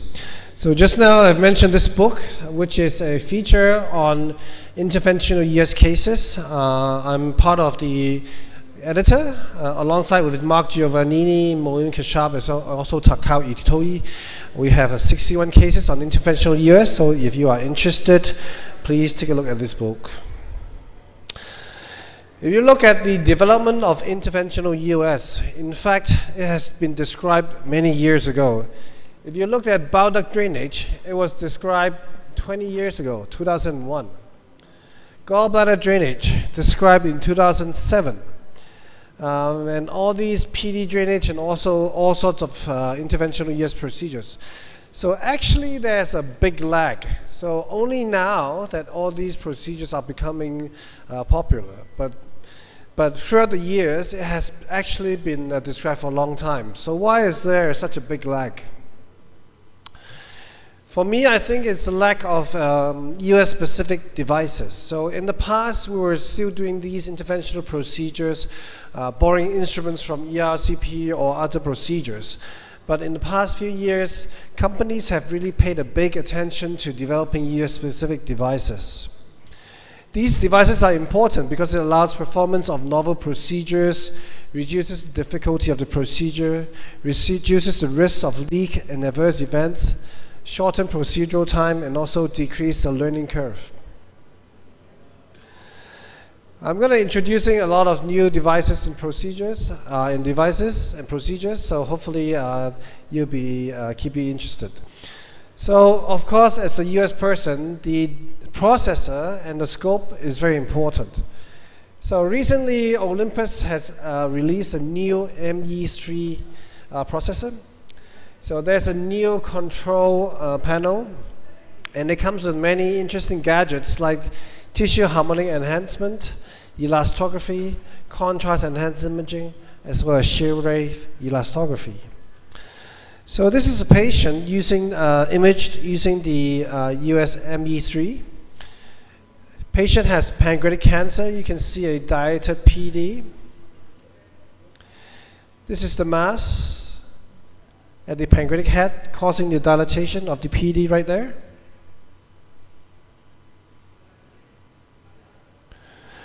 And with this processor, we can turn on a shear wave elastography. We can measure the hardness. This is kind of like a fibroscan equivalent. So we can give a result of a KPA. So in pancreatic cancer, maybe not so useful, but in patients with for example, cirrhosis, might be quite useful. This is a contrast enhanced imaging. So this side is the normal BMO imaging. After contrast injection, you can see the pancreatic tissue lighting up. So showing us a heterogeneous enhancement. So in terms of contrast, I think most useful is particularly in neuroendocrine tumors where there'll be hyper enhancement. But in terms of a pancreatic cancer, maybe not so useful. This is an enhanced elastography. You can see a much higher resolution with blue mark over there, so indicating a very hard tissue, followed by a biopsy of the tumor.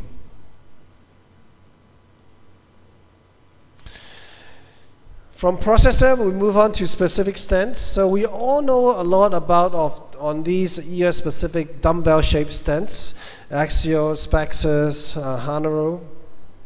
There's also a big group of tubular stents which we know about. For example, the GeoBall, a partially covered Hanaro, and also a Bonner stent. So these stents are particularly useful and important because it makes our drainage procedure much safer and also acts as another role in terms of allowing access into organs. So after a ward-off necrosis drainage, if we lose a large caliber stent, we can go in through the stent and perform procedures. There are many more new devices coming out. For example, a very sharp non-cautery dilator, a steerable needle, which allows you to perform US rendezvous techniques. The Spaxis XGS, which has a large dumbbell-shaped flange preventing the stent from migrating, and of course the cautery-enhanced Spaxis, which is very similar to the hot Axios. I'll be going through different procedures. So in terms of US biliary drainage, we know that from meta-analysis, it is associated with better clinical success, reduced adverse events, reduced intervention rates. Mind you, most of these data are from tertiary centers where they have high expertise. So for example, in Pakistan, I think it might be more easy to do a percutaneous drainage and even more cheaper. Because if you take into locality and also resources into account, you may choose a PDBD over EOS. But of course, PDBD have disadvantages in terms of an external tube and complications also associated with the tube. Recently, there's been an increased interest in looking at the role of US biliary drainage to replace ERCP. So the main rationale is that the stent can be placed away from the tumor, avoiding the risk of tumor ingrowth. So in theory, it can prolong the stent patency, reduce procedure time. There's no risk of pancreatitis, but it requires technical expertise. There's a cost is a big issue in here. And of course, if you don't have the expertise, then risk of adverse events is high. I just want to show you this CDS with a hot Axios. It's the first one by a trainee. So why do I want to show you this? Because with the specific devices, from the D1, I usually ask them to insert a needle first because the CBD is a bit narrower in diameter. This is followed by insertion of a guide wire going up here. And then the trainee changed to the hot Axios, which is a smaller size, 6 or 8 millimeters. It is cautery tipped, so you can insert with the delivery system directly. And then I ask the trainee to push deeper. And then open the distal flange. Hot Axios is a backward opening stent. So we need to insert the delivery system deeper. So after opening the stent, we open the proximal flange in the channel. And then the whole thing is pushed out of the scope. So for this trainee, even for her first procedure, only take around 10 minutes. So when I was learning this procedure, we were like sweating and like struggling because we couldn't get the device through, the cautery wouldn't go through, and we had difficulty on introducing all these devices. But with US-specific devices, it really changes the learning feeling. So recently, we have completed this trial comparing CDS versus ERCP, primary procedures in unresectable distal common bile duct malignancies. So we found that the technical success rate of CDS is significantly higher.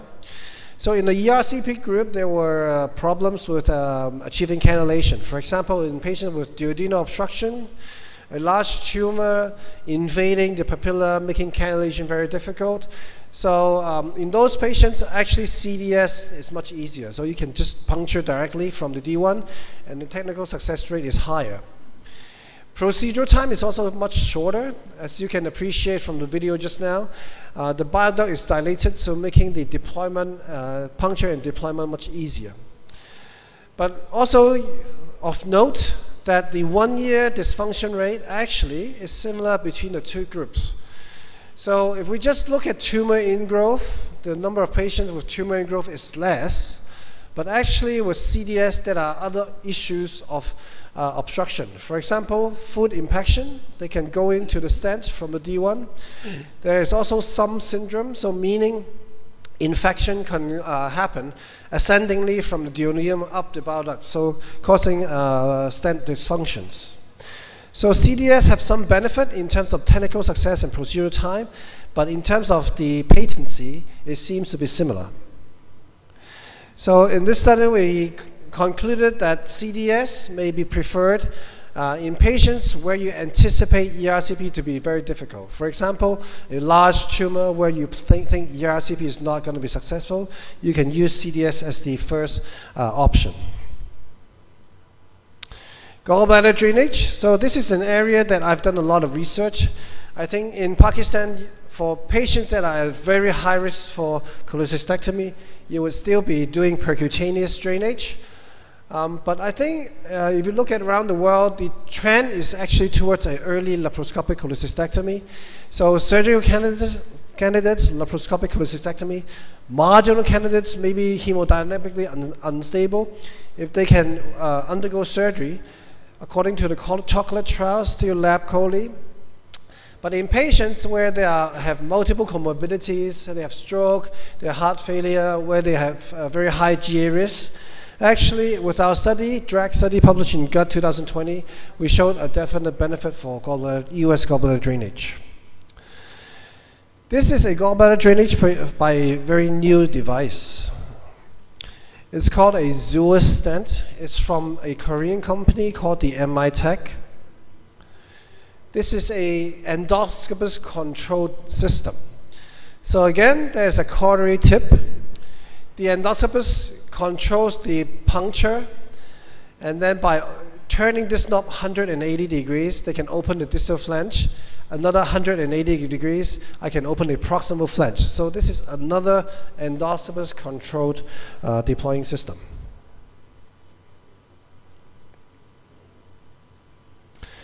So this is me. So I push the stent down, and then I lock it. And this is a gallbladder. So I puncture with the delivery system.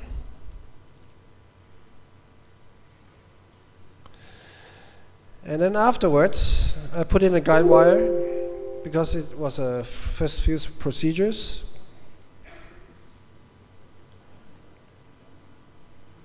And then I turn this knob 180 degrees, and I open the proximal flange. I mean, this is distal flange.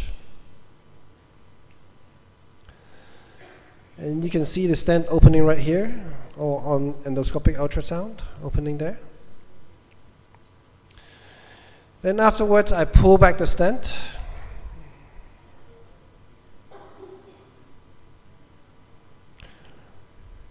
So here I pull back the stent, adjust this knob here, and then pull back.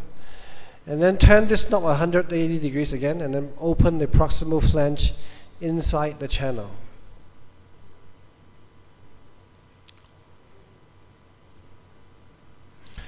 So once open inside the channel, we can push the stent out from the channel and complete the procedure. Again, this procedure is very quick, 5-10 minutes, and in a very distended gallbladder, it is very easy for drainage. And with this new device, hopefully it'll be a lot cheaper and be available to many countries in Asia.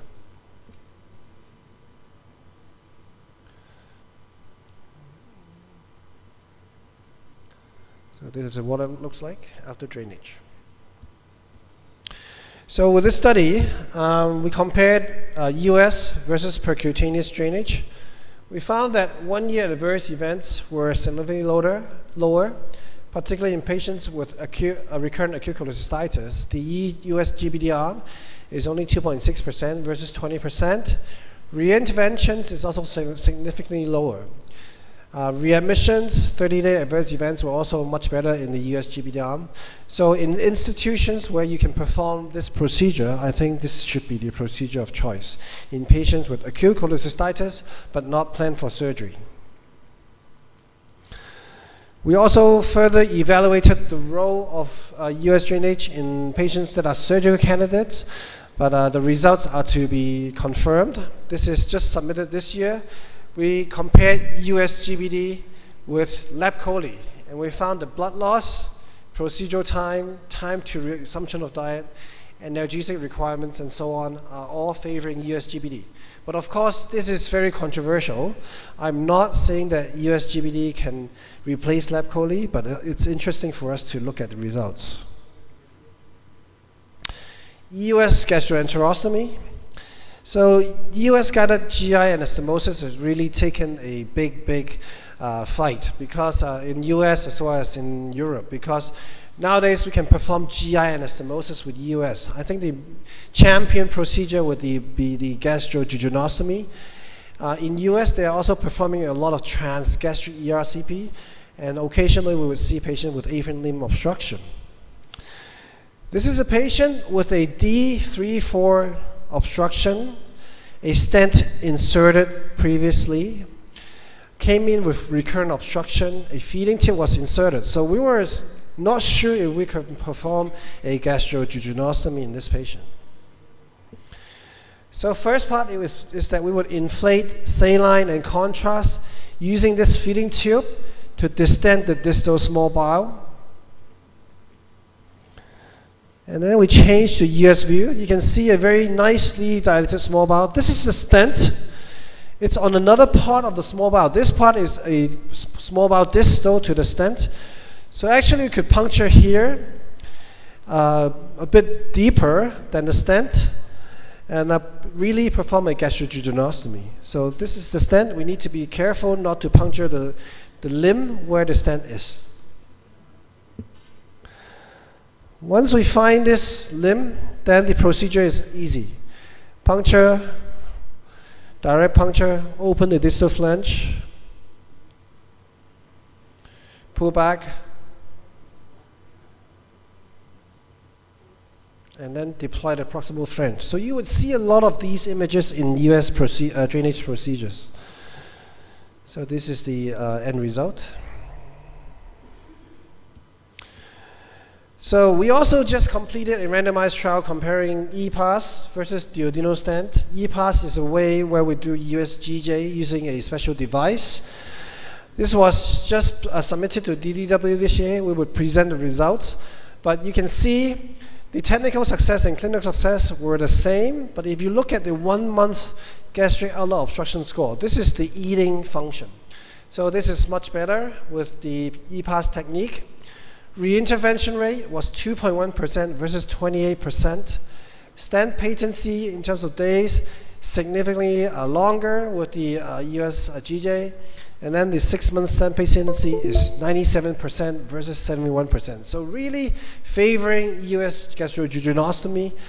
So in institutions where you could afford or you can have the expertise to do this procedure, definitely it would be favored. Another area that I talked about yesterday is on endohepatology.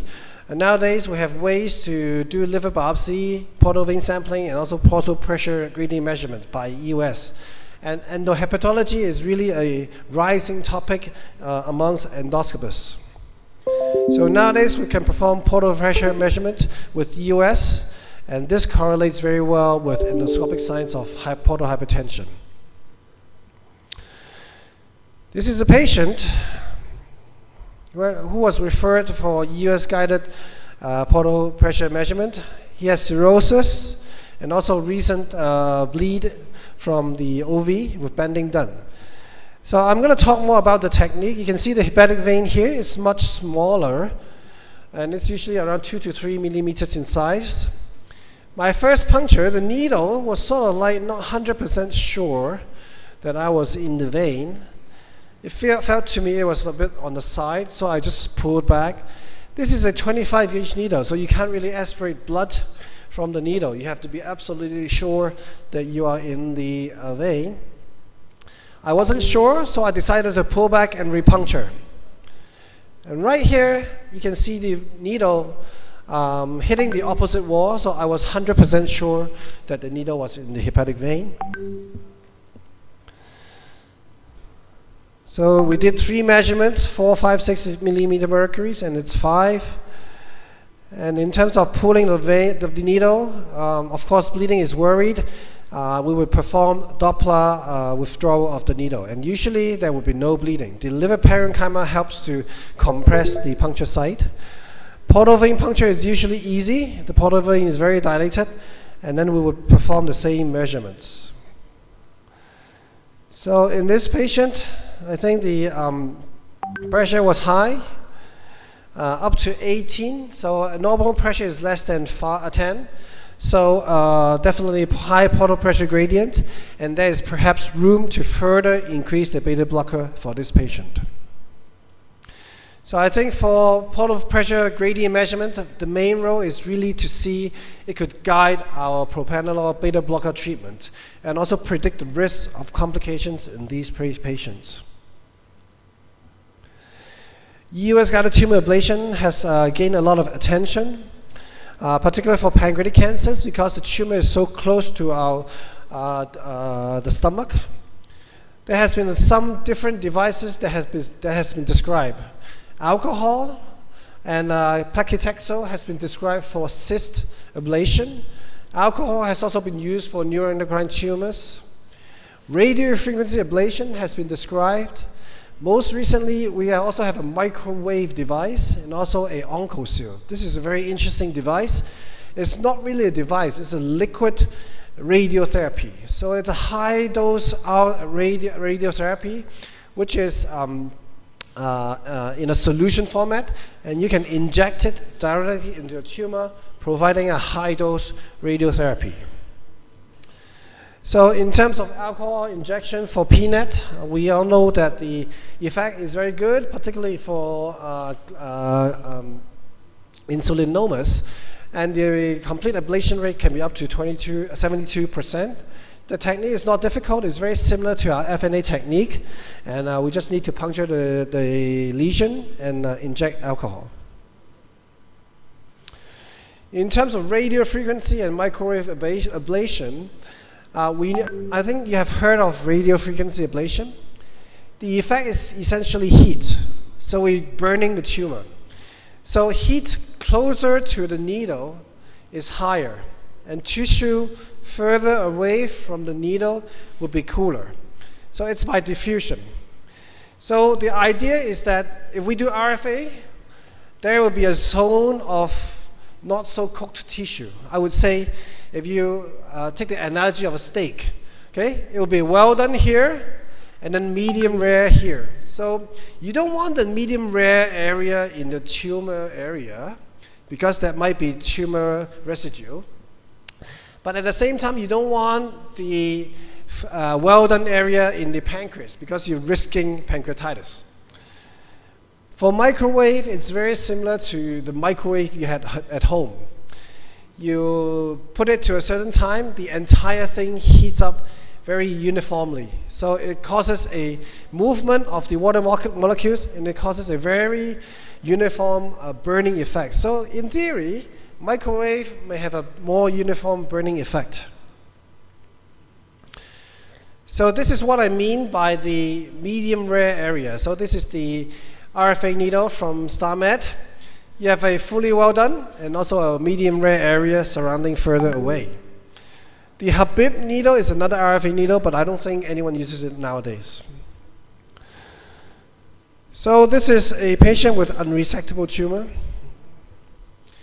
So we were assessing whether RFA is useful in this situation.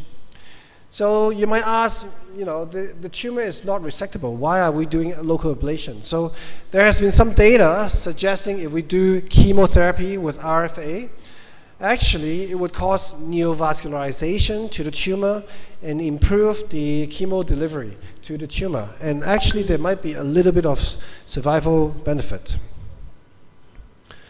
So this is some contrast imaging. I just wanted to see inside the tumor all the blood vessels because this would help me guide the RFA.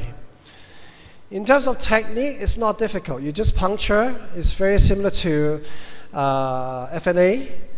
And then you step on the pedal. It will cause some bubbles. You will see some micro bubbles. And this means that this is heating up. And there are some parameters on the device which tells you how burnt it is. And we would repeat the burning to cover the entire tumor. So we would do repeated punctures so that the entire tumor will be burned. We will also burn the periphery as well. And then finally, how do we know we have complete burning? We would do this. This is the contrast. Remember you saw all these micro vessels? After burning, they are all gone. So these are actually vessels. So this tells me this tumor is adequately burned. So we're still waiting for some results from studies. But this study looked at the use of RFA in PNET as well as pancreatic cystal neoplasm, again showing a very good significant response up to 70%. This is a microwave device. It's very similar to our FNA needle. We just started using this. This is a pig's model, and hopefully we could do this in human trial very soon. So again, the needle goes in. Again, give you a very characteristic boiling image. And then for microwave, it usually takes a bit longer. But then this will give you this sort of image, burning and then cooking sort of image. And then finally, this new device, it's a OncoSeal. It's produced in Ireland. Those practicing in the UK may have encountered this. This is a P32 radioactive liquid particle.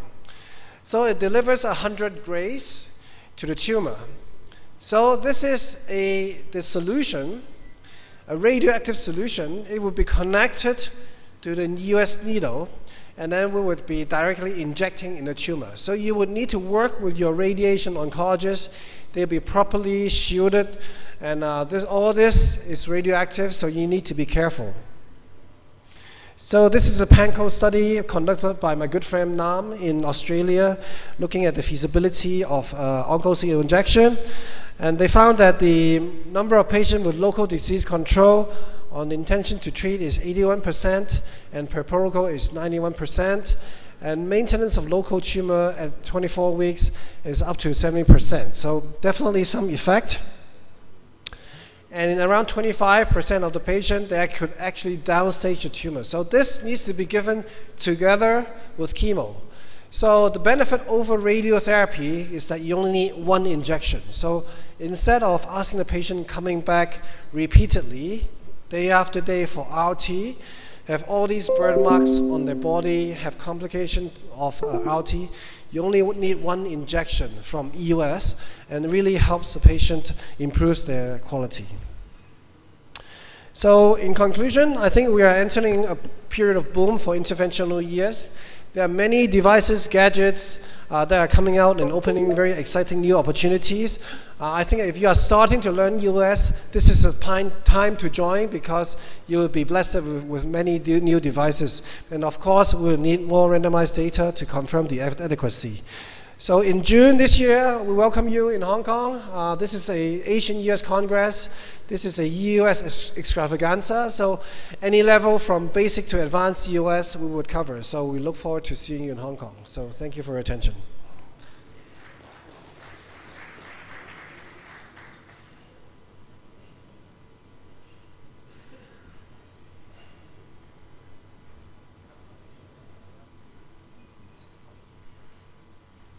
Thank you, Professor Anthony, for such a nice and interesting and very well demonstrated the procedure.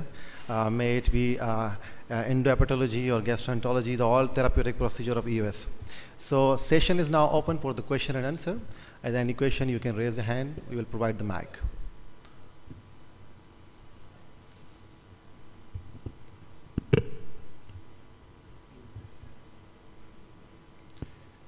Yes. There's a question from Dr. Anwar Khan. Please provide the mic.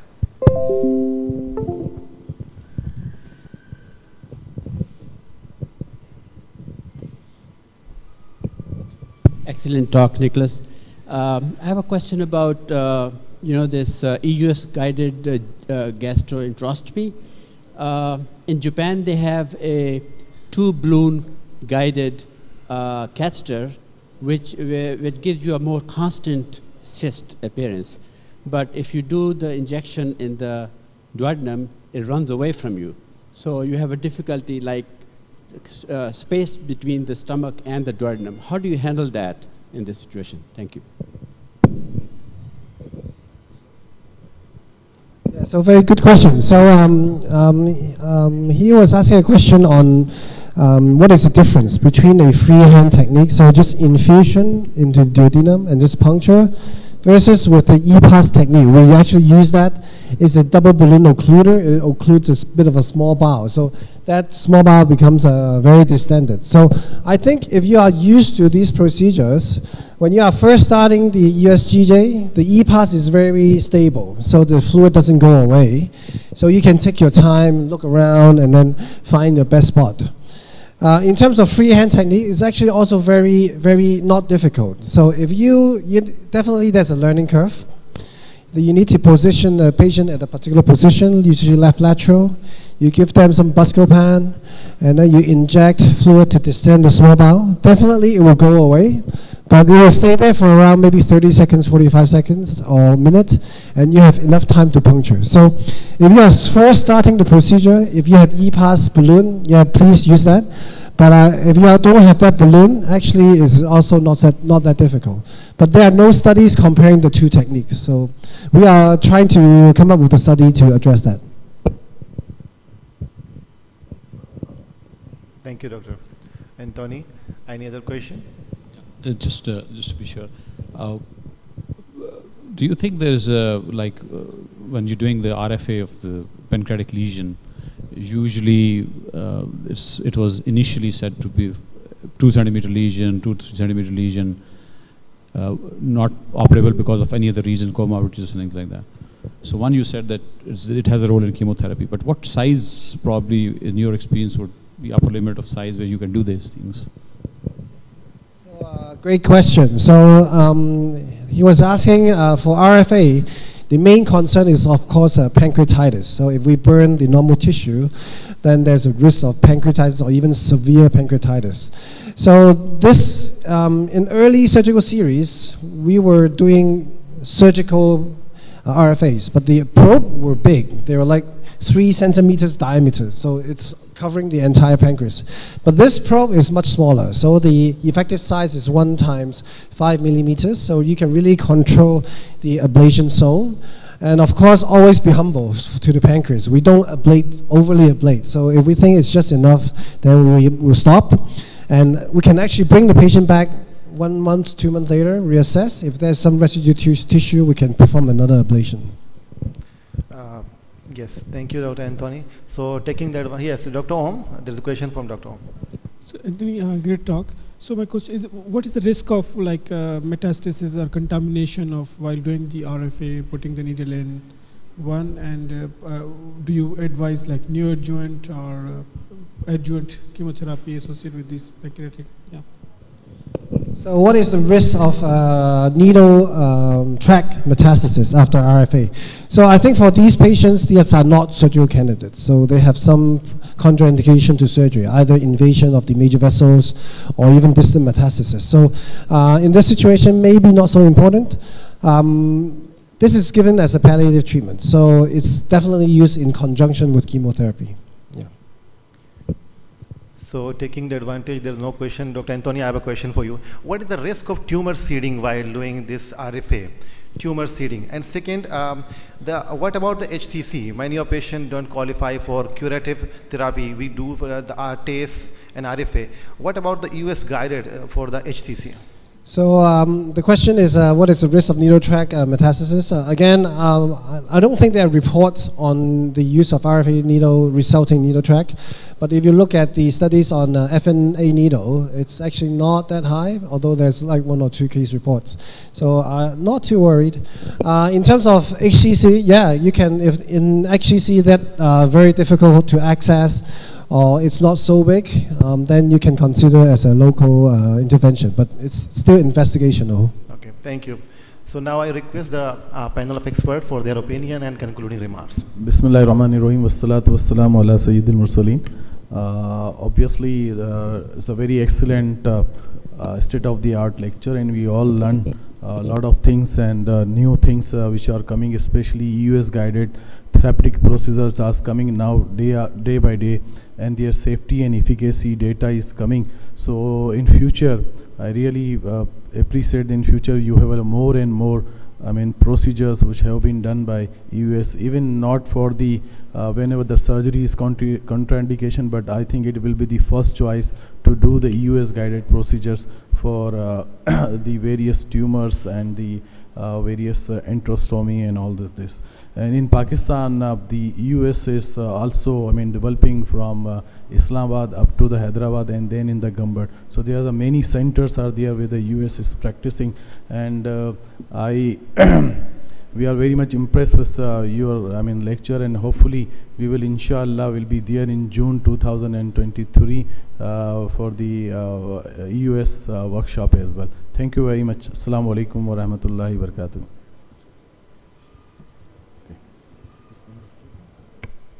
Yes. So thank you all for the patient listening and you're taking the question and answer. So I request now the panel of expert and our speaker for the post session picture. Thank you all. So we were moving to next session. I request the moderator please come.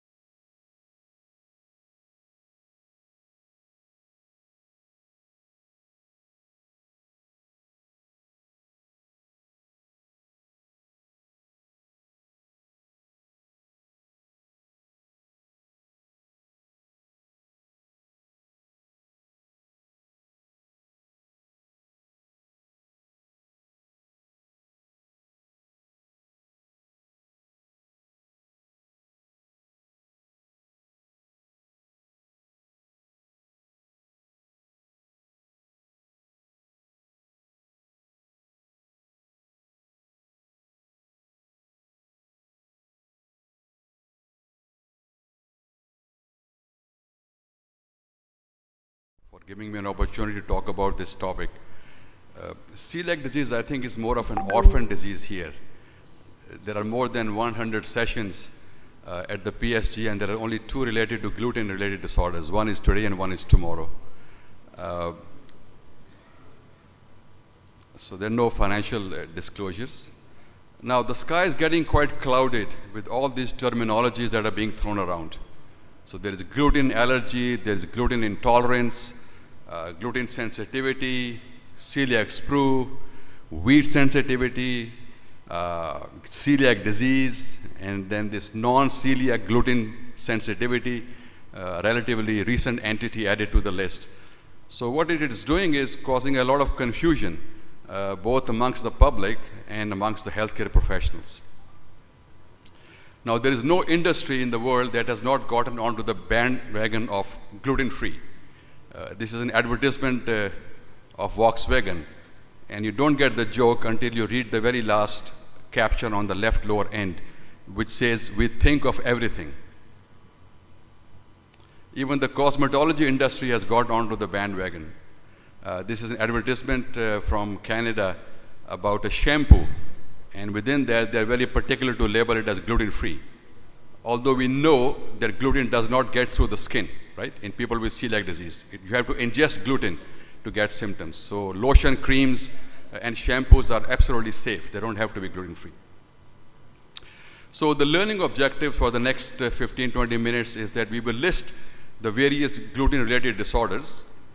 We will go over some of the clinical features of these disorders, and we will develop an approach. How do you make a diagnosis? So if a patient comes to you and you suspect that this patient may have a gluten-related problem, how to go about it? Now, gluten is just an umbrella term, right? It's a global term that represents proteins present in 3 grains primarily. So wheat, barley, and rye. And anything that's crossbred. For example, triticale is a grain which is a crossbred between wheat and rye. And this is a very complex protein, and within each of these grains, there are specific type of glutens. So for example, the gluten in wheat is gliadin, and the gluten in rye is secalin. But gluten is the umbrella term, and the word comes from glue, actually. It's that protein that binds the bread together. We can divide the gluten-related disorders into 3 broad groups. One of them is the IgE-mediated ones, which is wheat allergy. Second group is autoimmune in nature, and there are 3 diseases in that category. Celiac disease, dermatitis herpetiformis, and gluten ataxia. And then there are disorders of innate immunity, perhaps, in which people have put this entity non-celiac gluten sensitivity. So let's take a wheat allergy first. So this is IgE mediated, so it's an allergy, it's an allergic response. And the problem is that these disorders can affect both the GI and non-GI systems. So it's not always that these people will show up to a gastroenterologist, right? They can go to an immunologist or respirologist or a dermatologist. So wheat allergy can affect various parts, like any other allergen can. So in skin, it can cause urticaria. It can cause rhinitis, runny nose, sneezing. Baker's asthma, people who work in flour mills, they get exposed to wheat. And it can certainly cause GI symptoms as well, vomiting, cramps, diarrhea at times. And then there's a very peculiar phenomena called wheat-dependent exercise-induced anaphylaxis, in which a person develops anaphylactic symptoms a couple of hours after ingesting wheat. And these are often diagnosed by skin pricks, skin testing, and RAST. Dermatitis herpetiformis is one of the sort of autoimmune gluten-related disorders, or DH, also called celiac.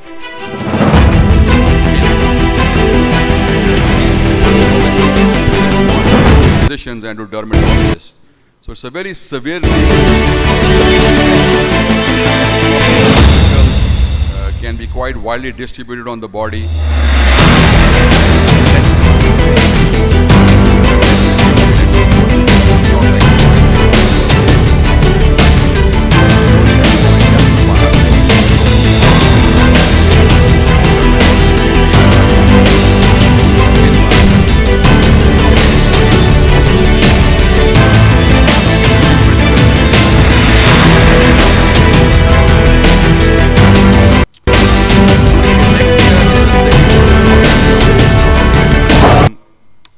this is actually not uncommon and often unrecognized. Just about half of all idiopathic ataxias are actually related to gluten. It's slow in onset, it's usually middle age, around 50 years of age, and it often affects gait disturbances and lower limbs in the patient. And if you do an MRI of the brain, which is the test recommended, you will see cerebellar atrophy on that.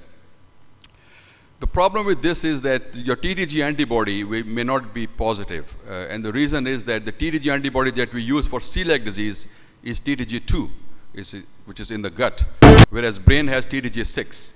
So TTG may be negative in this case. But there's some evidence that if you do anti-gliadin, the old-time anti-gliadin antibodies, they may be positive in these patients. Treatment with the gluten-free diet may halt the progression of this disease, but it doesn't actually restore the patient back to normal, because in most cases of neurological disorders, when the insult is done, full recovery is quite uncommon. So this should be actually recognized by our neurologists and our family physicians. If you can't make sense of a patient's ataxia, you should actually seek out that this may be gluten ataxia. And then this terminology, non-celiac gluten sensitivity, right? This was coined about sort of 10 years ago. It's not allergic, it's not autoimmune. There are no autoantibodies, endomycin antibodies, and TTG, tissue transglutaminase antibodies are absent. If you do a biopsy on this patient, they don't have any villus atrophy, and there are no comorbid conditions that go with celiac disease. So we don't know what this is. Is it transient? Is it lifelong? Is it dependent on the dose or amount of gluten the person takes? And are there any really long-term complications? The problem is that their symptoms, they overlap with celiac disease quite a bit. Right? So these patients can have a variety of symptoms, both GI and non-GI. Abdominal pain, rash, headache, this sort of foggy mind, irritability, fatigue, diarrhea, depression. All these symptoms have been linked to this phenomenon of non-celiac gluten sensitivity. It's really a self-diagnosis, right? It's diagnosis of this disease is based on excluding celiac disease. So patients diagnose it themselves. You know, they have symptoms, they remove gluten, they feel better, right? And they don't have celiac disease by serological testing. So what's been evident recently over the last 5-7 years is that people think that this is really not an entity in itself. It's perhaps related to the FODMAP content of the diet that actually gives them these kind of symptoms, right? So, and actually wheat is high in FODMAPs, by the way. It's one of the high FODMAP. Or whether these people react to other proteins in wheat, the ATIs in wheat, and these people may have just actually an irritable bowel syndrome that is being triggered by a variety of other dietary factors. So this is why we now recommend that we should probably not use this term, non-celiac gluten sensitivity, and maybe a better term is wheat intolerance syndrome or non-celiac wheat hypersensitivity, which is not IgE mediated and which is not autoimmune in nature. Now let's come to celiac disease, which is perhaps the most common and a very, very important gluten-related disorder to recognize. Now in the past, this was called by several names. Celiac sprue. Sprue is actually a European term, and in Europe they still call this celiac sprue, right? Which is just a malabsorptive problem. Non-tropical sprue, to distinguish this from infections. Celiac syndrome. Before the connection with gluten and villus atrophy was established, people thought this was the most common cause of malabsorption and steatorrhea and gluten-sensitive enteropathy, but all those terms have been actually abandoned now in the favor of celiac disease. And celiac disease is a true autoimmune disorder because it has all the elements of autoimmunity. So you got to have genetic predisposition, you need to have an autoantigen, which is the TTG, tissue transglutaminase, which is an enzyme present in all tissues in the body. But most importantly, the only autoimmune disease that we know in medicine right now, where we know the trigger that actually induces autoimmunity, and that is gluten.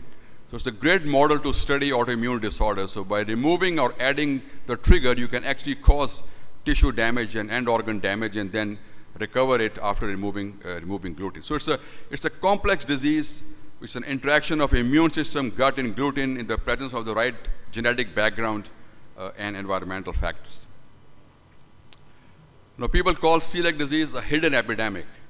And the reason is that most people with this disease, it is felt that they are not diagnosed. The global prevalence, although it varies between countries, it's about 1%. So it's one of the most common chronic gastrointestinal disorders in human beings. And it's present in almost all countries. We don't have good data from Pakistan in terms of prevalence. But looking at India, Iran, Turkey, people where they have done these studies is around 1% or so, we believe. What's happening in the United States is that the prevalence of celiac disease is doubling every 15 years. And this is based on some very elegant studies taken from stored serum samples from army recruits from 1940s, and then checking the TDG status in those specimens and then moving forward prospectively. So this is why it's a hidden epidemic, and I think it's going to become a full epidemic in the coming decades. Now, these are the phenotypes, how celiac disease can present, what we call the celiac iceberg. So this is symptomatic celiac disease, and this could be both classical, which is the malabsorptive picture, or non-classical. Non-classical would be patients who are presenting with, for example, recurrent aphthous stomatitis, increased liver transaminases, or bone disease. And these people obviously will have positive serology and villus atrophy on biopsies. Then there is subclinical celiac disease, so previously called asymptomatic celiac disease. So these are patients who were screened because they were high risk, and they really had very few symptoms. For example, a family member of a patient with celiac disease, or a patient with an autoimmune disorder that was screened. And they also have positive serology and an abnormal mucosa. And then we have a large group of people who are sort of called potential celiac disease. So they get screened because of high risk, but they really have no symptoms, and their biopsy is normal. And if you follow these patients, we also used to call this latent celiac disease. You follow them long term, and many of them actually will develop the lesion over time. And this is why celiac disease is called a clinical chameleon, because there is no organ system of the body that celiac disease does not affect. So I mentioned some of them: infertility, for example, or fractures, easy bruising, oral ulcers, increased liver enzymes, short stature. So often these patients, they suffer and they shuttle between different subspecialists because nobody really thinks that this could be celiac disease. Very strong link with other autoimmune diseases. Essentially, all autoimmune diseases have been linked with celiac disease. And the arrangement is bidirectional. People with celiac disease have a high risk of getting autoimmune diseases, and people with autoimmune diseases have a high risk of getting celiac disease.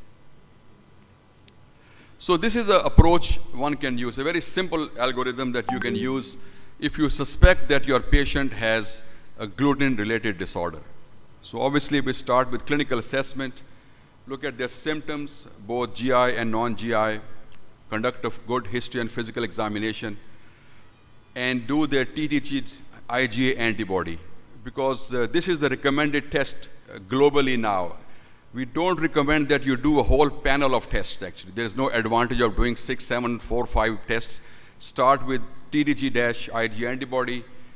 Because this is an IgA antibody based test, so doing their total IgA is important so that you can make sure that the patient does not have selective IgA deficiency, in which case the test will become invalid. If the TTG is abnormal, if it's not abnormal, very unlikely that this patient has celiac disease, right? With the almost 90-95% reassurance. Now, the only catch here is that the patient must be on a gluten-containing diet. If they have taken out gluten already, as somebody told them to remove gluten, then the test will become less valid. If the TTG is abnormal, then the patient should go undergo duodenal biopsy and then look at the histopathology. If it is typical of celiac disease, they start a gluten-free diet. And if it's equivocal or not totally abnormal, then one should look at doing their HLA and repeating the biopsy afterwards. In selective IgA deficiency, the recommended test is either we do their deamidated gliadin peptide antibody, IgG based, or TDG IgG based antibodies. These are all available. So really the take-home message from all this is that it is imperative that we do not start a patient on a gluten-free diet without confirming the diagnosis of celiac disease with the biopsy. This diet, we'll have a presentation tomorrow on gluten-free diet. This diet is complex, it's complicated, it's costly. This disease is not trivial. It has serious implication for the patient and long-term follow-up. And often we tend to trivialize this disease. We take a very simplistic approach. Okay, you got celiac, you go on a gluten-free diet, and okay, that's it. And these patients actually never get really followed, the vast majority of them. They have significant risk of getting Hashimoto's down the road. 1 in 10 people will develop autoimmune thyroiditis. Some will develop type 1 diabetes. They have challenges with the gluten-free diet. And if they get put on a gluten-free diet, it really confuses the diagnosis. And now in the United States and Canada and North America, this is a big problem. Because primary care people, they put them on a diet and then they get referred to a gastroenterologist to confirm celiac disease. So we tell our trainees and we tell our family physicians, it is bad to miss the diagnosis of celiac disease, but it is even worse to diagnose it in a patient who actually does not have it. I'll end here and I'll be happy to take any questions afterwards. Thank you.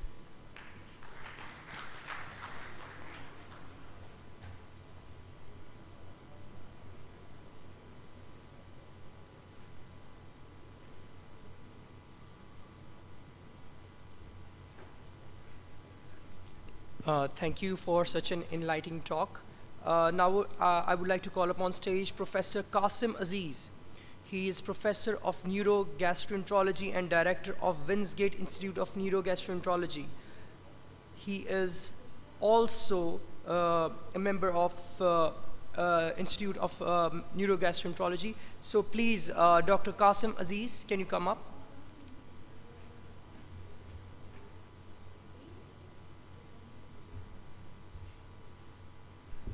Can I add, Qasim is also the president of Neurogastroenterology Society of Europe. Chairman, ladies and gentlemen, thank you very much to all the organizers for the invitation. It's always a pleasure to be at the PSG. So we're going to talk about the overlap between gastroparesis and functional dyspepsia. And as you're quite aware, that there is quite a bit of overlap in the etiology, pathophysiology, treatment of these conditions. But nowadays, there are some very novel insights on the role of connective tissue disorders, the autonomic nervous system, and neuroimmune interactions, which bring these two conditions together even more so than before. And I'm going to talk you through some of these new emerging concepts and ideas.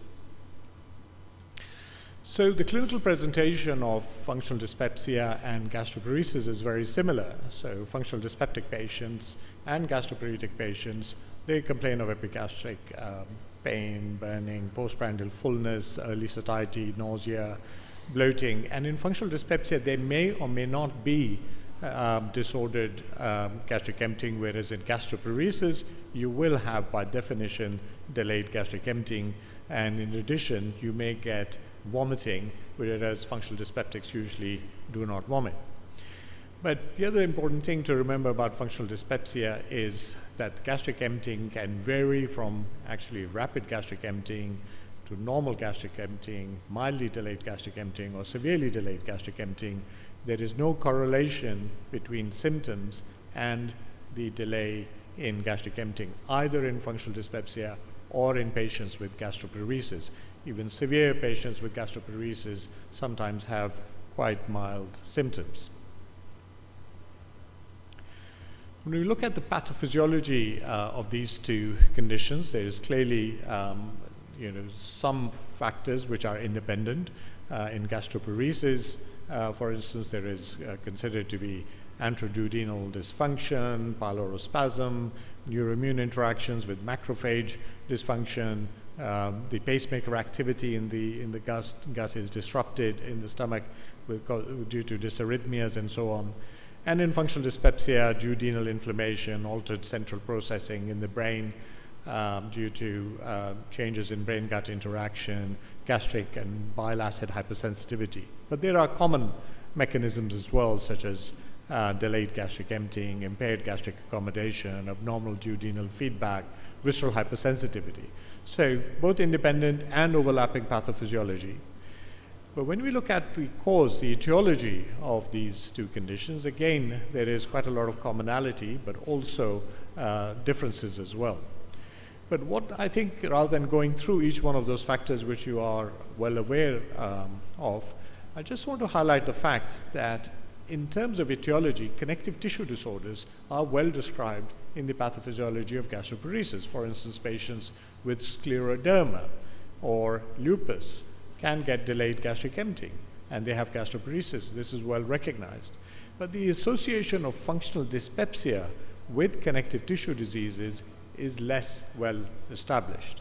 And this is where quite a lot of new novel data is coming through, and this is becoming really quite interesting, and I'm going to talk you through some of that. So why are connective tissue disorders important for gastroparesis or functional dyspepsia? As we can see over here, there are actually these scaffolds or connective tissue scaffolds in this longitudinal muscle layer of the gastrointestinal tract. And in addition, there are these collagen and elastin fibers in the around the enteric nervous system. So both in the muscle layers as well as in the neuromuscular apparatus, there is actually quite a lot of connective tissue. So it's not surprising that if you have a connective tissue disorder, there will be disruption of gastrointestinal function. And in the stomach, that will lead to changes in gastrointestinal emptying, motility, but other symptoms which will overlap between functional dyspepsia and gastroparesis. So as I said before, we all recognize the link between inflammatory connective tissue disorders, scleroderma, lupus, and so on, with gastrointestinal motility problems, particularly gastroparesis. But one thing that is less recognized is that there are these heritable disorders of connective tissue which are non-inflammatory. And these are conditions like Ehlers-Danlos syndrome, Marfan syndrome, and so on, which are also, these are connective tissue disorders also associated with gastrointestinal symptoms. And this is the disorder, the non-inflammatory connective tissue disorders, particularly Ehlers-Danlos syndrome, that I'm actually going to focus on today. Now, there is a spectrum of these conditions described as the hypermobile spectrum. So these are people with bendy joints, very flexible bendy joints. And at the left hand of the side of the spectrum is just simple joint hypermobility. These are people, and there'll be quite a few sitting in the audience here today as well, who will be quite flexible in their joints. And some of these go on to become elite athletes. They become gymnasts, ballet dancers, and so on. So they do not have musculoskeletal problems or other symptoms. And then at the other end of the spectrum is the hypermobile EDS patient. So this is a hypermobile individual with quite a lot of symptoms. In particular, they have a lot of musculoskeletal complaints, but they have a range of other problems. Chronic pain disorders are generally more common in them. And autonomic dysfunction in the form of postural orthostatic tachycardia syndrome. They have a lot of allergies, and this is something that I'll explain a little bit later, mast cell activation disorder. They have pelvic floor disorders. They have a lot of functional gastrointestinal disorders, chronic fatigue, anxiety, depression, and so on. So these are the two spectrum, but in between, there is this hypermobile spectrum disorder, also known as HSD. And these are patients who have quite a lot of symptoms, but they don't meet all of these 2017 criteria that was described. So it's a clinical criteria, and they do not meet the entire criteria. But they are hypermobile, and they have a lot of symptoms. So they've been put into this category of hypermobile spectrum disorder. And all of these, in the past, before the 2017 criteria, were described as joint hypermobility syndrome or Ehlers-Danlos syndrome type 3. So in some of the studies that I'm going to show you, you will see that terminology as well. So studies have actually started to show that there are a number of gastrointestinal, cardiovascular, autonomic, and allergic manifestations in patients with Ehlers-Danlos syndrome. I mean, this is a large study of 6,000 cases and matched controls from a 2016 national inpatient sample in the USA, and about 2,000 of these patients has had hypermobile Ehlers-Danlos syndrome according to the ICD-10 code. And if you look at the prevalence of gastrointestinal conditions compared to controls, so gastrointestinal conditions in blue and control in red, you can see there is an marked increase in prevalence. Similarly, for autonomic dysfunction, food allergies, cardiovascular complications are all a lot more common in these patients. And in this large case-controlled study, there were about 600 patients. Now, these were people already diagnosed with hypermobile spectrum disorder or hypermobile EDS. All of them met the criteria, almost all of them met the criteria for the ROM4 functional GI disorders. And they had considerable healthcare impairment and healthcare use. The common ones were functional esophageal disorders, 56% versus 6% in control. Functional dyspepsia, as you can see over here, about 57% of these patients met the criteria for functional dyspepsia, and these are the wrong criteria. Functional bowel disorders, almost 90% of these patients have it. Irritable bowel syndrome, 50%. So in a patient with hypermobile Ehlers-Danlos syndrome, you're going to find quite a large proportion of these will meet the criteria for these functional gastrointestinal disorders. Let's look at functional dyspepsia. We actually did a study in our own unit, and we found a 50% prevalence of hypermobile EDS in our cohort of patients with functional dyspepsia. So we got in touch with a group in Belgium. Some of you may be aware of Professor Jan Tak, who's the world authority on functional dyspepsia. So we did a collaborative study, and we said, okay, let's look at an independent cohort in Belgium, in Leuven, and see what we find. So we studied 62 patients with functional dyspepsia. And this is a pre-2017 study, although published a bit later. 55% of these patients met the criteria for joint hypermobility syndrome, which I've said is this combination of hypermobile spectrum disorder and hypermobile EDS. And there were other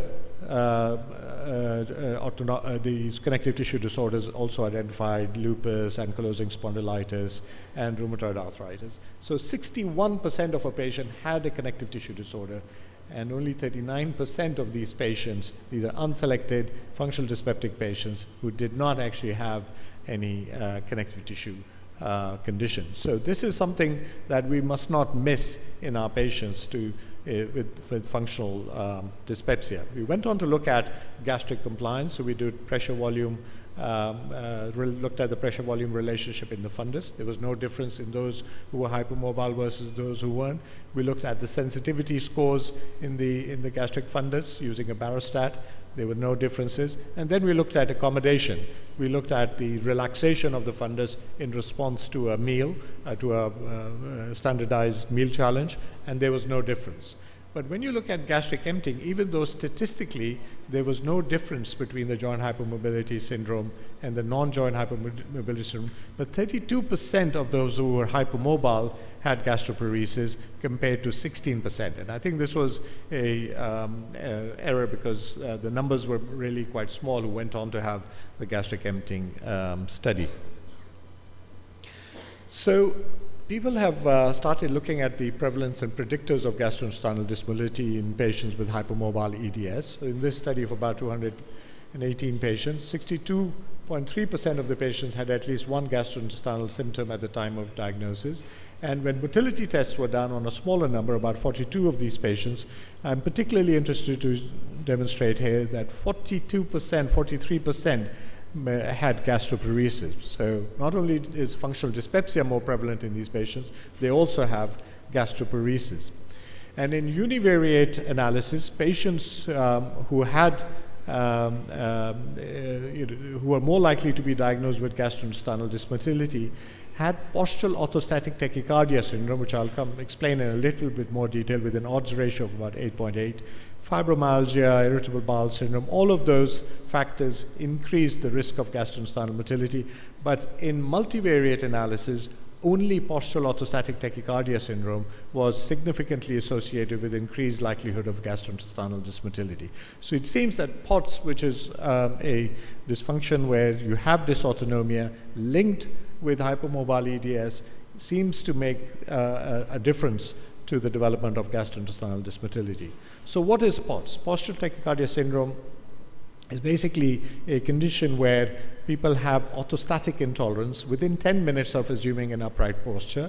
They develop these symptoms of pre-syncope, dizziness, lightheadedness, palpitations, tremors, nausea. Nausea is a particularly common symptom, and it's really diagnosed if you have an increase of heart rate of 30 beats per minute in 18 years of age, 40 beats per minute if you're less than 18 years of age, without there being orthostatic hypotension. And the second criteria is that resolution of symptoms when you sit down or lie down, and symptom sign must persist for about 6 months in the absence of any offending medication like SNRIs, like duloxetine, etc., and other POTS mimics such as Addison's disease, vasovagal syncope, and physical deterioration. And if you look at the pathophysiology of POTS, there are a number of different factors.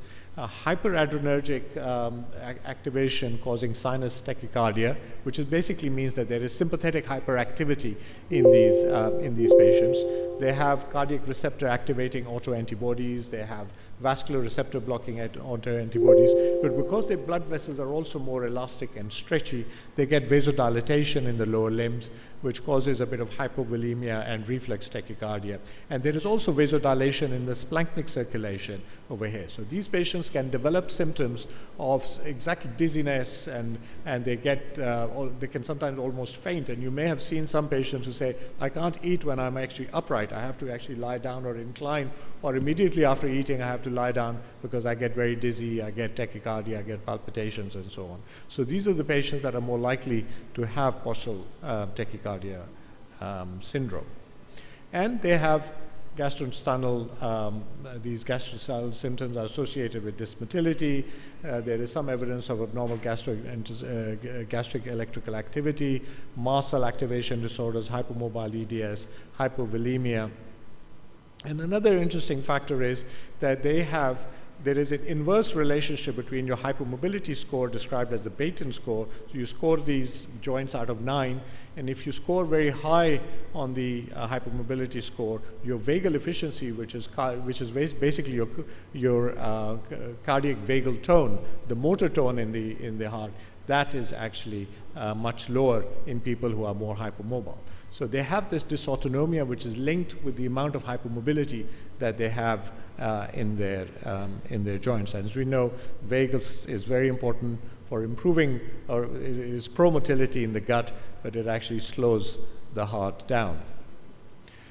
And people have looked at functional gastrointestinal disorders in these patients, and you can see here that those who have postural tachycardia syndrome, in those patients, all of the gastrointestinal symptoms are increased, but particularly related to dyspepsia, such as early satiety, postprandial fullness, nausea, vomiting, are all increased in those who have POTS compared to those who do not have POTS. And the odds ratio of patients with functional gastrointestinal disorders is increased, particularly for functional dyspepsia, postprandial distress, chronic nausea, and vomiting, almost twice the normal levels. And similarly, the number of symptoms you get at least 1 day per week is also increased in those who have POTS, with the odds ratio of around 2.5 for vomiting and 2.2 for nausea, and early satiety and postprandial fullness at least double is what you would expect in a healthy subject.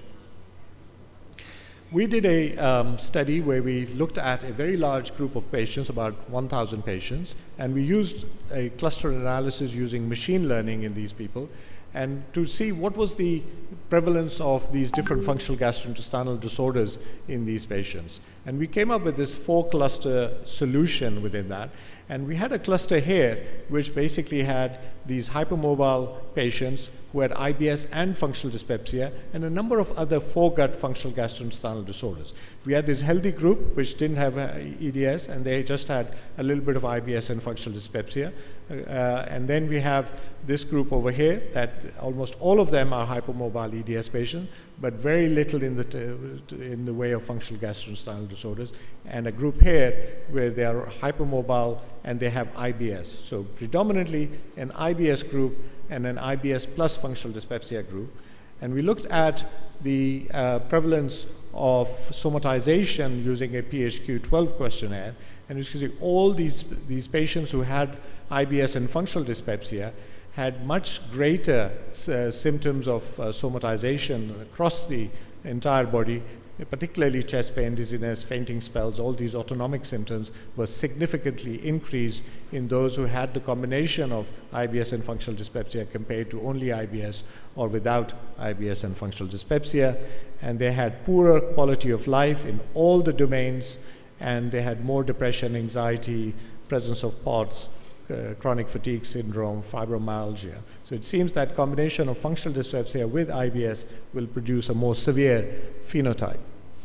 Just very quickly, and I'm sorry that I'm running out of time, just very quickly to mention about food allergy in this group of patients. There's a condition described as mast cell activation disorder. These people who have symptoms in multiple systems of the body, and you must have symptoms impacting 2 or more organs. In the gut, they will get bloating, cramping, nausea, diarrhea, most frequently after consuming a meal, but they get systemic symptoms of itching, flushing, nasal congestion, etc.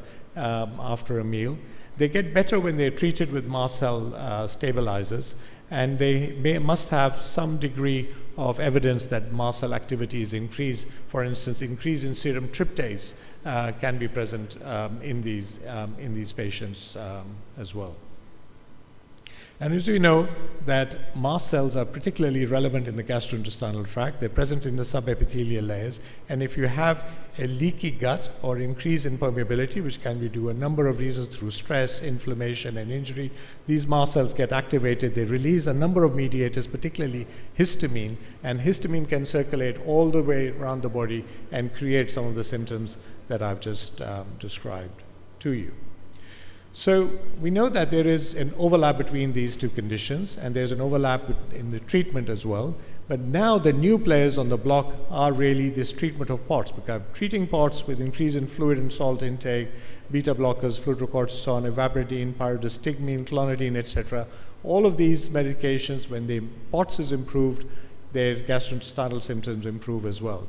And mast cell activation disorder with histamine 1 receptor antagonists, 2 receptor antagonists, leukotriene inhibitors, mast cell stabilizers like sodium chromoglycate, ketotifen, or a combination of these therapies can also help to relieve dyspeptic symptoms in these patients. So just basically to summarize, to say that brain-gut dysfunction, whether it's due to psychological or physical stress, can lead to activation of these stress response systems, leading to change in the gut microbiota, mast cell activation, change in gut phenotype that can occur. And of course, these stress response systems all interact with one another. They're not working in silos. And the new kid on the block is this combination of these non-inflammatory connective tissue disorders, which are really predisposing. They may be the predisposing factor for all of these to occur more prominently in our patients. Just to really thank our collaborators and also our funders. And finally, to just say, invite you all to the Neurogastroenterology and Motility Conference that is occurring in Romania at the end of August. Thank you very much.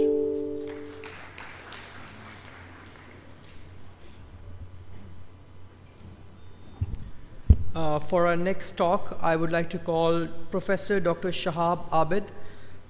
Professor Dr. Shahab Abid is the Professor of Section of Gastroenterology, Department of Medicine at Aga Khan University, Karachi, Pakistan. Assalamu alaikum. Pointer. Thank you, and sorry for using this vibrant color. But the reason is that just to keep you awake and dealing with a topic which is not very, exciting one, but we will try to make it a little more exciting. Okay, so there is no conflict of interest.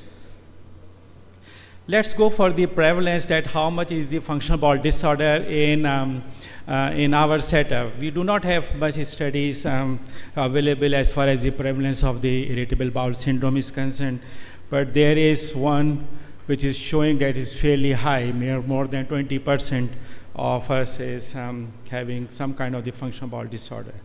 We did a small study, and we found that almost around 40% of our people are suffering. This is a community-based survey which we did door to door, and we found around 40% of our population is having some kind of functional bowel disorder, and out of this maybe around 10% is basically irritable bowel syndrome, and it's predominantly a female disease. And there's a considerable overlap here. You can see that the various spectrum of the functional bowel disorder is overlapping with each other, and sometimes they present with functional dyspepsia, at times with irritable bowel syndrome, and sometimes only the functional abdominal pain syndrome. So there's a considerable overlap between among the spectrum of the functional bowel disorder. So what's the difference between the Rome 3 and Rome 4 criteria? Since the topic is related to the criteria for Rome 4, so this is being developed in 2016, that the duration of the symptoms should be more than 3 months. So you cannot diagnose someone with functional bowel disorder if the symptoms duration is less than 3 months. And there should be a frequency of 1 day per week. Previously it was 3 days per month, but now this is more precisely more than 1 day per week. And you know the symptoms. Symptoms have one important feature, one cardinal feature, which is an abdominal pain. It may be a very mild abdominal pain or maybe a very severe abdominal pain associated with some kind of bowel disorder, whether it is a constipation side or is on the diarrheal side. But these are the two common things to be there: some kind of bowel disorder and abdominal pain. It has a wide spectrum from mild to very severe, but these two features are supposed to be there and should be there for the last 3 months at least.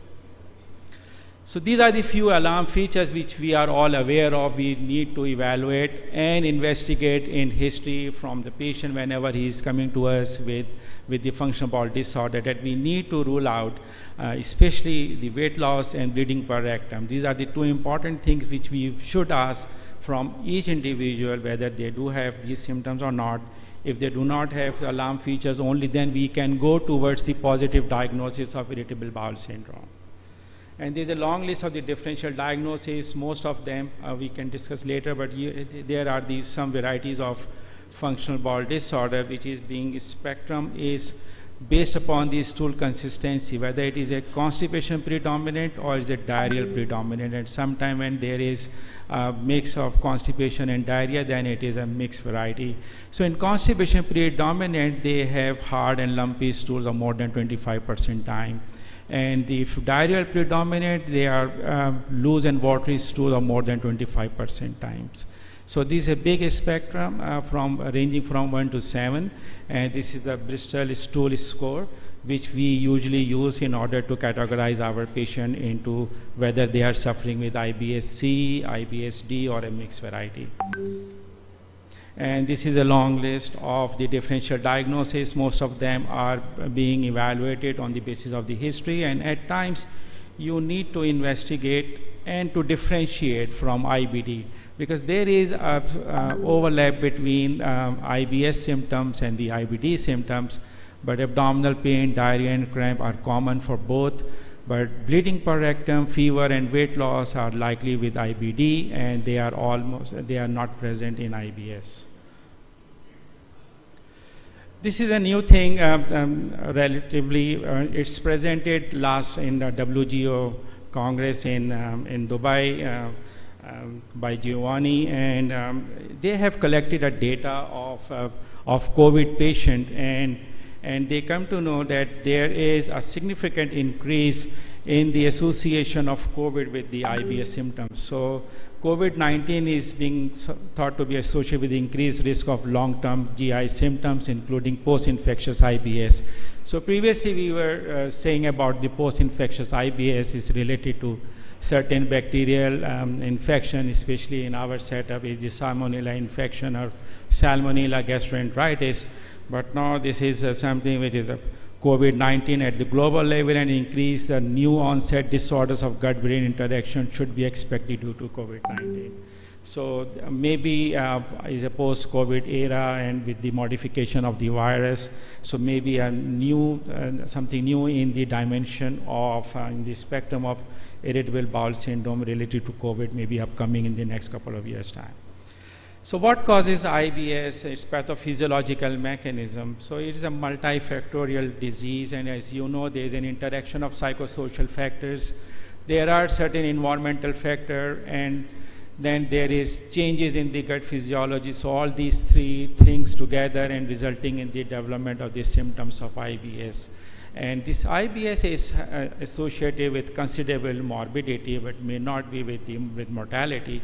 So it depends upon the symptoms, the behavior of the individual, and health-related quality of life. Say all these three parameters which can affect the patient in everyday life activity and productivity. So basically it's the interaction between all these three domains.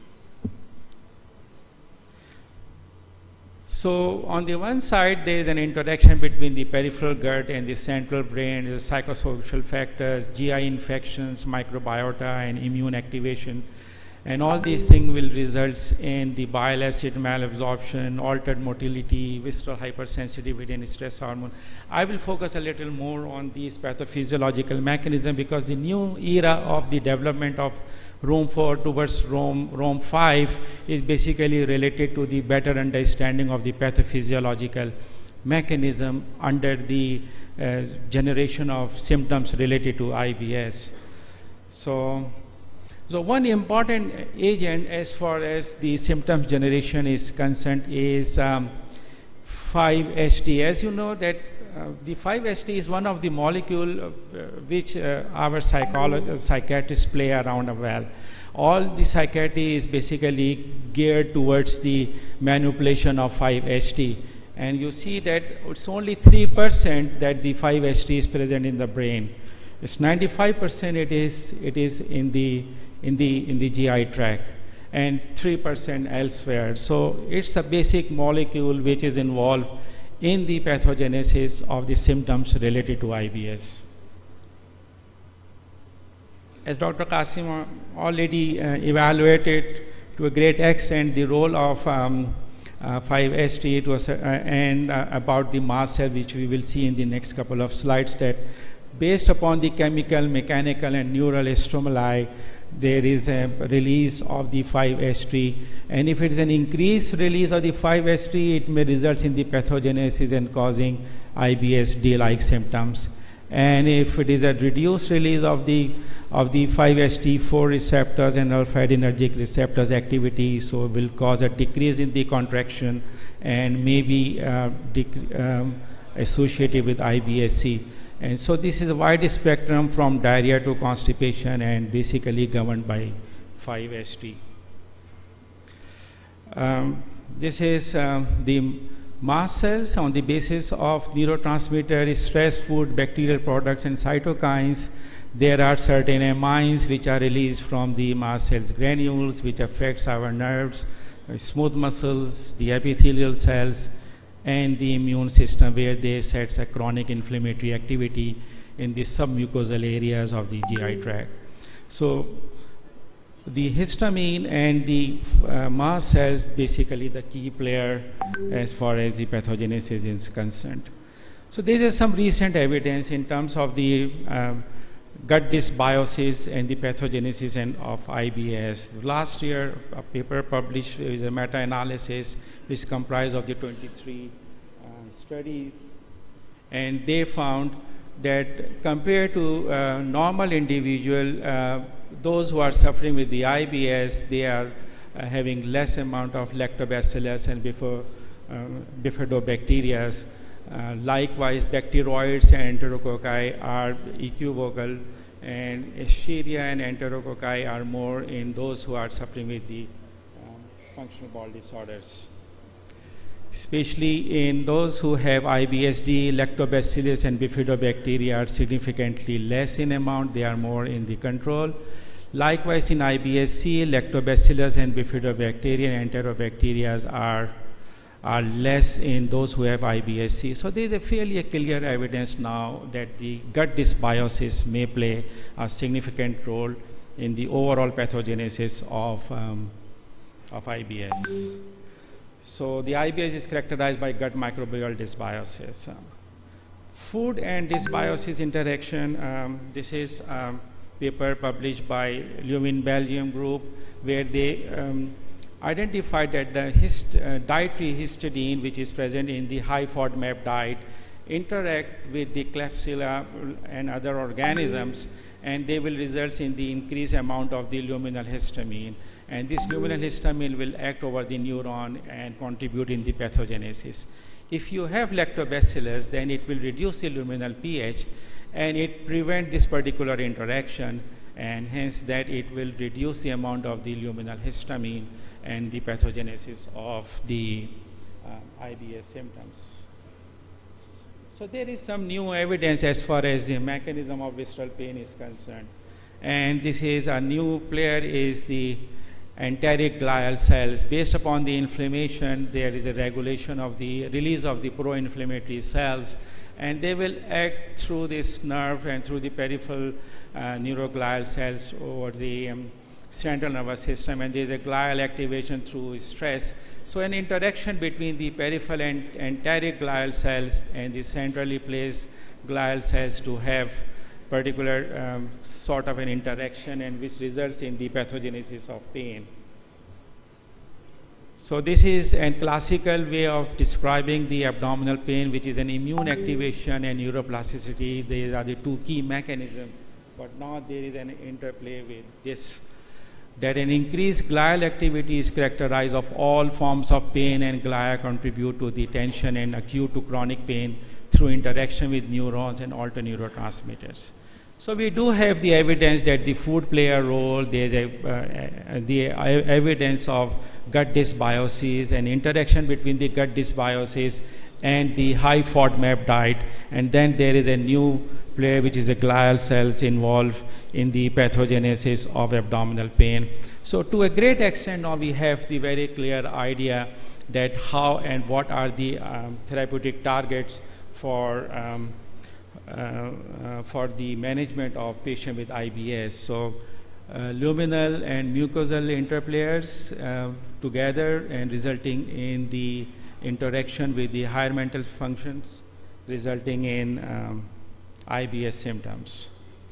So the treatment is basically based upon the identification of the therapeutic target, whether the person is having more with visceral hypersensitivity, dysmotility-like things, or you have to have another target which is the microbiome. So either having to sort out the visceral hypersensitivity, to take care of microbiomes and the other pathophysiological mechanisms which are contributed by these cells, especially the mast cells. Again, this year, the Leuven Belgium group of Jantak and Tom, we have described that this is basically the histamine and the antihistamine which can stabilize the mast cells are the key players which can probably target one area which is responsible for the pathogenesis of IBS symptoms. So at times those patients who have stress-induced dyspeptic or stress-induced IBS symptoms, while giving several other medication, consider of giving H1 and H2 antagonists as well, especially the H1 antagonists, and see the response of those H1 antagonists as well. So in short, the management of patient with IBS is based upon the patient severity of symptoms and the dominant symptoms. So you need to focus on the most dominant symptom, which may be related to transit or may be related to their perception. So if it is related to the perception, then will be abdominal pain and bloating, and related to transit of the gut motility, then it may be diarrhea and constipation. So if it is mild, it is not affecting much of your health-related quality of life, but if it is severe, it will severely compromise your quality of life. So start the treatment with a minor or peripheral approach, going towards the central approach, which will end it up in a cognitive behavioral therapy. There is recently developed guideline which I'm not going to discuss, but probably in some other forum we have this evening maybe some consensus related activity for constipation. But there is a now fairly and well established, some new products are coming up. But one important thing is that the tegaserot has now come up again, especially for a subset of female with constipation predominant IBS, with the word of caution of related adverse side effects. Likewise, there are now few new agents coming up which are basically chloride channel and sodium channel blockers which are being used for constipation, and similarly for diarrhea. One established agent is the rifaximin, and we are also using a lot with IBS-D predominant patients for the management of their symptoms. Diet has an important role, and you know that there's two types of FODMAP, fermentable oligo and monosaccharide ampiols. So there is high fermentable diets and low fermentable diet. And the people are saying that you have to avoid the high fermentable diet. And this has shown that this is probably one of the most important in a meta-analysis, which is showing in favor of alternate diet compared to an habitual diet. The only significant thing which has come up in this meta-analysis is related to low FODMAP diet. And in a final slide, this is the AGA recommendation for all IBS patients, as I have discussed already, that you need to divide them, either they are having a predominant constipation related IBS or is a diarrheal related IBS. The first line treatment is basically symptoms of relieving constipation and diarrhea and abdominal pain with the very simple things. And if these are not being responsive to these simple agents, then go for the second line and the third line agents. Nowadays, there is a new concept, and this new concept is primarily related to the pathophysiological based approach for the management of patient with irritable bowel syndrome. So now they are going to divide, probably Dr. Qasim Aziz will let us know about how the things are going in favor and what kind of the modification they are thinking for the Rome 5.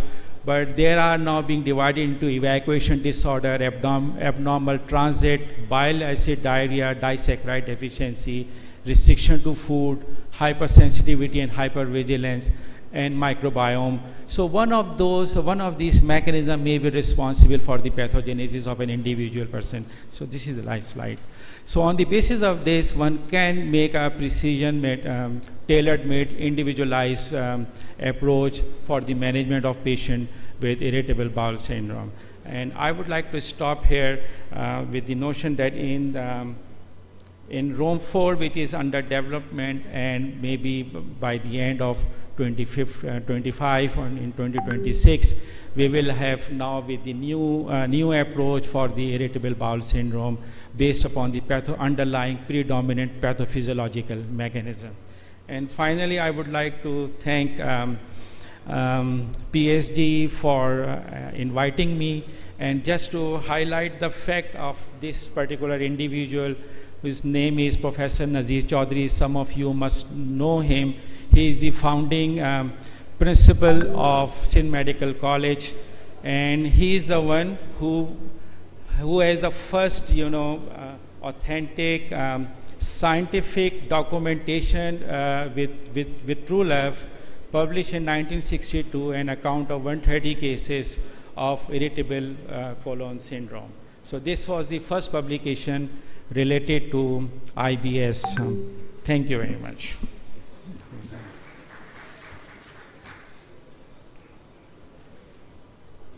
Thank you so much. I would like to quickly invite Professor Fasiha Kawal. She is currently working as Professor of Medicine, Section of Gastroenterology and Hepatology in Bayer College of Medicine, Houston. Thank you. Thank you very much. It's lovely to be here. I'm Fasiha Kamal. I am based at Baylor College of Medicine, Houston, Texas, but actually I grew up not very far from here. So it's really wonderful to be back. Thank you again for the invitation. I'm going to be talking about hepatitis D, new treatments, new horizons, and I'm going to give you the upshot of my presentation up front. Hepatitis D virus is a tough infection, very difficult to treat, and there are no effective treatments. But there are several new treatments that are on the horizon, and that is what we will talk about over the next 15-20 minutes. So, but before I do that, let me just give you a little overview of the structure or biology of hepatitis D virus infection, because this is really critical in explaining why this is such a difficult infection to treat. It is a small, a tiny RNA virus that can only infect individuals with hepatitis B virus infection. And why is that? In itself, it just has this single-stranded circular RNA genome, so really tiny RNA-based virus, and it really needs a coat of hepatitis B proteins, hepatitis B surface antigen in particular. So that's what's its need, as a coat to allow for it to enter the hepatocyte and to exit the hepatocyte. So it's really important for it to have hepatitis B around to really infect humans. Also, it's a very clever virus, very tiny, doesn't even have many of the proteins that are necessary or the enzymes that are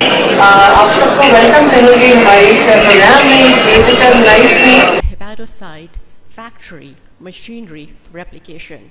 And this is an important concept, and I'll come back to that a few times during this presentation, because other RNA-based viruses, such as the hepatitis C virus, there are treatments that target the RNA enzymes, like the RNA polymerase.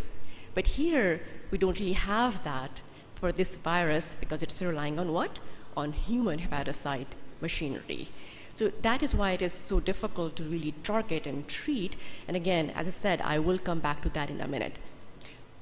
But how big of a problem is hepatitis D virus infection? Well, the data are actually quite disparate. Very variable estimates if you look at different studies, from as high as 50 to 60 million individuals worldwide, to more recently the data is suggesting that it's about 11 million individuals. It's a lot that we can go into of why these estimates are. So there is a significant number of people who have this infection, probably a little over 11, maybe close to 12 million worldwide. Notwithstanding the prevalence, this is a very aggressive virus.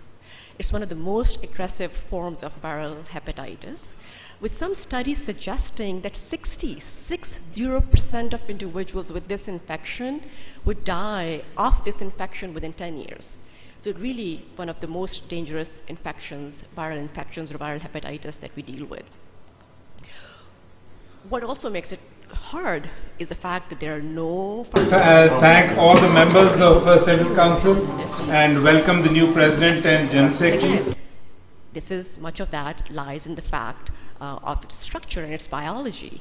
It is too small to code for the proteins that are required for its own replication. It relies on the replicating machinery of the hepatocyte, and also needs hepatitis B virus infection, but only for its surface antigen, and that's also to just enter the liver cells and to leave the liver cells. But because of this reliance on the liver hepatocyte, it is not affected by conventional medication that usually target the viral proteins or viral replication processes, such as the polymerase inhibitors that I mentioned a few minutes ago. Also, because for hepatitis B virus infection, it relies only on the surface antigen. So the treatments that work on hepatitis B replication also don't really touch this virus, such as the nucleoside or nucleotide analog, entecavir and tenofovir that we're so used to using. So that is why some of these treatments are really of no use for this infection. Just to make this even more complicated, we don't really even know how to define cure in hepatitis D virus infection. Traditionally, right now, the way we deal with it is we call it as undetectable HDV RNA 6 months after the end of therapy. Very, very similar to how we define cure for hepatitis C virus infection, the sustained virological response. The problem with hepatitis D is that this is not sustained. Unlike in hepatitis C, most of the patients, they relapse if you follow them long enough. So yes, this is the surrogate endpoint that we have in trials, but it's not really ideal. There are some trials that I'll share with you in a few minutes that are using an alternative endpoint, looking at decrease in the DNA, in the RNA level before a certain threshold. Again, problematic, because we don't really know what the right threshold is. And again, we don't really have confidence that the virus will not come back. So what is the ideal endpoint that we haven't really gotten to that probably is similar to what is the endpoint in our 15th annual conference. Functional cure, where we're clearing hepatitis B surface antigen, and when you're clearing that, by default, you're also clearing hepatitis D virus infection. So that's the ideal. Hold on to it. None of the studies are looking at it right now, but over the next decade or so, I do think we will have studies that will be looking at it. So we'll continue with Dr. Jain. So Dr. Jain, what is your take on, I'll be just ending the talk, I guess, with your... Treated, we don't really have treatment. This is the new outpatient. There have been studies looking at pegylated interferon for treating patients who are co-infected with hepatitis B and D virus infections. And in these treatments, I'm just going to highlight a couple for you here. Using pegylated interferon for 48 weeks, 28% to have a good Congress. Now achieved the virological response that I was telling you about, that their RNA level was low 6 months after end of follow-up. But what happened after long-term follow-up? Half of those 28%, they relapsed. So not much of a surprise if you think about it, because A, the virus, the tests that we have are also not ideal. The virus was probably there, it just wasn't detected. Second, probably in the parasites.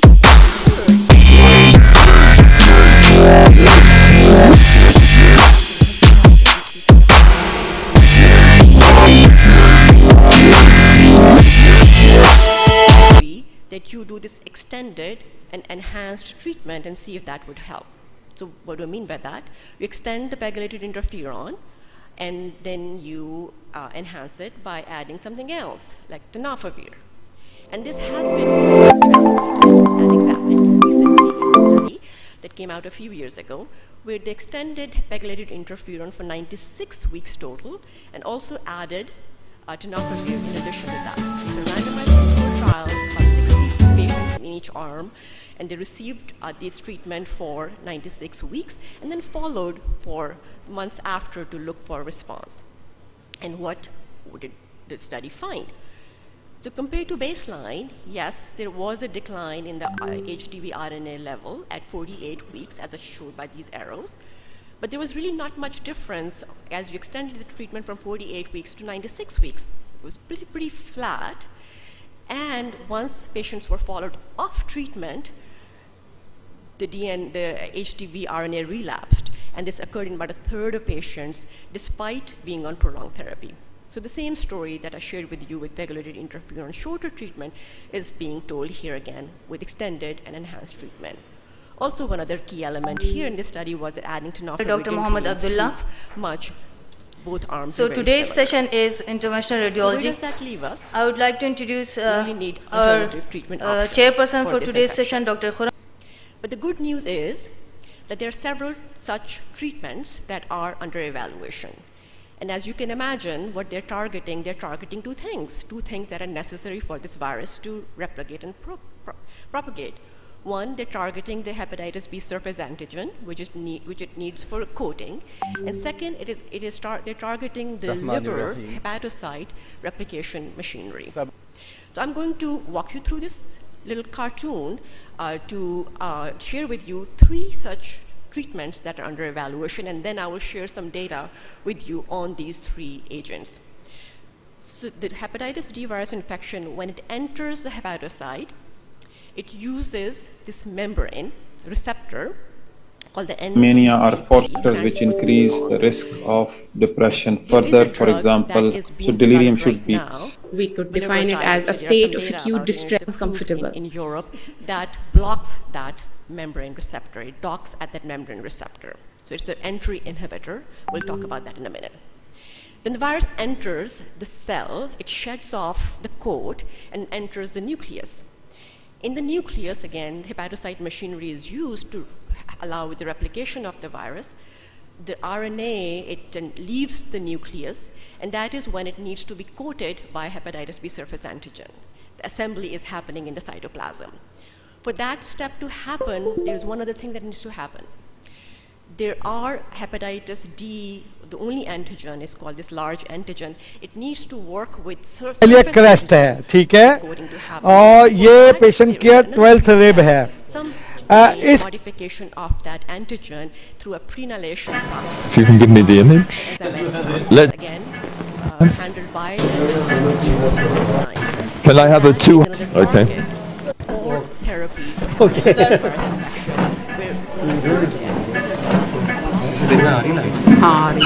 And it also, there are data for this drug in hepatitis D virus infection as well. So now the virus is all assembled and it's ready to exit the cell. And there are other agents, nucleic acid polymer agents, that act by blocking that exit. So these are the three agents that are under evaluation, and I will share data on these three with you in the next slide. So starting with bulevirtide. Now remember, bulevirtide is an entry blocker. There are recent data just hot off the press last month, Lancet Infectious Disease. It's a randomized controlled trial looking at the safety and efficacy of bulevirtide in combination with tenofovir in patients who are co-infected with both hepatitis B and D virus infection. Multi-center study, randomized, open label, included some patients with cirrhosis as well, and patients were randomly assigned to different doses of bulevirtide. Once per day with tenofovir. Everyone was on tenofovir as well. And there was a control arm of tenofovir alone, a control arm. The primary endpoint here is less than ideal endpoint, which is undetectable HDV RNA or a decline in RNA level at week 24 after treatment ended. So this study had some interesting, important findings. There was a dose-dependent decline in HDV RNA, which was achieved in between 50 to 77% of patients, so it's not a small number. A reasonable number of patients had a decline in HDV RNA, and with that, there was also a decline in ALT levels, so really improvement in the liver enzymes and virus going hand in hand. Now remember, I told you this is an entry inhibitor, and they did a neat analysis in 22 patients with pre- and post-treatment liver biopsies. And what they found was actually they showed that there was a lower level of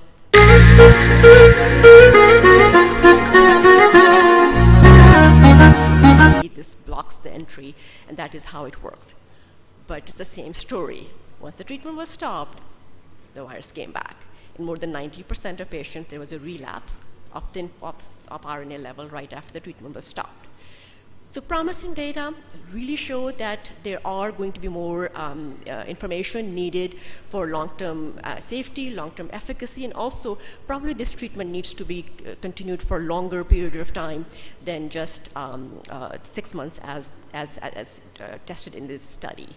This is undergoing evaluation with interferon as well, so more data would be forthcoming on this. How about this other agent, lonafarnib? Remember, this is the assembly blocker.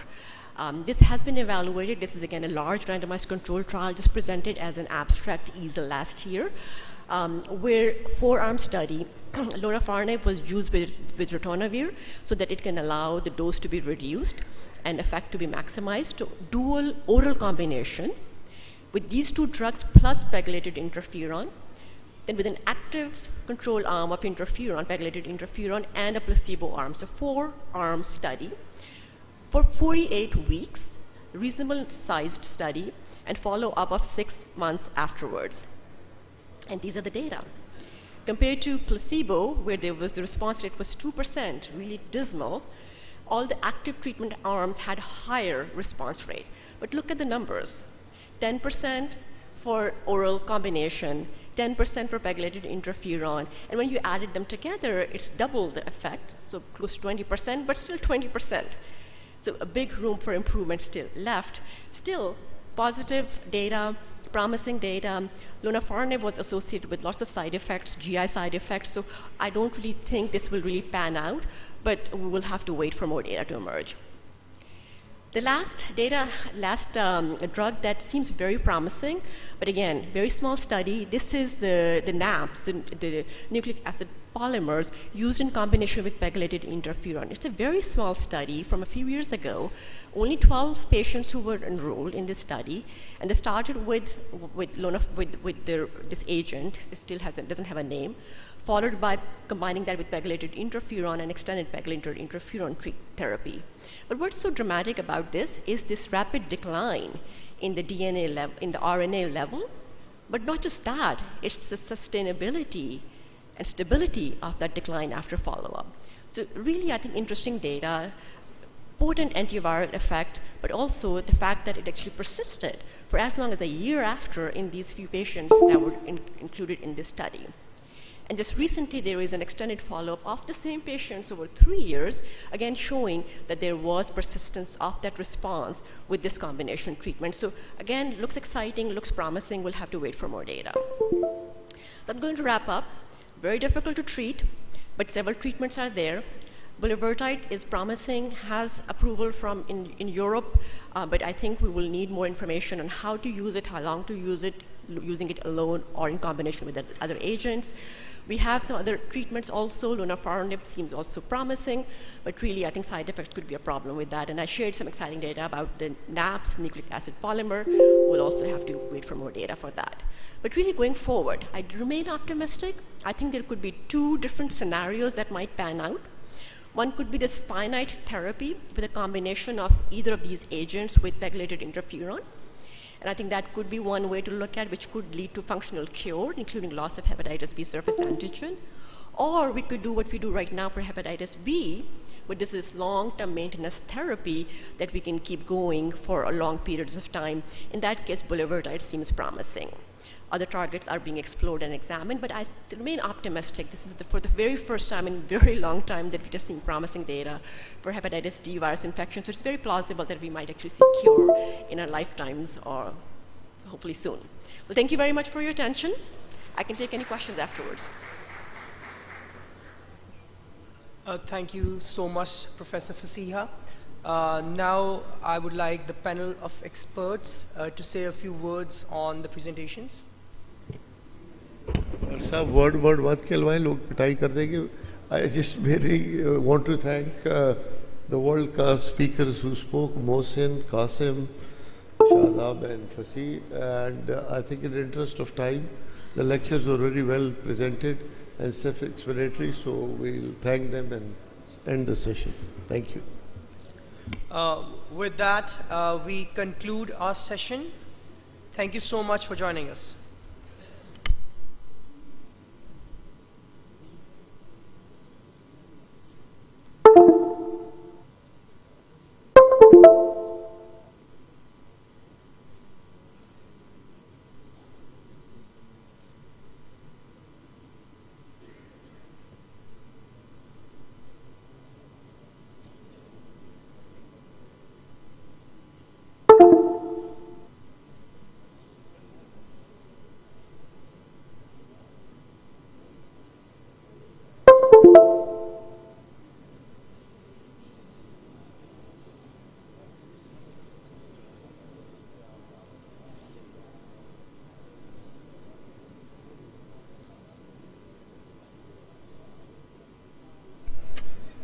Good afternoon, everyone. Please stay in the hall for the next presidential lecture.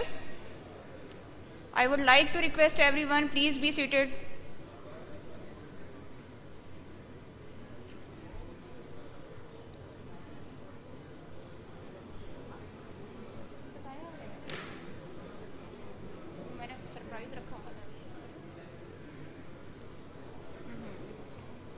There will be lunch break after this presidential lecture at 2 p.m.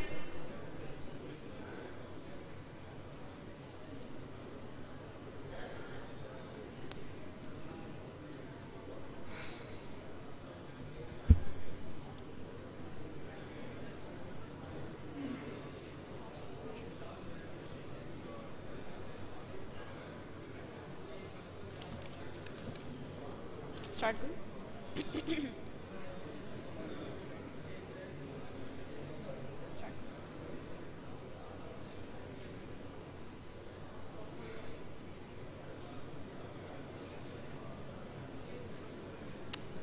Good afternoon, ladies and gentlemen. This is Dr. Aisha Hani from Department of Gastroenterology and Hepatology, Gulab Devi Hospital, Lahore. For presidential lecture, I would like to invite a gem, a GI man mountain, an expert, an adroit, and our most favorite adjective for him is the boss. Ladies and gentlemen, he is Professor of Medicine, Head of Medicine Department, Postgraduate Medical Institute, Dean of Gastroenterology at College of Physicians and Surgeons, Pakistan, President of Pakistan Society of Gastroenterology and GI Endoscopy. Please welcome none other than our boss, Professor Ghassem Nabi Tayyib. Please. Thank you very much, Dr. Aisha, for the kind introduction. At the time of presidential lecture, generally the tradition of the society is that we suspend everything. And that suspension means that we need to suspend eating, drinking, talking, chatting, and having parallel sessions as well. Now, those parallel sessions can be there in the pharma booths. Those parallel sessions can be there at the Nadia and all other places. So that's the only way that we can take Pakistan Society of Gastroenterology seriously. Disclosure that I've been working on various public positions to cater for the development of gastroenterology in the past, and I'm a member of the steering committee for hepatitis. So these are the brief disclosures. But I shall begin with the mission statement of Pakistan Society of Gastroenterology and GI Endoscopy.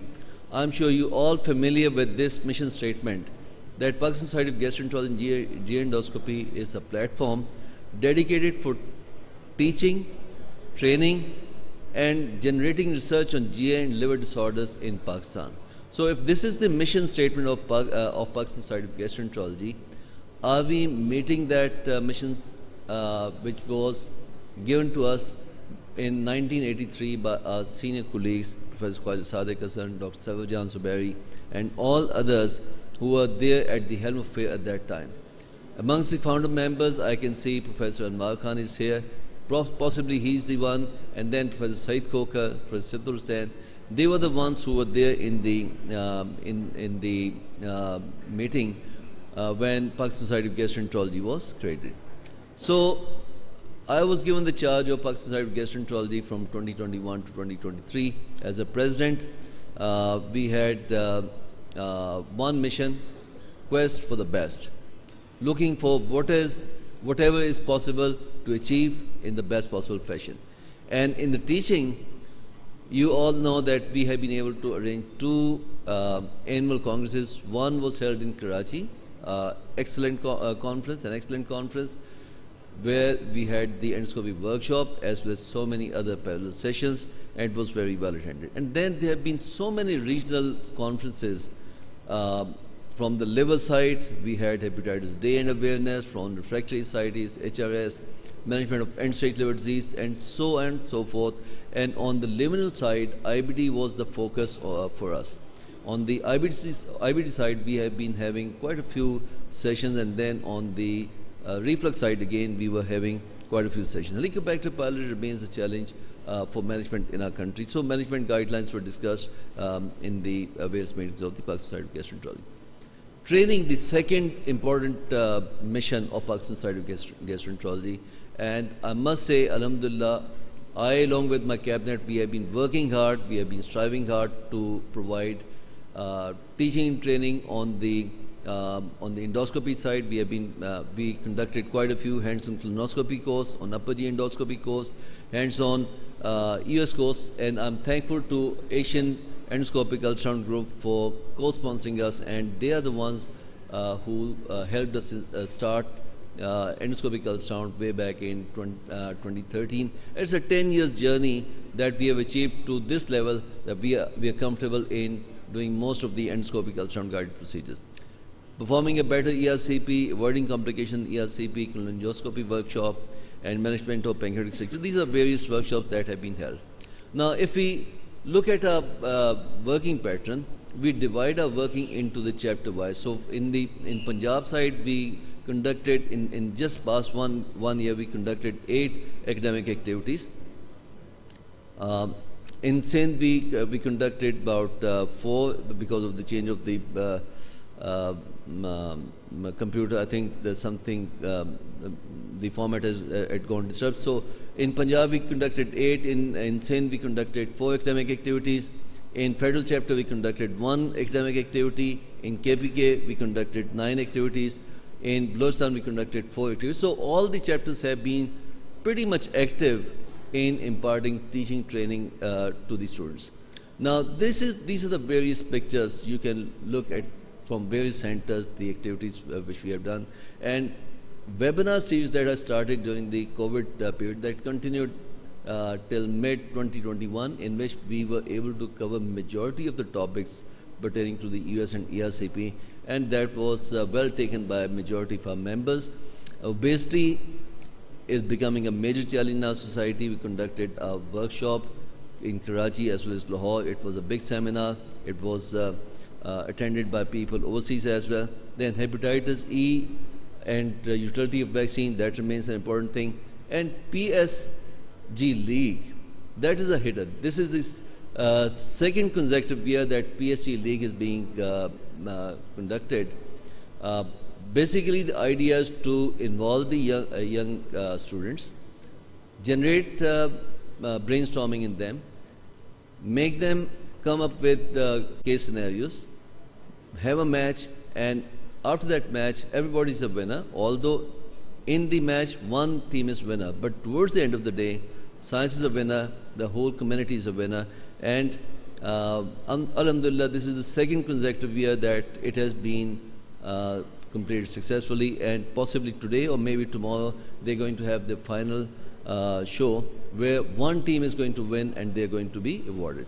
Hepatitis Day is always celebrated with great enthusiasm, understanding that hepatitis is a major issue in our community, and we need to have a major thirst, heavy thirst, to eliminate hepatitis C from the community. So almost in each city, every every chapter, we conduct hepatitis walk and hepatitis related seminars in order to make the people aware.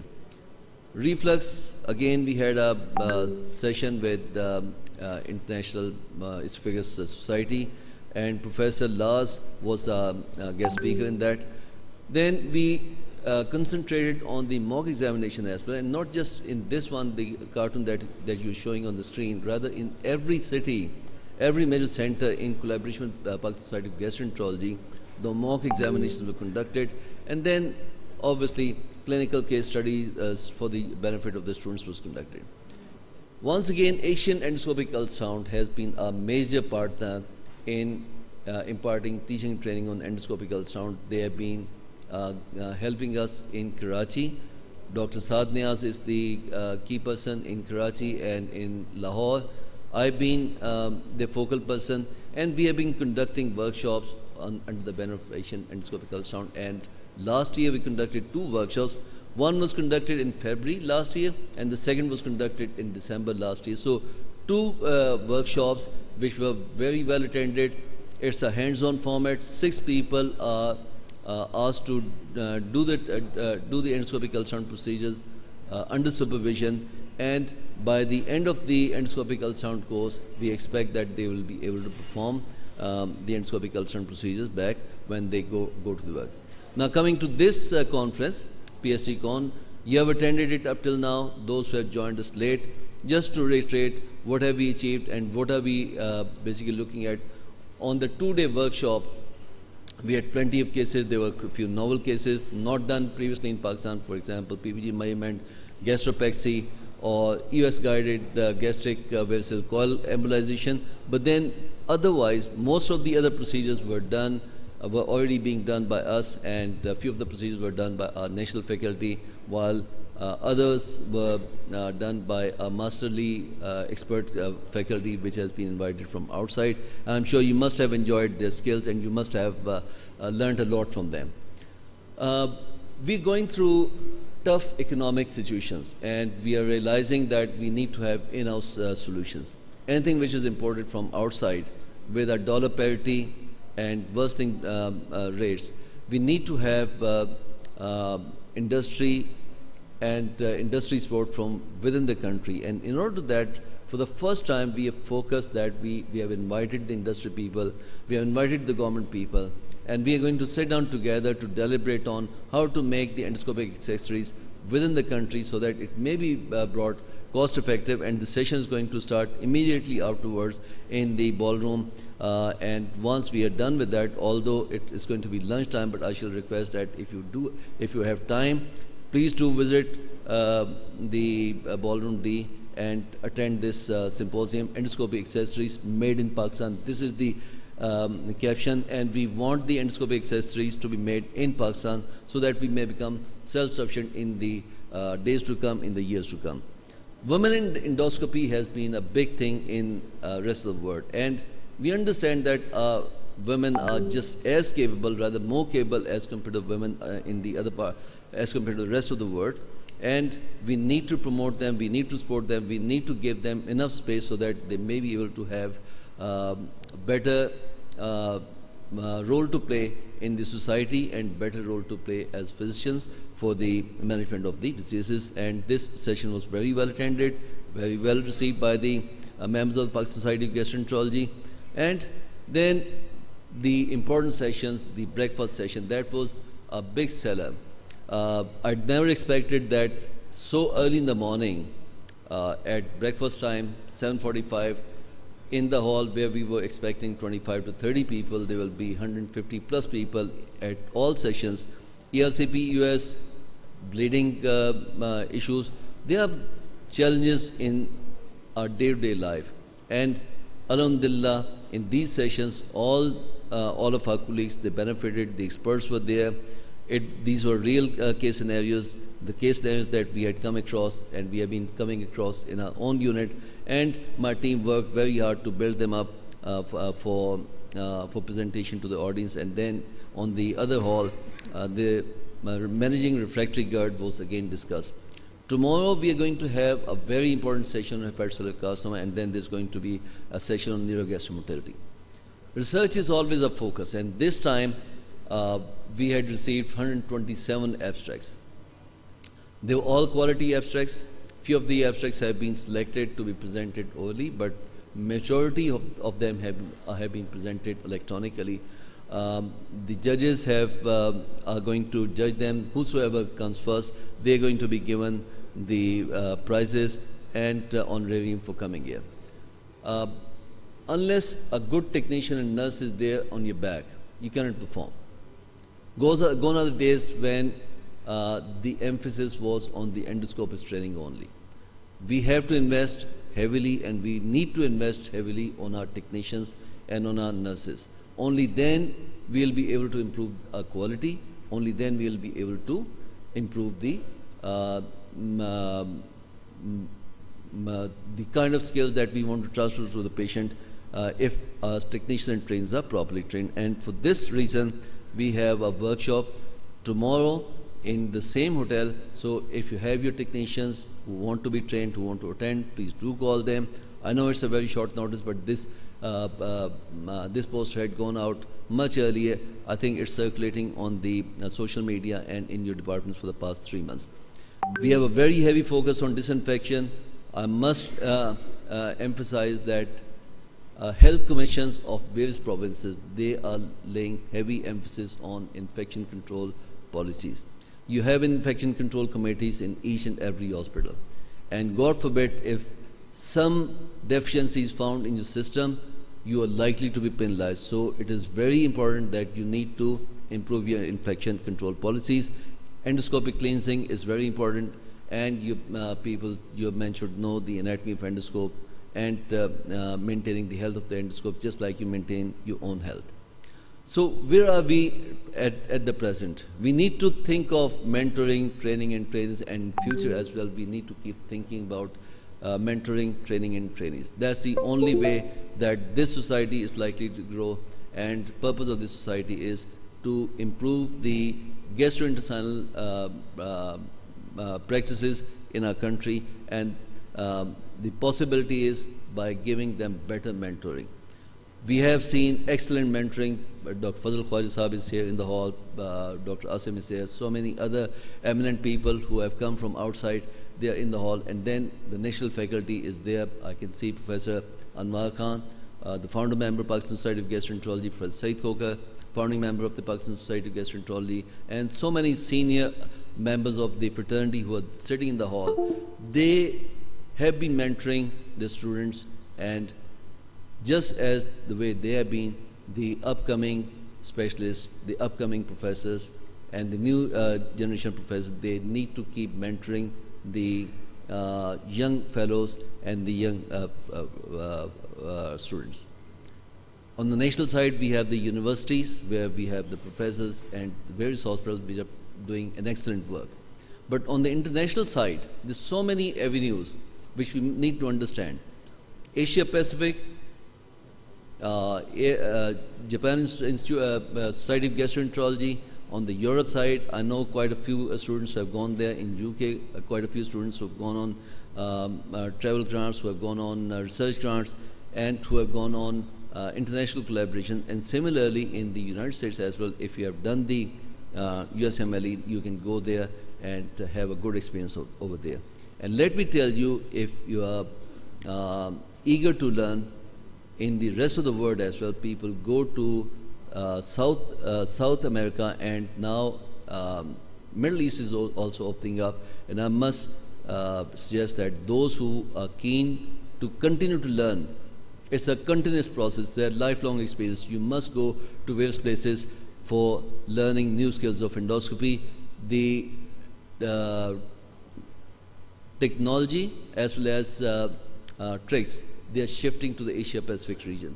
So look towards Asia Pacific in addition to Europe and the United States of America. We have various training programs. These are formal programs. You all know them very well.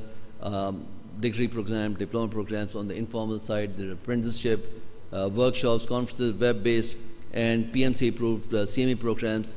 FCPS, you all know. MD, you all know. On the international side, the American Board of Gastroenterology and MRCP. They are the various training programs, but I don't need to, in the interest of time, go through all these things. Just I shall show you these slides to realize that yes, we do have informal training programs, but remember one thing: those who have achieved these landmarks, for them, it's a lifelong learning approach. Keep learning, keep moving forward, and keep teaching you younger fellows. If I look at 2018 scenario, the number of centers who are imparting FCPS, I'm not talking about the MD because at that time there were not many universities in the country. So I shall focus on FCPS program only. So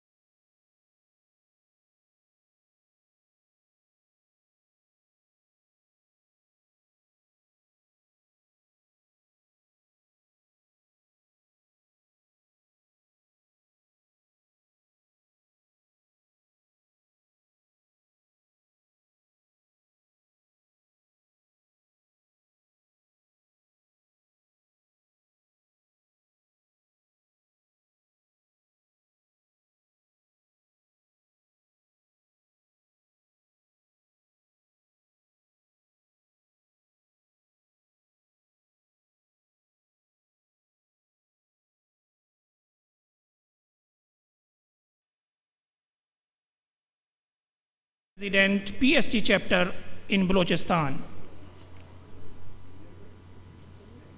Dr. Akhtar Shah. Our third panelist is Dr. Kamran Shafiq. He is consultant gastroenterologist and hepatologist in National Hospital and Medical Center, Lahore. He has done his fellowship in advanced hepatology from UK. And presenter is Dr. Fasiha Kanwar. She is currently working as Professor of Medicine, Section of Gastroenterology and Hepatology, Baylor College of Medicine, USA.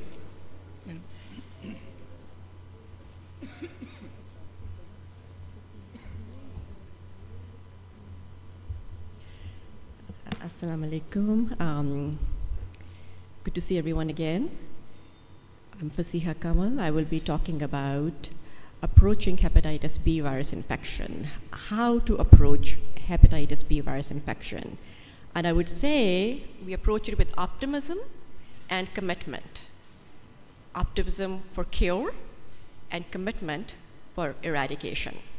And that's my main message for today. But I will take this time to review some of the burdens, where we are, where we need to get to, and come back to my key message again.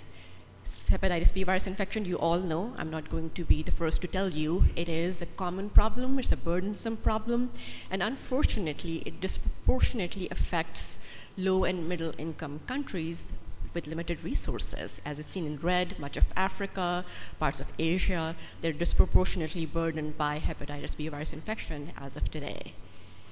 And among untreated patients, there are many studies that have followed these patients over time. It has a high burden. In some of these studies, up to 25% of men and 8% of women, they die from hepatitis B-related liver disease.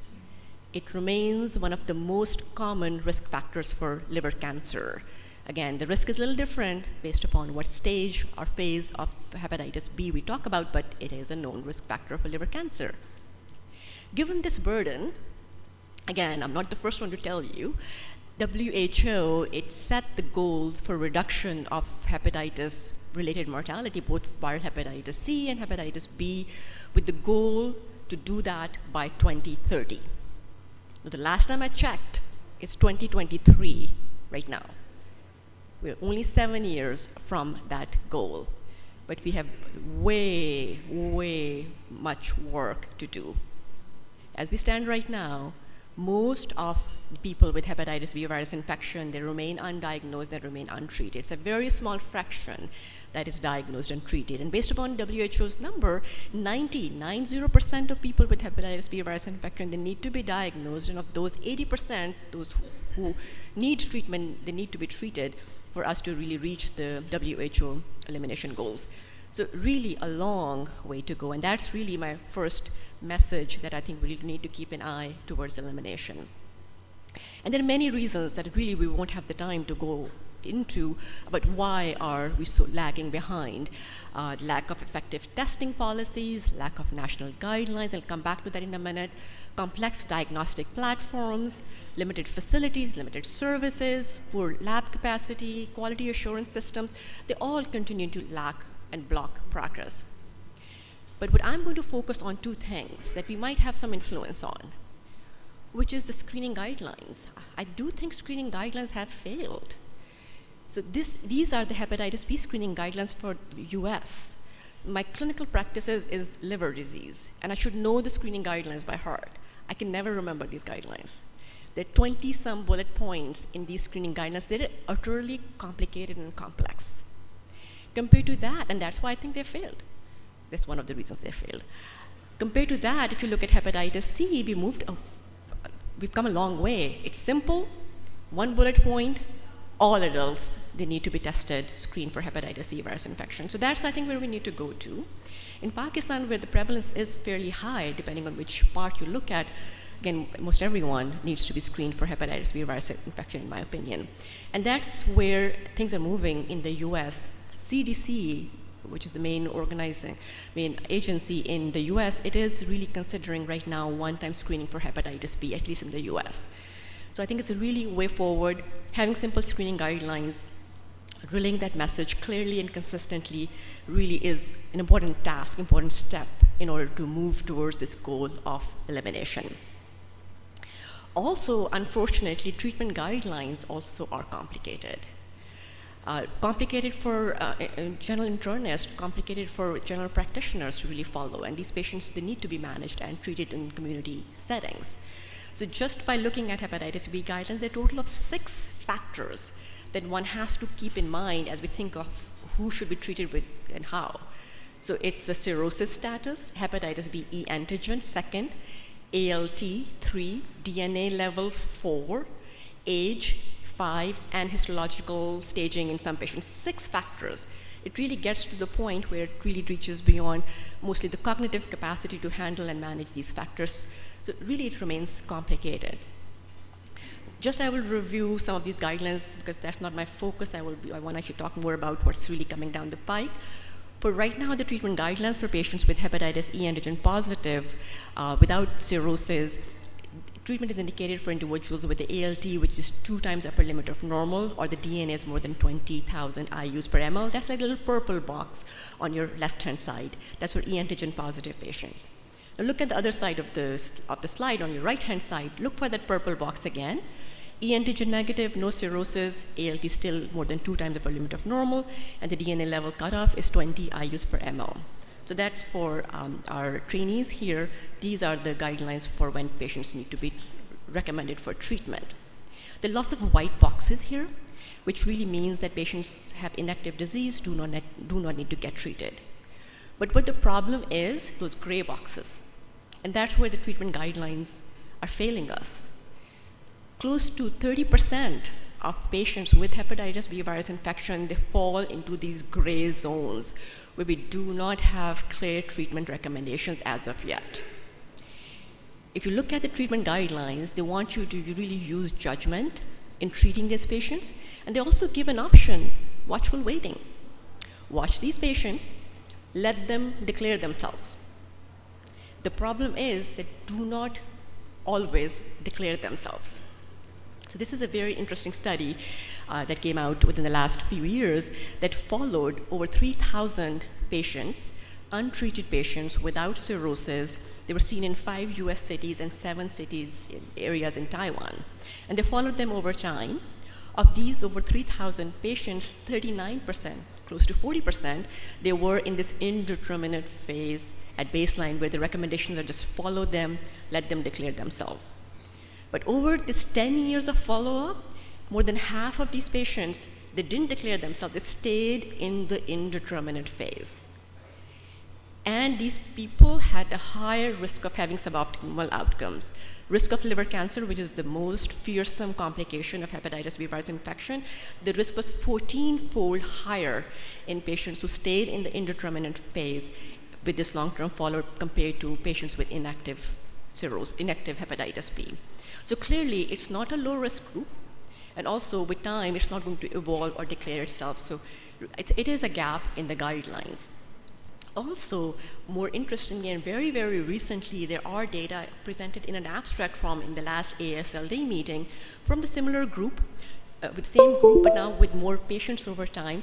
They looked at these patients with indeterminate hepatitis B virus infection and followed them to see if some of these patients were treated, some remained untreated. They used statistical methods to really match and make these 2 groups comparable and looked at the outcomes. In patients with indeterminate hepatitis B virus infection who were treated actually had better outcomes, lower risk of liver cancer in this study compared to patients who were not treated. So 3 points here. It's a common group. They don't declare themselves. Many of them stay indeterminate, and the risk of outcomes is higher and can actually get better with treatment. So a gap in treatments that we need to fix. So just I'm going to tell you what I've told you so far. Despite calls for global elimination, despite recognition of this burden, hepatitis B virus infection continues to remain a major public health problem. Simpler screening guidelines, simpler treatment guidelines could help bridge some of the gap between the current and ideal hepatitis B virus control. It won't really get us all the way there, but that's something that potentially is under our influence and will help close this gap. I'm going to shift gears towards the current treatment that we have for hepatitis B virus infection, and I'll talk about what's the exciting innovations that are happening in the field. So right now, there are two different types of treatments, as you are well aware, pegylated interferon, and then we have the nucleoside-nucleotide analogs. Good treatments with the goal that we really seek to improve is to prevent progression in liver disease, which is cirrhosis, liver failure, and liver cancer. So those are really our main endpoints or outcomes for treatment. Hard to really capture them in clinical studies or clinical trials. We rely on what we call surrogate markers of response to treatment, which there are three different types. Biochemical, we look at ALT normalization, for example. Virological, looking at undetectable HBV DNA, and serological endpoints, conversion of hepatitis B e antigen to anti-HBe, for example.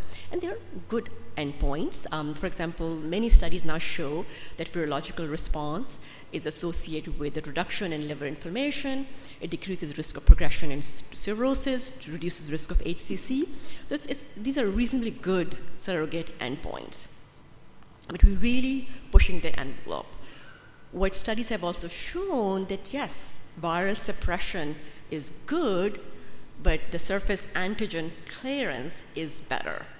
That's the concept of functional cure that I want to highlight. So this is one of many studies that have shown that. This is one of the larger studies from a few years ago. It's a retrospective cohort study following patients in Hong Kong with hepatitis B virus infection who were treated with either entecavir or tenofovir for at least 6 months. It was close to 20,000 patients in this study. It's a very large study.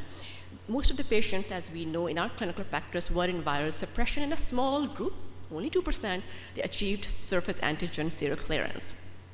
But there was a remarkable difference in outcomes in patients based upon where they fit. Patients who had serological clearance, they had the lowest risk of worse outcomes, in this case HCC. Patients who had complete viral suppression, they did better compared to those without viral suppression, but clearly the group that really was the winner were those that were the hepatitis B surface antigen, that had surface antigen clearance. So the point here is that surface antigen clearance is really the ideal endpoint that we need to be looking for, which is also referred to as functional cure. It is achievable. We'll talk about that in the next few slides. And it's defined as sustained hepatitis B surface antigen loss in addition to undetectable HBV DNA 6 months post-treatment. Hold on to that, because I will present several studies that are relying on this endpoint. This is the now sort of gold standard, while we're waiting for better gold standard, but this is the new gold standard for defining functional cure in hepatitis B trials. All right, few words about the treatments that we have right now. Pegylated interferon, you all know, it's 180 micrograms once per week, 48 weeks in both patients with e antigen negative and positive hepatitis B virus infection. Response rates, moderate, 30% patients, they receive e antigen clearance. It has an immune response activity against hepatitis B virus infection, and close to 4% patients, 3.7% specifically, they achieve surface antigen clearance, i.e. functional cure within 6 months of treatment. So I want you to hold on to this number, 3 to 4%. 3 to 4% functional cure with pegylated interferon, because we'll use that as an anchor, as a reference when we talk about current trials that are underway. So pegylated interferon, a treatment option. Frankly, not many people use it. It's injectable, lots of side effects, and cannot be really used for certain subgroups of patients, those with more advanced liver disease, pregnant women with other comorbidities. So at least in the US, we're not really using this very much. What we're relying on, and we use very, very commonly, are nucleoside-nucleotide analogs. Entecavir, tenofovir, two different versions of tenofovir, they're highly safe. They can be used in almost all patients, regardless of what stage of liver disease they're in, all types of subgroups, children, pregnant women, transplant recipients, patients with different co-infections. So really very easy and safe to use. and also have remarkable results in terms of sustained hepatitis B DNA suppression. They worked really well for viral suppression, which is great, by the way. Studies have shown that viral suppression it's a lower rate of cirrhosis with that, reduced risk of HCC, there is even reversal of decompensation, reduced liver-related mortality, improved survival. So really, across the board, all outcomes are improved in patients with these drugs because they are very, very good at inducing viral suppression. This point was really highlighted in one of the meta-analyses used for the recent AASLD guidance, it's not very recent, but the most current AASLD guidance, where across the board, treatments was associated with reduced risk of death, reduced risk of HCC, and reduced risk of decompensated liver disease. So what's the problem? The problem is that they require lifelong treatment, long-term treatment, lifelong treatment. And the reason is that they work by inhibiting the reverse transcription of the pre-genomic RNA to HBV DNA, but do not really affect this covalently closed circular DNA for hepatitis B virus infection that sits within the nucleus and serves as a machinery that can always get reactivated and produce more virus. So the viral relapse is very common when treatment is stopped. So that's why patients are on treatment for a long time. I have to say that in some patients, you could think of stopping these treatments and there could be a seroclearance, functional cure in some subgroups. Guidelines recommend to try that in patients who are e antigen positive after they've been on treatment and suppressed for a number of years. You consolidate and you can remove or withdraw nucleoside analogs. In the most common group of patients with hepatitis E antigen negative hepatitis B virus infection, there's also a very small group that now studies are pointing out that could be candidates for nucleoside analogs withdrawal. But it's a very small group. They have to be virally suppressed, no cirrhosis, with very low hepatitis B surface antigen. The cutoff's a little different based upon whether the patients are white or Asian. I've presented them here. It's several studies. In the interest of time, I won't be really able to go into that, but I do want to point out and give you a note of caution. Very strict surveillance is necessary if you ever think about withdrawing nucleoside analogs in patients like these, because there is a chance of relapse, and also there could be clinical deterioration with that relapse. So it has to be done in a highly committed patient who really meets these criteria and is in close follow-up. And practically for most of my patients, I generally don't try to test this out. So for my patients, indefinite treatment is necessary to maintain the viral suppression that's needed. So that's the current treatments. Yes, we have good treatments, they're safe, they work while you take them, but then you have to take them forever. Now with the success story of hepatitis C virus infection, we're spoiled. We really want to do what we've done for hepatitis C virus infection. We want cure. We want the best for our patients. And that has really rejuvenated the search for cure for hepatitis B virus infection. I think it's a very exciting time for hepatitis B virus and people who are working in this field. There are many, many agents that are under investigation. I've listed some of them here. There are RNA interference molecules, there are capsid assembly modulators, there are inhibitors of subviral particle release entry inhibitors, cccDNA silencers, and there are many immune modulators that are under investigation right now. Exciting time. I won't be able to go over all of them with you here, but I really want you to know that many things are being evaluated and you'll be hearing about them in the next few years to come. I will, however, go over a few of these treatments with you with some exciting data in the next few minutes.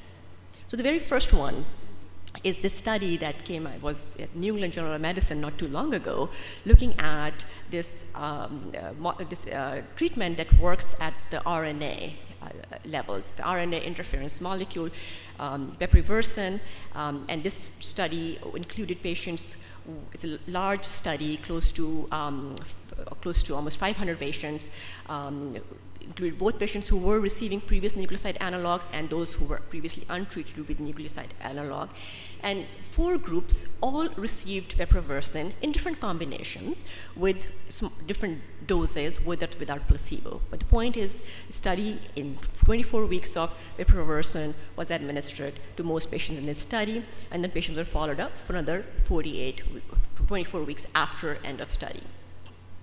The endpoint here was functional cure, hepatitis B surface antigen below the level of detection, and HBV DNA level being normal. So very high bar, functional cure in this study in patients with hepatitis B virus infection. And what were the results? It was 10% of patients, between 9 to 10% of patients achieved functional cure in this study. So one could say 9 to 10% doesn't seem very exciting, but remember that 3%, 4% number that I shared with you with pegylated interferon. So yes, it's a step in the right direction. It's higher than the 3% number with pegylated interferon, and really it is, in my mind, a great proof of concept study that yes, with these new treatments, we will see a higher percentage of functional cure that might be coming. A few other things about this drug before I move forward. In a subgroup of patients with low surface antigen levels, the cure rates were higher, which means that in certain subgroups of patients, even with this treatment, we could achieve a functional cure. And also, there are studies that are underway that are examining this in combination with other therapies. So exciting data, more will be coming down the pike, but exciting as they are.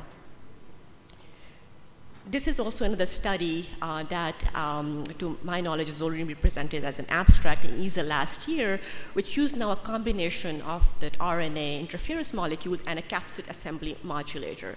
So there's 2 J&J agents that were combined together, used in combination, and in hepatitis E antigen negative, again, virologically suppressed patients with chronic hepatitis B virus infection. Again, a large study, treated patients for 48 weeks. With an active arm and a control arm with nucleoside analogs, and a follow-up of another 24 weeks afterwards. Data were not as exciting as they were for the previous study. No patient in this study achieved the primary endpoint of functional cure. So again, no patient achieved functional cure. However, there was a subgroup of patients, about 60% of patients in the active treatment arm, that had declining or stable surface antigen levels off of treatment.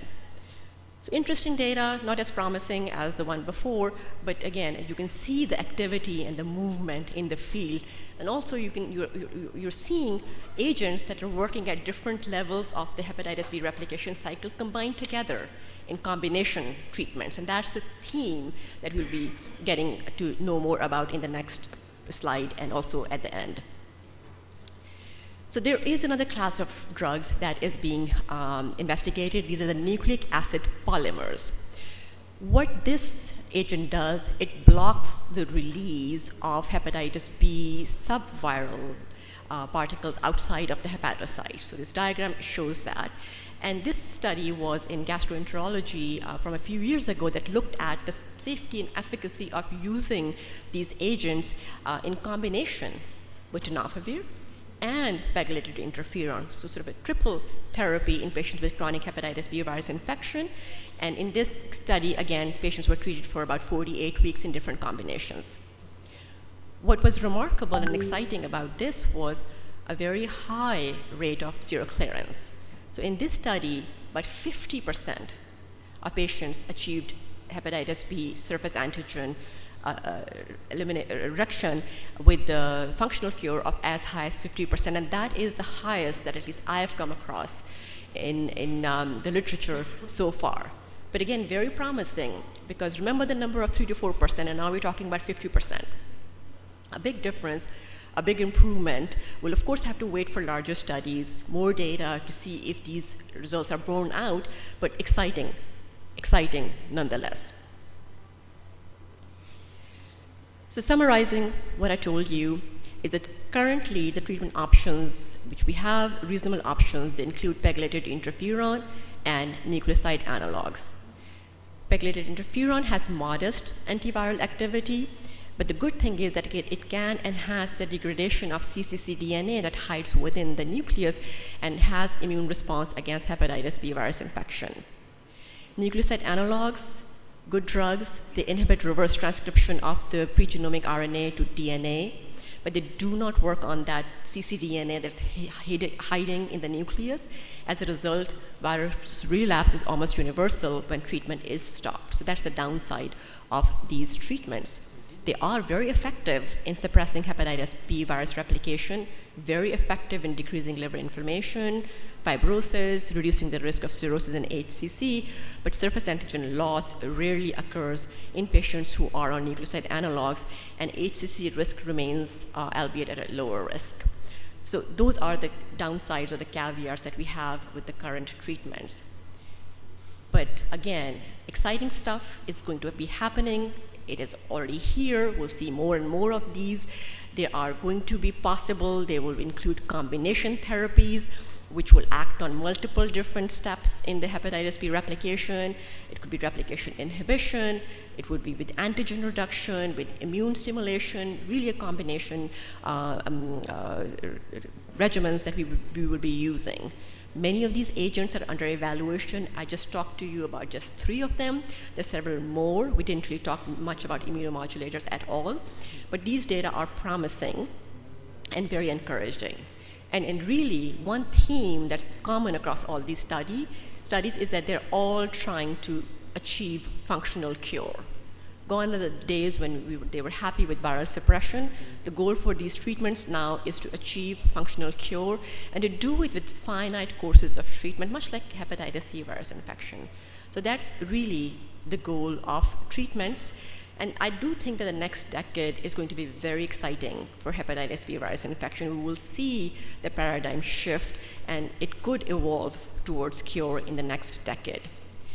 And with that, I think with these treatments, it would serve as an additional impetus really to strive towards global elimination of hepatitis B virus infection that I started off with, because that's really our end goal, and we should have our eyes towards that end goal. So I'll end with where I started, how to approach hepatitis B virus infection with great optimism for cure and great commitment for global eradication. Thank you very much.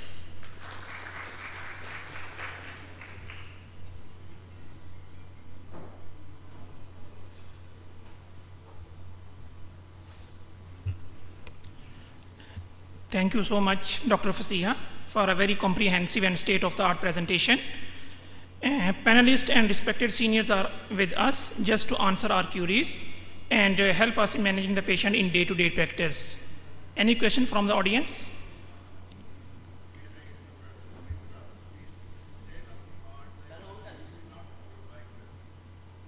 Okay, sir. Please give mic to the Dr. Aslam.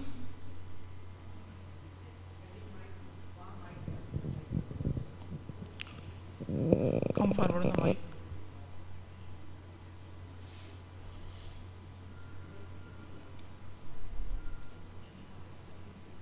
Assalamu alaikum. Madam, my question to you is that usually before treating hepatitis B, we categorize this in like viruses in immune active phase, tolerant phase, inactive phase, or reactivation phase. Why not we smoothly treat hepatitis B regardless of these phases? Because especially with the knowledge that this is the major virus which is posing the risk to hepatocellular carcinoma, and this is the leading reason for hepatic cirrhosis. Why usually we categorize this virus into different category, and then we usually establish whether we should treat this infection or not? Why smoothly and straightforwardly we treat hepatitis B? Yeah, that is a good question, and that is what I was trying to bring up, is that the guidelines are complicated. And we need to simplify them, clearly. There is a distinction. There are many patients who would have inactive disease, and we know that that group is there. Their risk of progression is limited, close to none, and that group really doesn't need to be treated. But there is this 30% of patients that currently we don't treat because the guidelines don't clearly tell us to treat, and that is making it complicated. I would also add to what you just said, even in patients who have inactive disease, once we have effective treatments that can really actually cure, I would posit we should treat. So I think we have long ways to go, But I think your question is right on the mark. That's where we need to get to. Any remarks from the panel? If they would like to pass the comment.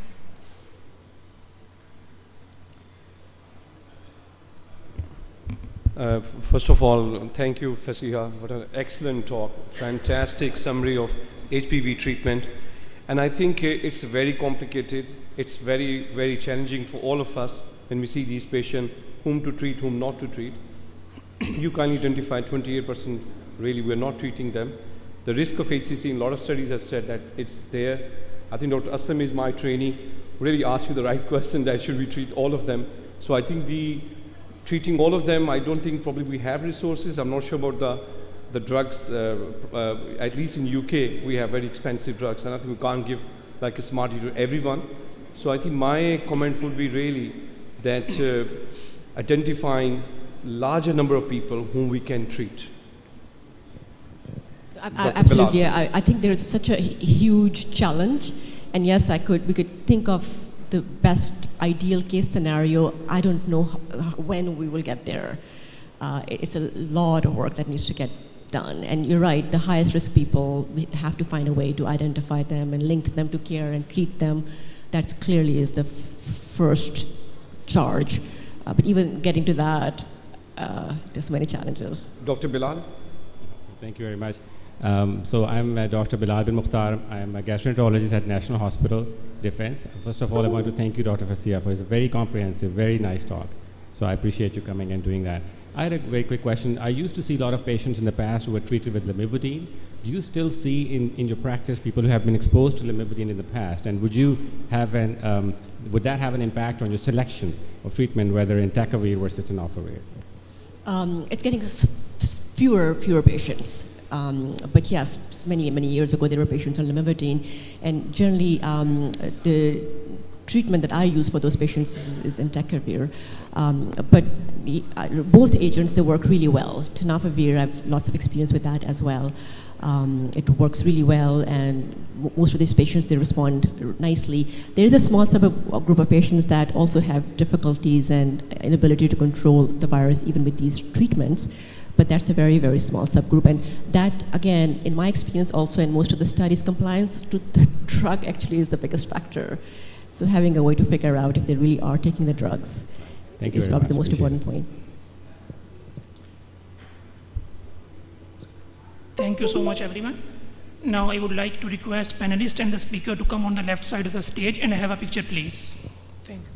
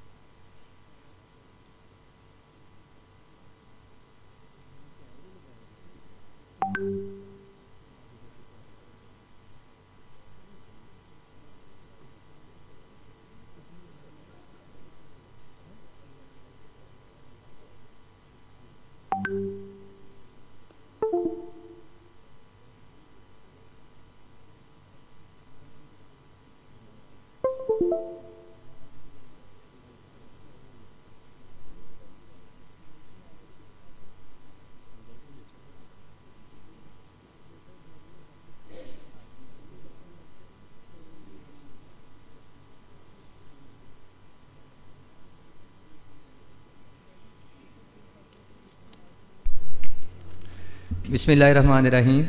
We are starting the next session. Next session is research paper presentation. I would like to call our panelist. Our first panelist is Dr. Amna Subhan. She is consultant gastroenterologist, associate professor and program director of gastroenterology at Aga Khan University, Karachi. Our next panelist is Dr. Professor Ali Haider Baloch. He is consultant gastroenterologist and head of department of GI and Hepatology Division, Shaheed Mohtarma Benazir University, Chandka Medical College, Ladkana. Our next panelist is Professor Khalid Mahmood. He is Professor of Medicine at Jinnah Hospital, Lahore.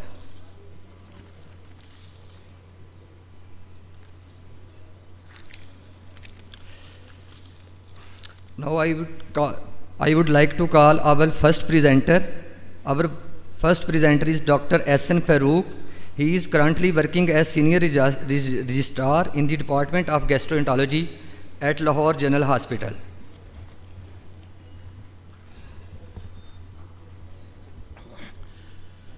Bismillahirrahmanirrahim. My studies regarding the safety and efficacy of per-oral endoscopic myotomy for achalasia in Pakistani population, an experience of first 50 patients. This has been done under the guidance of Professor Yasir Nabi Tayyab Saab, who took the lead and started the POEM procedure in Pakistan for the first time, and it has been done at Lahore General Hospital, which is the first center to start POEM procedure in Pakistan. As regards the background, POEM is a novel technique for performing myotomy in patients with achalasia. Multiple studies have suggested the efficacy of POEM as an effective treatment for achalasia in adults as well as children. Lahore General Hospital is the pioneer center to start the POEM procedure in Pakistan. The service was started under the mentorship of an expert endoscopist with more than 500 cases volume in third space endoscopy just before COVID-19 restrictions were being imposed. The objective of the study is to assess the safety and efficacy of the first 50 POEM procedures. Subjects and methods. This is a single center retrospective analysis of a prospectively maintained cohort, including all the consecutive patients who underwent POEM from the March 30th, 2020 to the June 8th, 2022 at the Endoscopy Department, Lahore General Hospital, Lahore. The pre-procedural evaluation included high-resolution esophageal manometry, barium swallow, upper GI endoscopy, and an ECARD symptom score. All the patients underwent gastrograph in swallow on post-operative day 1. Patients were re-evaluated using the ECARD score on the post-operative day 14, 30, and 90, and high-resolution manometry was repeated after day 90. So we use the standard technique like being used in all over the world, which includes a submucosal injection followed by mucosal incision, dissection of the submucosal tunnel, and then myotomy of the inner circular muscles while preserving the sling muscle fibers, and then followed by the closure of the mucosal incision. One of the main challenge was to make available the instruments which are being used in the POEM. And these instruments include a triangular tip knife, a hybrid knife, insulated tip knife, IT knife, and then we needed to have a transparent cap, and then we need a coag grasper for maintaining hemostasis while doing dissection, and injector needle and electrosurgical unit of Herbie was used in the patients, along with a lot of hemostatic clips which were used to close the incision. The outcomes, the primary outcome of our study was technical and clinical success at day 90 after POEM. Clinical success was defined as sustained normalization of the post-POEM ECARD score of equal or less than 3 at 3 months and complete immediate clearance of the contrast on post-POEM gastrographin study as an additional criterion. Secondary outcomes were measurement of pre and post-POEM integrated relaxation pressure, length of the myotomy, procedure duration, symptomatic GERD requiring ongoing PPI therapy beyond 3 months, length of the hospital stay, and the rate of adverse events. Data were prospectively collected and comparison of the pre and post procedure parameters was done. These data are presented as mean plus minus standard deviation or the median where appropriate. Pre and the post-POEM ECARD score and the pre and post-POEM IRP scores were compared using the student's pair t-test, and p-value of less than 0.05 was considered statistically significant. About the results, a total of 50 consecutive patients underwent the POEM procedure. The procedure was completed in second attempt in 2 patients, giving a technical success rate of 96%. One patient was lost to follow-up, so 49 patients were included for the final analysis. Clinical success was achieved in 46 out of 49, which is 93.3% of the patients. The median length of the hospital stay was 2 days post-procedure. No major adverse events occurred, and symptomatic GERD post-POEM was documented in 12 out of 49 patients, giving a percentage of 24.5%. So these were the demographics of the study patients. Mean age was almost 40 years, 30 were male and 20 were female. Disease duration was 18 mean duration was 18.6 months. 8 patients had type 1 achalasia, 33 had type 2 achalasia, and 8 patients had type 3 achalasia. 5 patients had previously undergone balloon dilatation, whereas 3 of the patients had advanced sigmoid achalasia. Operative findings and the post-POEM results, they include operative time, mean time was 117 minutes. Site of myotomy, in all the patients, posterior myotomy approach was used. Length of myotomy on the esophageal side, median was 8 centimeter, and on the gastric side, it was 3 centimeter. Adverse events included mucosal injury requiring clippy in 3 patients, whereas capnomediastinum was seen in 3 patients. 1 patient developed myocarditis, however it was COVID era, and myocarditis is not a known complication of the POEM procedure, and we attributed this myocarditis to the COVID-19 infection in this patient. Number of clips, median number of clips used were 7 with a range of 4 to 14. Technical success rate was 96% with a clinical success of almost 94%. Reasons for technical failure in 2 of the patients was excess bleeding from mucosal incision site in 1 of the patient and failure in the submucosal tunnel dissection in 2nd patient. Median duration of hospital stay was 2 days, and there was no readmission on 30 days. As regards the ECARD score, there was a significant improvement in the ECARD score 3 months after POEM, whereas on manometry there was a significant reduction in the integrated relaxation pressure 3 months after the procedure. GERD, clinical GERD was found only in 12 patients, and no patients were refractory to PPI therapy. So patients were started on the liquid diet, and they were later shifted to pureed diet, and they were started on a regular diet after 15 days. The technical success, as regards the discussion, the technical success rate was 96%. However, the success rate reached 100% when redo procedures were included. The clinical success rate was almost 94% for our primary clinical outcome of an ECARD score of equal or less than 3 at 3 months. 3 patients could not achieve a primary outcome despite successful completion of myotomy. Of these, 1 patient was referred for laparoscopic Heller's myotomy, while 2 patients having advanced sigmoid achalasia have undergone pneumatic dilatation. Our clinical success rate, 94%, is almost comparable with other studies. A single prospective single-arm trial of POEM for achalasia at 8 facilities in Japan, including 233 patients, showed an efficacy of 97.4% 1 year after POEM, whereas Ikibuchi and colleagues, they analyzed 1200 POEM patients. They had a clinical success in 95% of the patients. Similarly, Nabi et al. Had 408 patients from India, They had a technical success in 396 to 97% of the patients, and clinical success rates at 1, 2, and 3 years were 94%, 91%, and 90% respectively. Campagna et al. Reported 119 patients with POEM.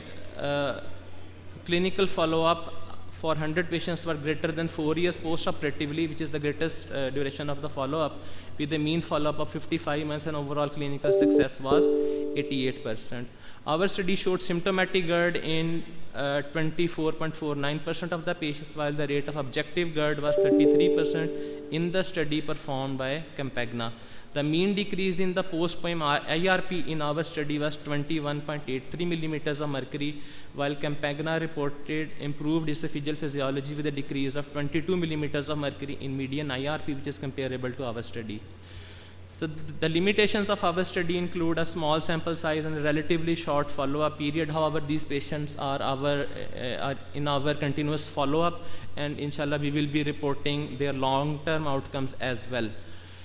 So in conclusion, POEM, a new service in Pakistan, is safe and effective procedure for the treatment of achalasia in an experienced endoscopy setup, and can be used an alternative to pneumatic balloon dilatation and laparoscopic Heller's myotomy. The long-term data regarding the durability of the procedure is under investigation, and we expect good long-term outcomes in line with other international studies. So this study is important in the regards that we have an experienced endoscopy setup where we are performing this procedure, and we have the required expertise, and now we have established the safety and efficacy of the procedure as well. And we are now in a better position to train other gastroenterologists, and we are happy to take the lead and train other people, and we encourage them to start the POEM in their centers as well.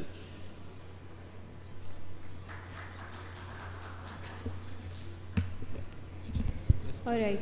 So well done, Essen. Well presented. So I have two questions for you. The one, what was your study design? What was? Your study design. Madam, it is a cross-sectional study, rather it is a case series. The patients, they were enrolled from the beginning, from the first day, and they were followed, and the data was retrospectively analyzed. Great. So the word efficacy in general is actually used in clinical trial when you want to measure that whether that intervention is effective or not. So efficacy means that you are measuring the effectiveness of something in a controlled environment, which is actually achieved in clinical trials. So if you are measuring the as a kind of effectiveness of something, then you can use some different terms, for example, outcome like this. But efficacy is usually used for the trials. Okay. My second question is, what was the most common type of achalasia in your study? What was type the most 2 achalasia type 2 in achalasia? 33 patients. So, so only 5 patients had the prior history of pneumatic balloon dilatation. Yeah. 45 didn't have it, and majority of your patients were type 2. So in general, in type 2, pneumatic balloon dilatation is considered as the first line therapy. How do you justify doing POEM in this group of patients?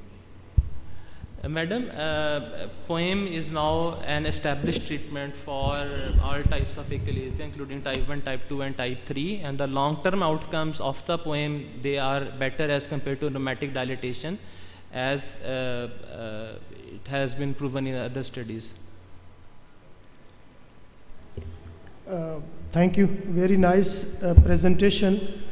Just have you compared your results, type of achalasia in your study as compared to internationally? Sir, I tried to search for that, but in the international studies, it was mentioned in very few studies, and I was not able to find it in the literature.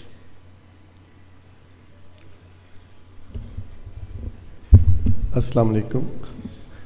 An excellent study, apart from few limitations. The most important thing, a new procedure that has been started in Pakistan. We must appreciate your effort. Sir Gyas, we have hats off to you. So. First, I think so. In 2020 in MCount, Dr. Shahzad did first Poem procedure at Jinnah Hospital, and after that, you people have taken the lead. We must appreciate this thing. Thank you very much. Yeah, thank you.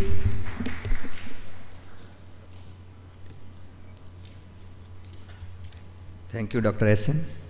Our next presenter is Dr. Junaid Mushtaq. He is consultant gastroenterologist at Lahore General Hospital.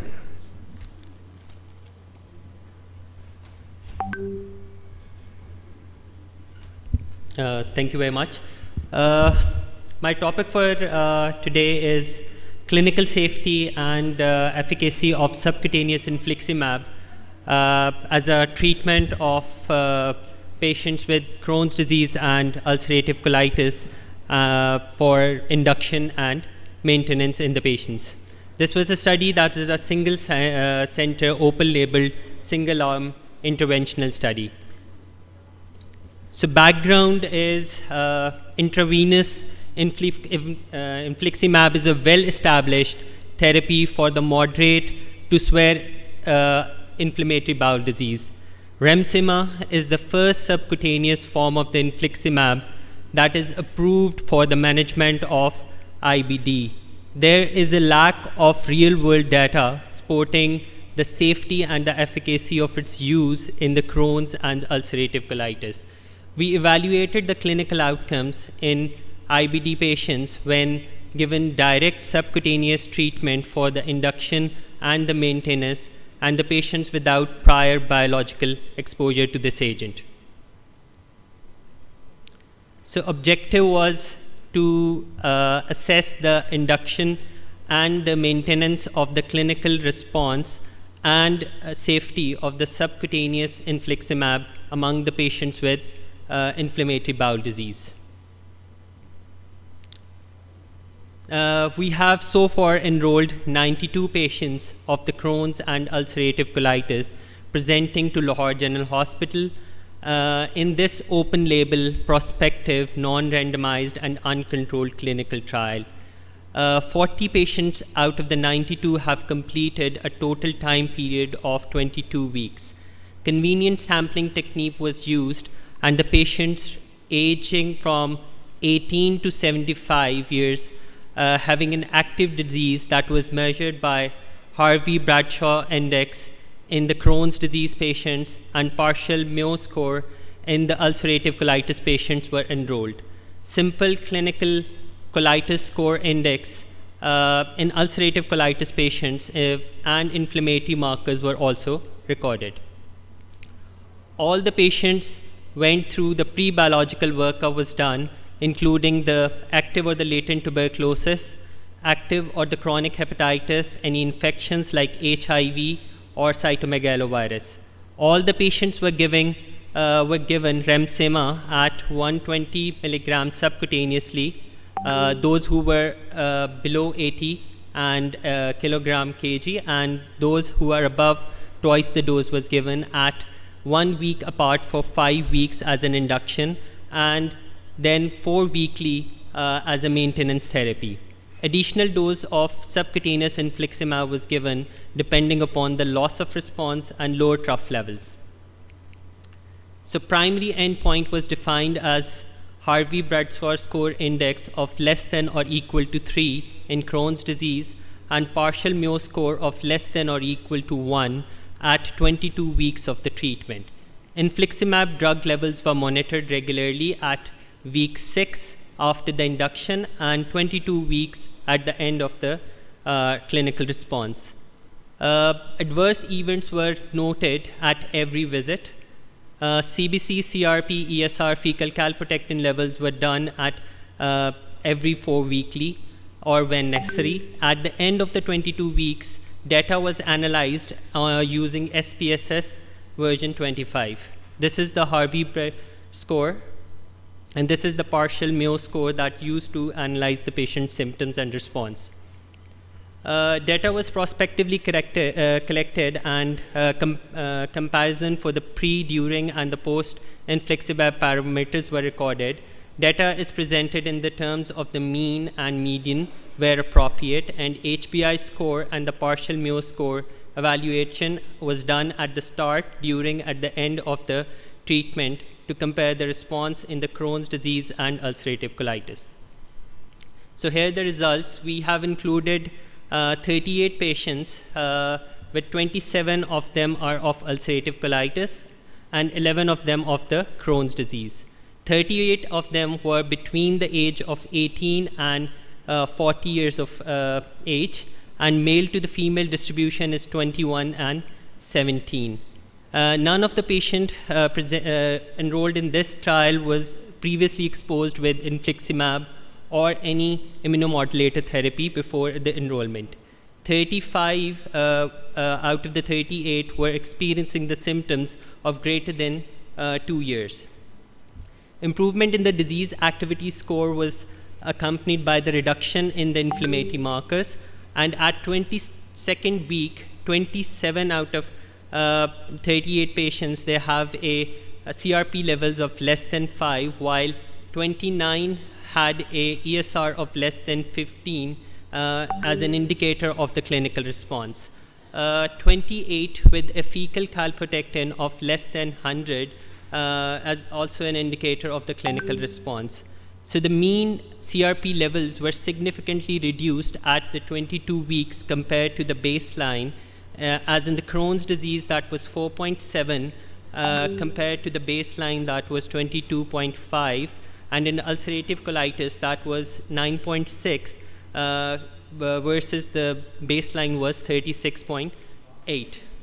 So there was also a significant reduction in the fecal calprotectin, that is in the Crohn's disease that was 215 and 1147 from the baseline, and in ulcerative colitis that was 857 as compared to 2582 in the baseline. So 38 patients were in the clinical remission. All the patients at week 22 were free of the steroids. All the patients except the 3 who responded at the induction at the 6 weeks stayed well up to the 22 weeks. HBI score was less than 4 that or equal to 4, that was achieved in 9 out of 11 in the Crohn's disease, and 24 of the 27 ulcerative colitis achieved a partial Mayo score of less than or equal to 2. We have monitored the trough levels of these patients at 6 weeks and 22 weeks, and the median range of the concentration was 6.8 in the Crohn's disease and 6.2 in the patient with the ulcerative colitis. 5 of the patients who have a lower trough levels after the inductions requiring an additional dose of infliximab during the maintenance, and all responded well to the supplemental dose. Maintenance was adjusted to twice monthly depending upon the clinical response, lab results, and the trough levels as well. All the adverse effects were observed during the study regardless of their relationship to the study. One of the patients presented with this severe skin reaction after the first dose, and 2 had a local site of injection that settled in both the patients. None of the patients had any required any major surgical intervention. 1 Crohn's disease patient had a perianal abscess requiring surgical drainage and use of antibiotics, and along with the surgical closure of the perianal fistulas. 2 requiring prophylaxis for latent tuberculosis, and 1 of them presented with disseminated tuberculosis after the 2nd dose of this. So for the discussion, this prospective observational study that has a clinical experience with subcutaneous in the patients with IBD. In both Crohn's disease and ulcerative colitis, there was a significant reduction observed at week 22 compared with the baseline. No unexpected adverse events observed during this study. So our limitation, because of the smaller sample size and relatively shorter follow-up period, and there is no comparative, lack of the comparative study as well. Subcutaneous infliximab is effective and well tolerated in induction and maintenance of the remission in inflammatory bowel disease. Study has proven that one of the first steps of the evidence for the effectiveness and the safety of subcutaneous for induction as well as for the maintenance of remission in the patients with inflammatory bowel disease. It is relatively cost effective. There is a less burden to the healthcare as few required the hospital admissions, limited side effect profile, adequately maintained the trough levels at induction and maintenance as well. However, in the absence of a comparative study, some concerns remains about the equity with the IV available treatment. Longer follow-ups will be required to establish the long-term safety and efficacy of this trial. Thank you.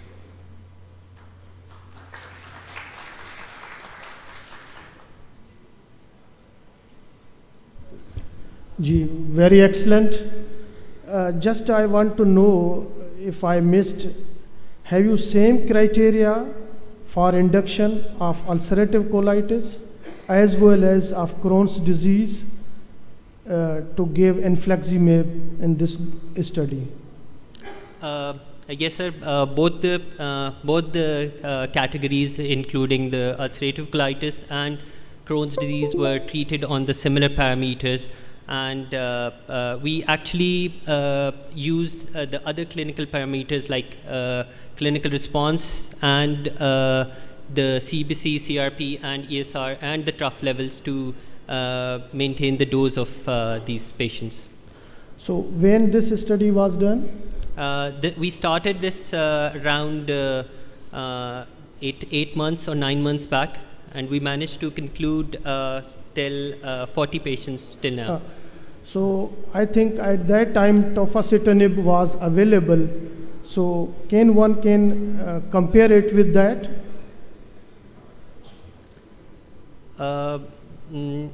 We haven't done the comparison, but we do have some patients on tofacitinib as well. Thank you. Thank you. All right. So Junaid, I have a question for you. Dr. Junaid.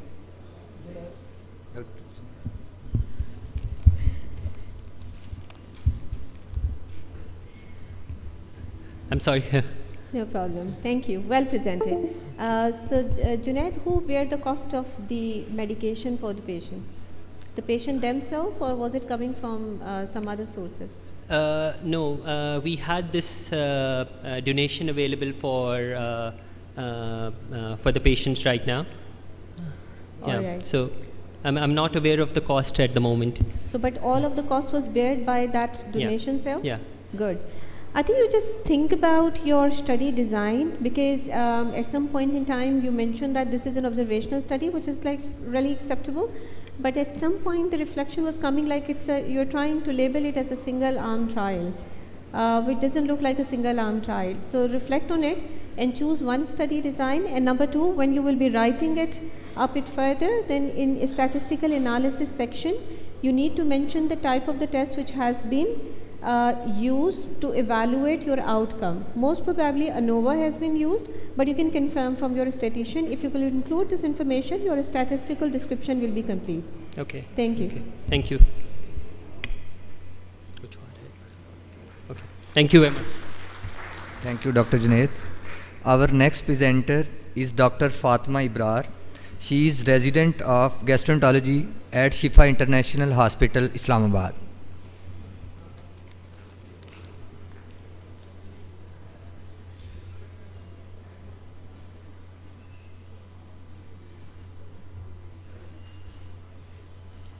Bismillahirrahmanirrahim. Assalamu alaikum, ladies and gentlemen.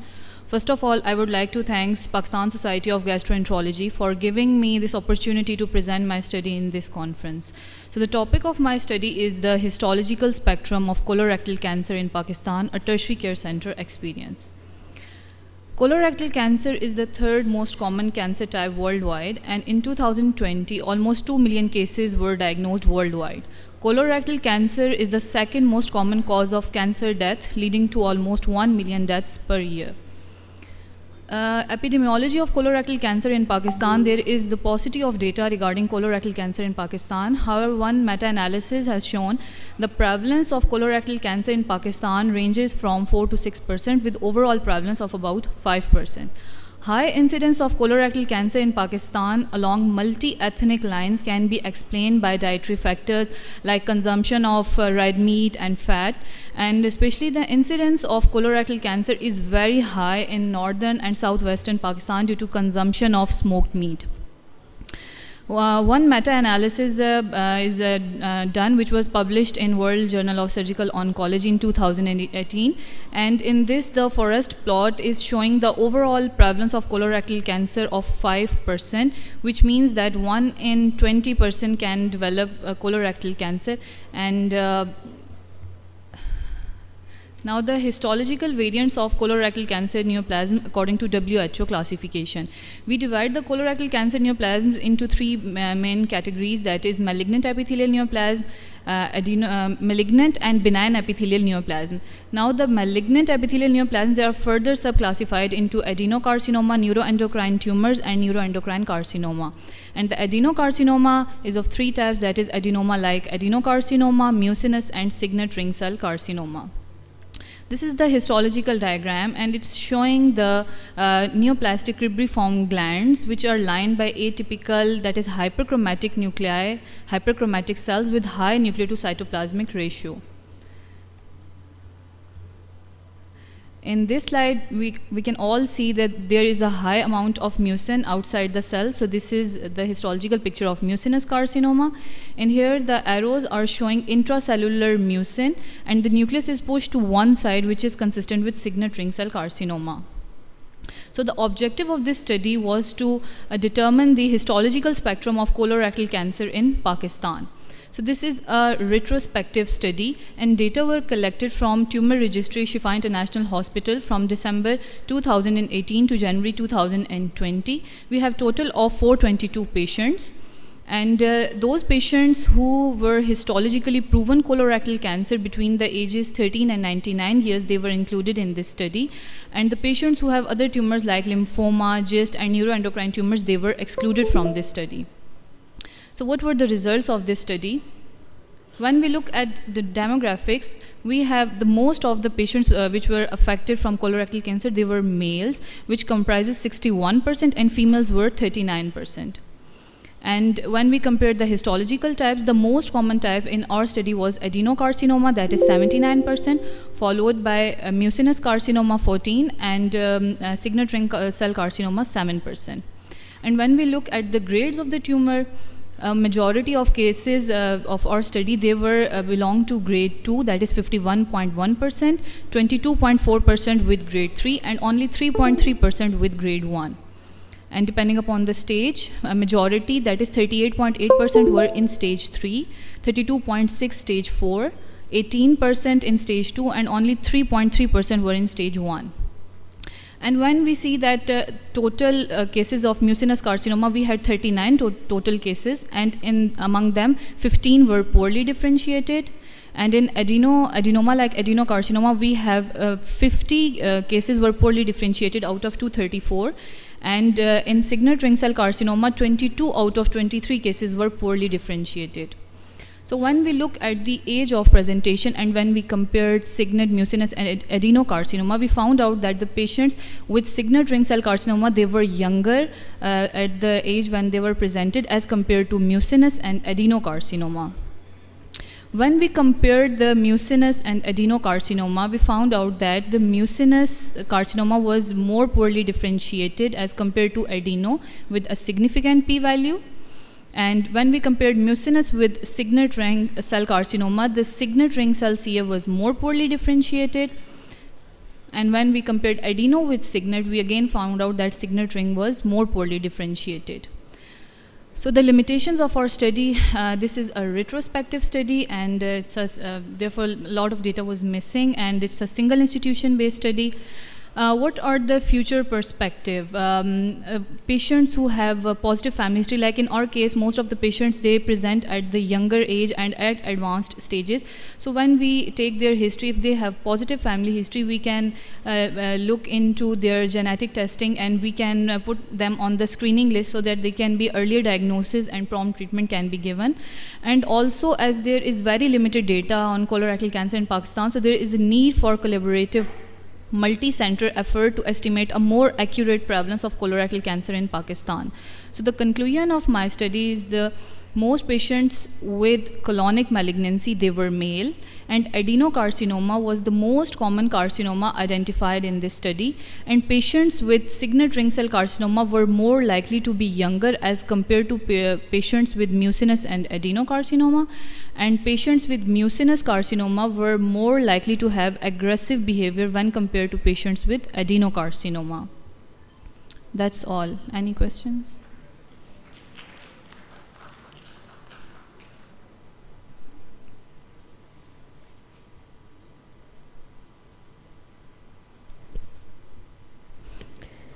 Thank you very much, Fatma. Really an important topic. So, Fatma, how you will translate this information into your clinical practices? Clinical practice. What is the utility of this information in clinical practices? Ma'am, we have seen that the most patients which are presented to us, they were in mucinous and signet ring, they were in advanced stages. So when there is little knowledge, like a patient has some alarm features like weight loss or anemia, and when we found out that there is a family history, we should screen the patients for this so that we can diagnose them at earlier ages, and we can, decrease the more later on stages. We can detect the cases at the earlier stage. Okay, so I think about it, and you can make some plausibility that how this information will be really helpful in clinical practices. Another suggestion would be if you could collect the information about the risk factors. This will actually also help you to identify the groups who are presenting with a bad disease. For example, who are the one who are presenting with adenocarcinoma, advanced stage, poorly differentiated, and what are the risk factors? जैसे एक age का आपने correlation देखा है, so the risk factors also, this will actually help you to identify the people who are at a higher risk to develop this disease in our own population. So you will be having information about the other population, but definitely this is your own Pakistani population, so collecting some information about the risk factor and correlating with the subtype histologically as well as the severity of the disease, which help you to draw meaningful conclusion. This is just a suggestion. Thank you. Thank you so much, ma'am. Thank you. Now we are starting prize distribution ceremony. Dr. Mahveer from Guest Pharma will moderate prize distribution ceremony.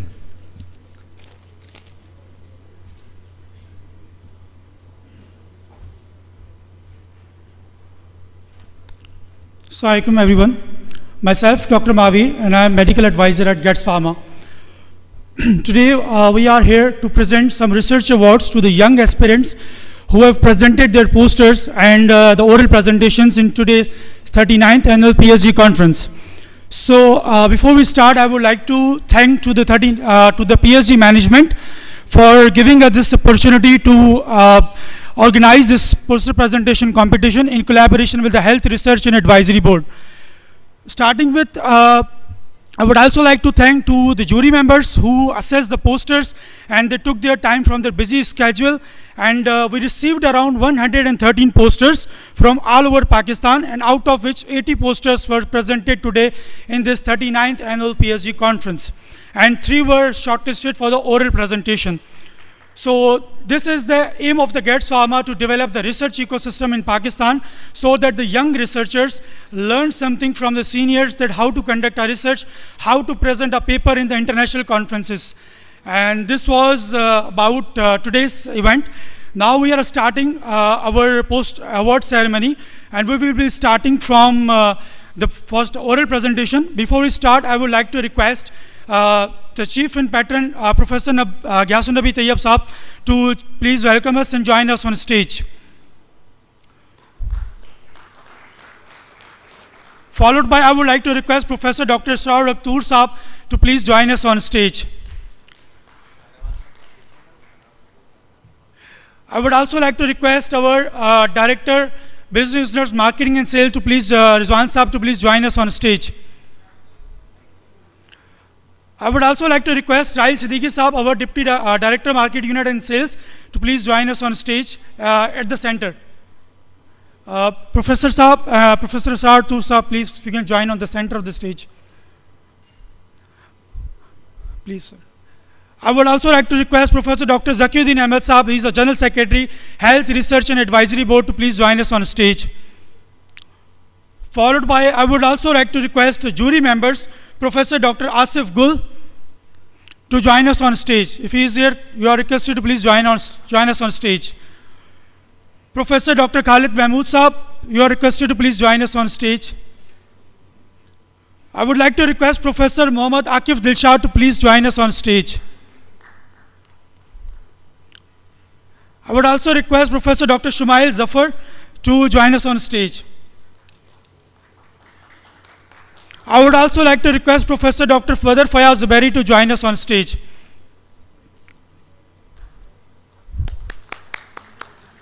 It was very good to see the young participants have defended their oral presentations and the poster presentations into this 39th annual conference. So we are starting with the oral presentation. For the oral presentation, I would request Professor Dr. Mohammad Hassan Farooq to join us on stage and receive his award and shield and appreciation of cash amount 1 lakh rupees from the Getz Pharma. His topic of presentation was safety and efficacy of pre-oral endoscopic myotomy for the ecclesia in Pakistan.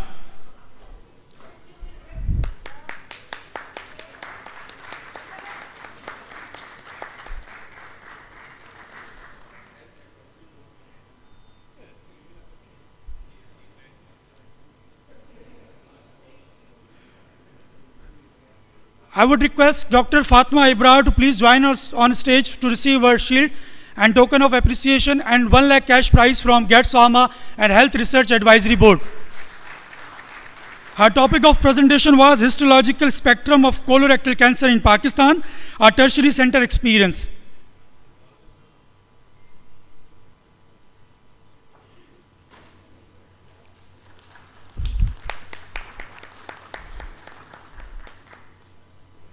I would like to request Dr. Junaid Mushtaq to receive his shield of appreciation and also the cash prize of 1 lakh rupees from Getz Pharma and Health Research Advisory Board.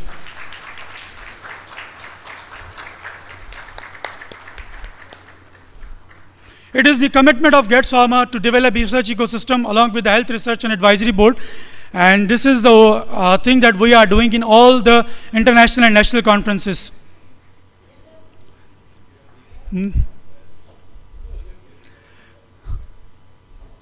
So now it is the time for the poster presentation. Any guesses? Who will be the first one from the participants who was sitting there? I can't be, I was not the part of it. So we will starting from the third position and followed by the second and first position. So third position is secured by Dr. Marine Syal. She is the resident from the Ziauddin Hospital, Karachi, and her topic of presentation was mistoprostol for non-alcoholic steatohepatitis. If Dr. Marine Syal is there, you are requested to please join us on stage. Probably she is not here. We are moving towards the second position. So the second position is being secured by Dr. Azhar Hussain. If Dr. Azhar Hussain is there, you are requested to please join us on stage. His topic of presentation was disease-specific awareness and knowledge of hepatitis B and C in chronic liver diseases. Please receive your cash prize of 1 lakh rupees along with the shield and check.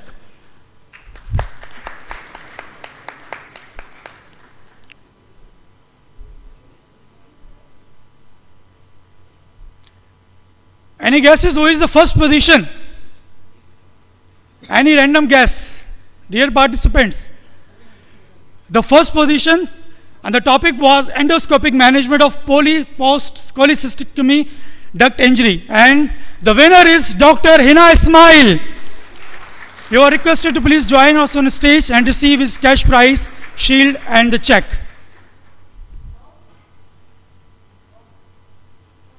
From JPMC, Janab, from SIUT.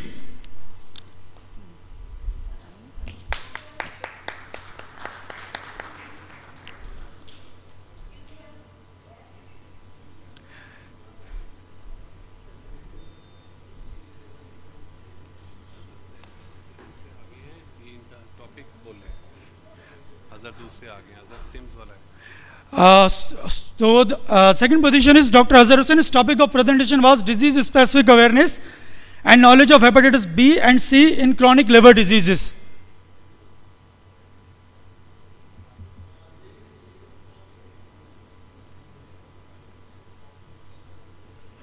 Dr. Marine Syal is there. She was the third position.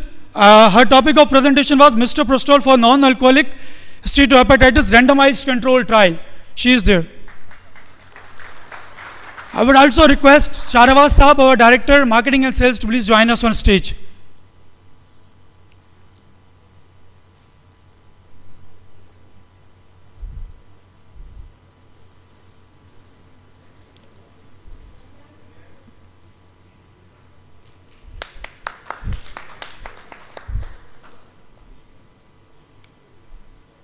Third position.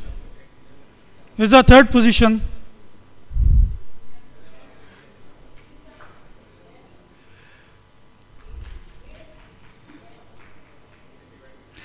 Now I would like to request management of PSG and Gets Pharma and Health Rep to present shields to the jury members who have contributed well for this poster competition.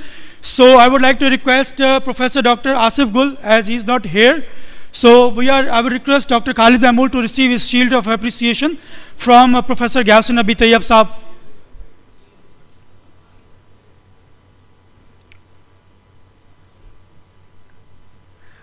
I would like to request Rizwan Hafiz Saab and Ail Siddiqui Saab, Director Marketing of Gets Pharma, to present our shields of appreciation to Dr. Muhammad Akif Dilshad.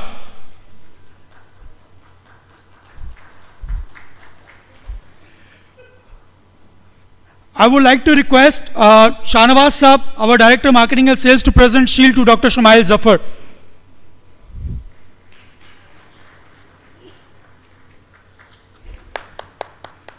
I would like to request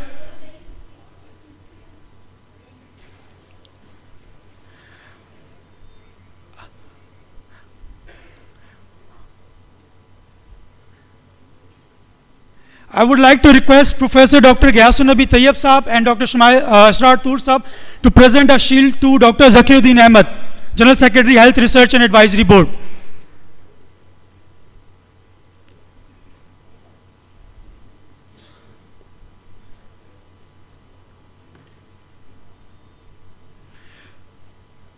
Last but not the least, I would like to request Professor Gastroenterology Tayyab Saab to present a shield of appreciation to Dr. Badr Fayaz Zubairi Saab.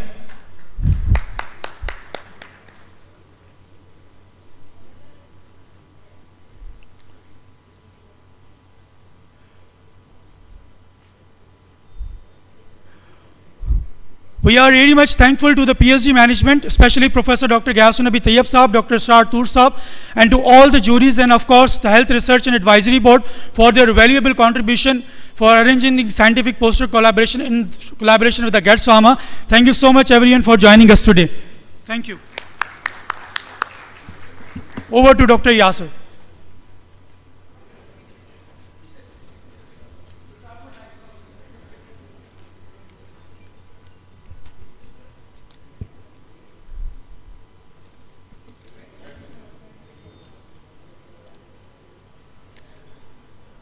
Thank you very much, everybody. That was an exciting and fun-filled ride.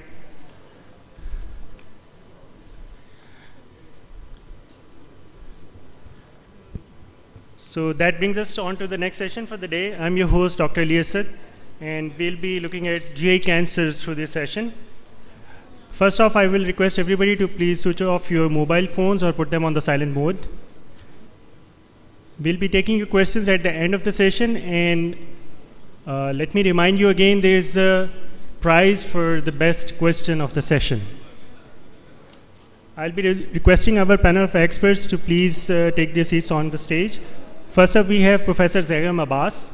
He's a professor and head of Department of Hepatology and Gastroenterology Department, and he's a director of liver transplant program at Ziauddin University.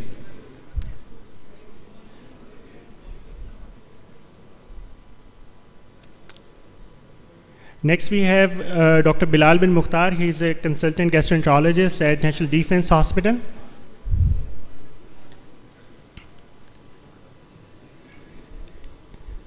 Joining them at a later time will be Dr. Zagham Abbas. He is an assistant professor at Ayub Teaching Hospital, Ahmedabad. He will be joining us after the prayer break.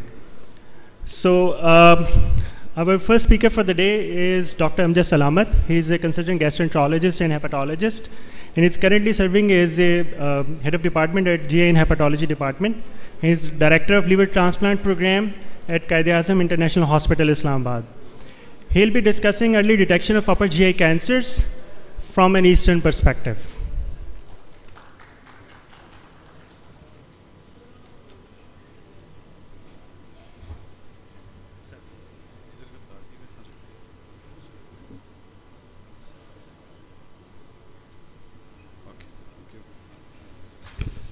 So, good afternoon, ladies and gentlemen. So,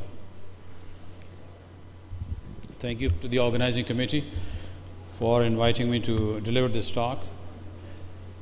We're going to be talking about why is Far East so much successful in detecting early cancers and treating them.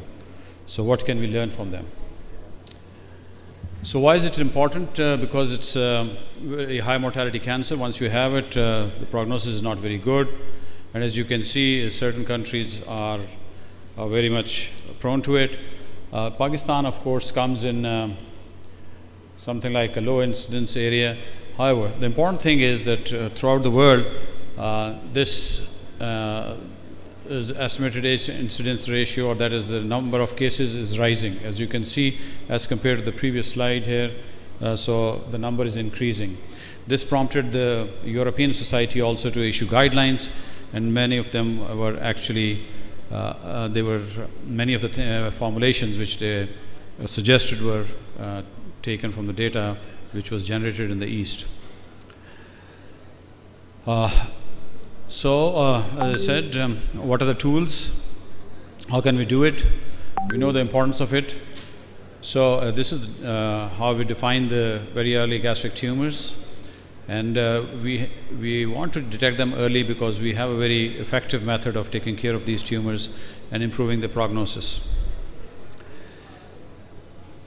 And as you can see, if you detect them early, the 5-year survival is around 90%, which is remarkable. So, but you have to be as good as the Japanese and the Koreans in doing this ESD. So what are the strategies to achieve these goals? Because of the very variable incidence and the prevalence of this disease in different countries, then we need to have a population. We cannot have a universal strategy. However, it has to be adjusted to each region, and one has to sort of look at your own real data, what is happening in your country, and then decide what you're going to do. So, what are the accomplishments of the East which we should be learning? I think they have been very good at institution an effective screening program and an effective surveillance strategy of the premalignant lesions, and they have integrated very well the resources and provided the resources which are required for and in terms of manpower and technical resource. And of course, what you do is when you detect them, they have linked it to the treatment and have provided effective and reliable treatment. So I think as in it is true for any screening program, these are the things which we need to improve, and they have done it very well. And so let's look at that, how they have done this. So an example is that if you look at this, an uptake of screening has increased remarkably over a period of time, and this has been because of the public education. And as you can see, from 200 to 210, there is a manifold increase in the uptake. So the lesson number one is one has to educate the public and decide, and if you provide them the right education and provide them the right resources, probably you'll have an effective screening program. So this is another example where they leverage the social media and to actually improve their screening strategies. So how do we formulate a strategy for our country? Probably, I think, because we are in at the present moment, the data from Pakistan has been hospital data. I looked at that; it was quite variable, so I did not put it up there. But probably that's the way we should be going, and we should be targeting the high-risk individuals who come to us for endoscopy. And of course, we need to formulate H. pylori guidelines in view of the increasing resistance in our country. So these are the different programs, screening programs, Japan, South Korea, China, and they have very effectively targeted the population, and they have selected and identified it's going to be a nationwide program, which is the screening test they're going to apply, and what are the target age for screening and screening interval and all those things. So I think it's a well thought out strategy. So that's one other lesson we should be learning from the Eastern countries. And of course, as you can see, the ESG, as you look at a lot of this data, and because of the increasing importance of this and increasing number of stomach cancers, they have formulated guidelines which are, if you look at that and if you compare the Japanese guidelines and the other guidelines, they are mostly consistent with those guidelines. And that's true for surveillance, and that's true for screening as well. So one of the precancerous condition, of course, is H. pylori, and we have these Asia Pacific consensus guidelines, and which groups need to be targeted and treated for H. pylori. I think we haven't thought about this, and we haven't formulated our guidelines. We haven't updated them. We did formulate guidelines many years ago. I think again in Lahore, we were part of it, but I think we haven't given a thought about our country, and it needs to be updated, especially with the increasing resistance of this microorganism to all the available antibiotics which we are using actually even now. So again, these are the Japanese guidelines, and we need to look at theirs and whatever we can integrate from that, and look at their data and compare our data with these. So of course, the importance is, if you can see, with the increasing efficacy of the treatments available, you can see though the number of cases has increased, but the mortality has decreased, which means the red is the mortality. Even with the increasing number of cases, the mortality is remarkably improved because we have an effective means of screening them, finding them out, and treating them. As compared to the countries where the treatment has not evolved, look at this, in Mongolia, the number of cases increased and it has the mortality also. But look at Japan and Korea and many other countries, Chinese, where you have increasing number but decreasing mortality. This just indicates there's a very effective treatment available for these groups of patients. So anybody, what is this? We all do upper GI endoscopies. So you have this atrophy. Why has this been all these marked like that? Anybody? Okay. So this is a Kimura-Takimoto classification system, and that is what is important.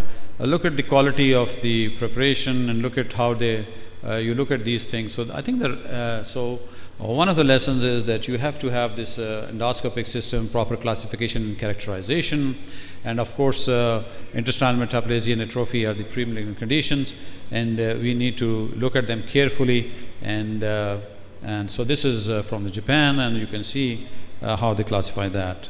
So this is endoscopic gastric mucosal atrophy, how you should approach it, and we should need to learn from that. So this is an atrophy score and all these things. I don't know, can I have the show of hands? How many of us do that like that?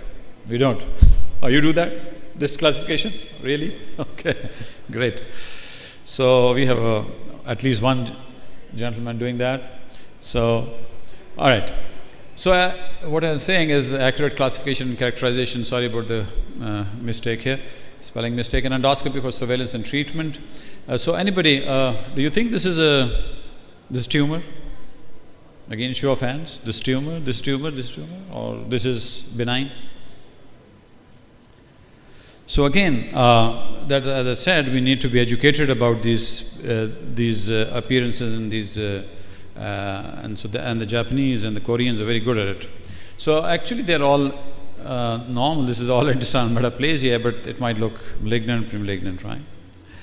Okay. So the other thing is that we need to have now, I think, white light endoscopy plus, I think, advanced modalities if you want to detect these tumors early or the premalignant conditions early.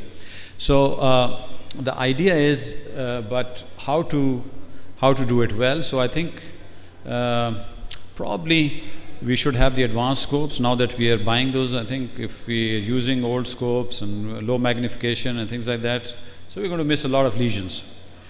So for in our setting, when the patient has come for endoscopy for any reason, one should be actually looking at these and classifying these patients, picking them up instead of doing the surveillance, because I don't think we can have a screening program considering the low incidence and the prevalence in our country. However, so this is one of the diagnostic algorithms for gastric cancer with magnifying endoscopy, what we should be doing. And as you can see, you can't be picking up these mucosal patterns and abnormal vessels with the older scopes. All right, but if it does come to this, do we have a remedy for that? And yes, so we need to have people who are trained for that. And of course, this is not available in everywhere. As you have heard, the third space endoscopy has started in Pakistan. I think we've done these cases in Algiers. So EMR, ESD is being done. But EMR and ESD is really not going to take off in Pakistan unless we have a screening program for something, at least for the colon, and then you would have its need.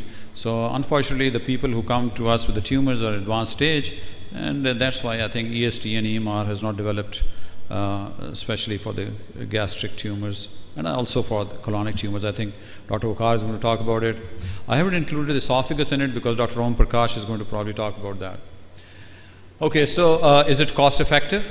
Do we have, if we select the right tool? I think they looked at this in the World Journal of Gastroenterology, and so you have yes, it is cost effective.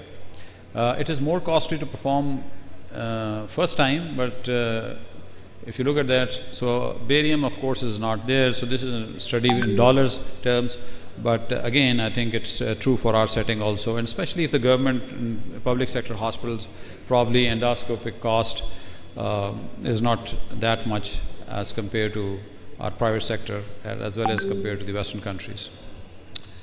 So what are the key lessons for improving a technical component? I've listed them here if you look at that. So we can miss these cancers. So this is a 1 out of 10. So we should be cognizant of this fact that if you're not looking at the stomach very well, so you'll be missing 1 in 10, and that's not good. And we need to have these high scan, whichever you want and whichever system you're using. So I think advanced imaging, especially in the tertiary care hospitals, the bigger hospitals, this should be there. With the appropriate expertise, and of course we need to have those things. Okay, so how do you bring it all together? I think that's one of the algorithms that's been proposed. This is a British Society of Gastroenterology algorithm, and you need to identify dysplasia as high risk atrophic gastritis and as well as low risk, and then of course deal with them accordingly. So you want to do in these high risk patients 3-year endoscopic surveillance, all those things, especially when you have diffuse changes. So formulating guidelines is also part of it, and I think that should be done. I think we should get together from the forum of PSG and probably do it for our own setting, looking at whatever the data is available to us. So we should keep on moving, and I think we should try to simplify things, as you've heard this afternoon from hepatitis C and hepatitis B. Probably the simpler the things are, the increased uptake, and we should be able to do that. So I think this is what it is. If we can get blood, urine or saliva, I think it will be much easier for us to do that. And this has shown a pretty good actually. So these are different aberrant circular RNAs diagnostic and prognostic tools. So you can prognosticate as well as diagnose. These are different studies there, and they have a pretty decent actually sensitivity and specificity. If you look at that, I think they have a pretty decent sensitivity of these methylated DNA patterns in gastric cancer and so on and so forth. So I think these are probably going to see them increasingly in the future, and maybe combining them with endoscopic approaches and other approaches might actually do that. And so take-home lessons from these high-risk groups need to be identified in our setting, and strategies for increased participation in high-risk areas, probably that's not relevant for us. However, screening competence, instruments, training and characterization of lesion is more relevant to us in Pakistan. And we should be able to perform a very good, thorough exam, and we should keep our fingers crossed and for the new tests. Of course, we H. pylori, if you detect it and if it is positive in stool or is in the breath test, it should be taken care of appropriately, and those guidelines have been formulated. So with that, I thank you and have a nice evening.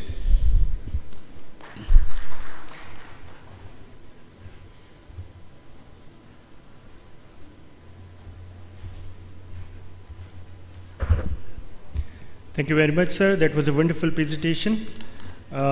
So now that we have heard from the East, it's time to learn what the West says. Our next speaker is Dr. Waqar Ahmed from UK.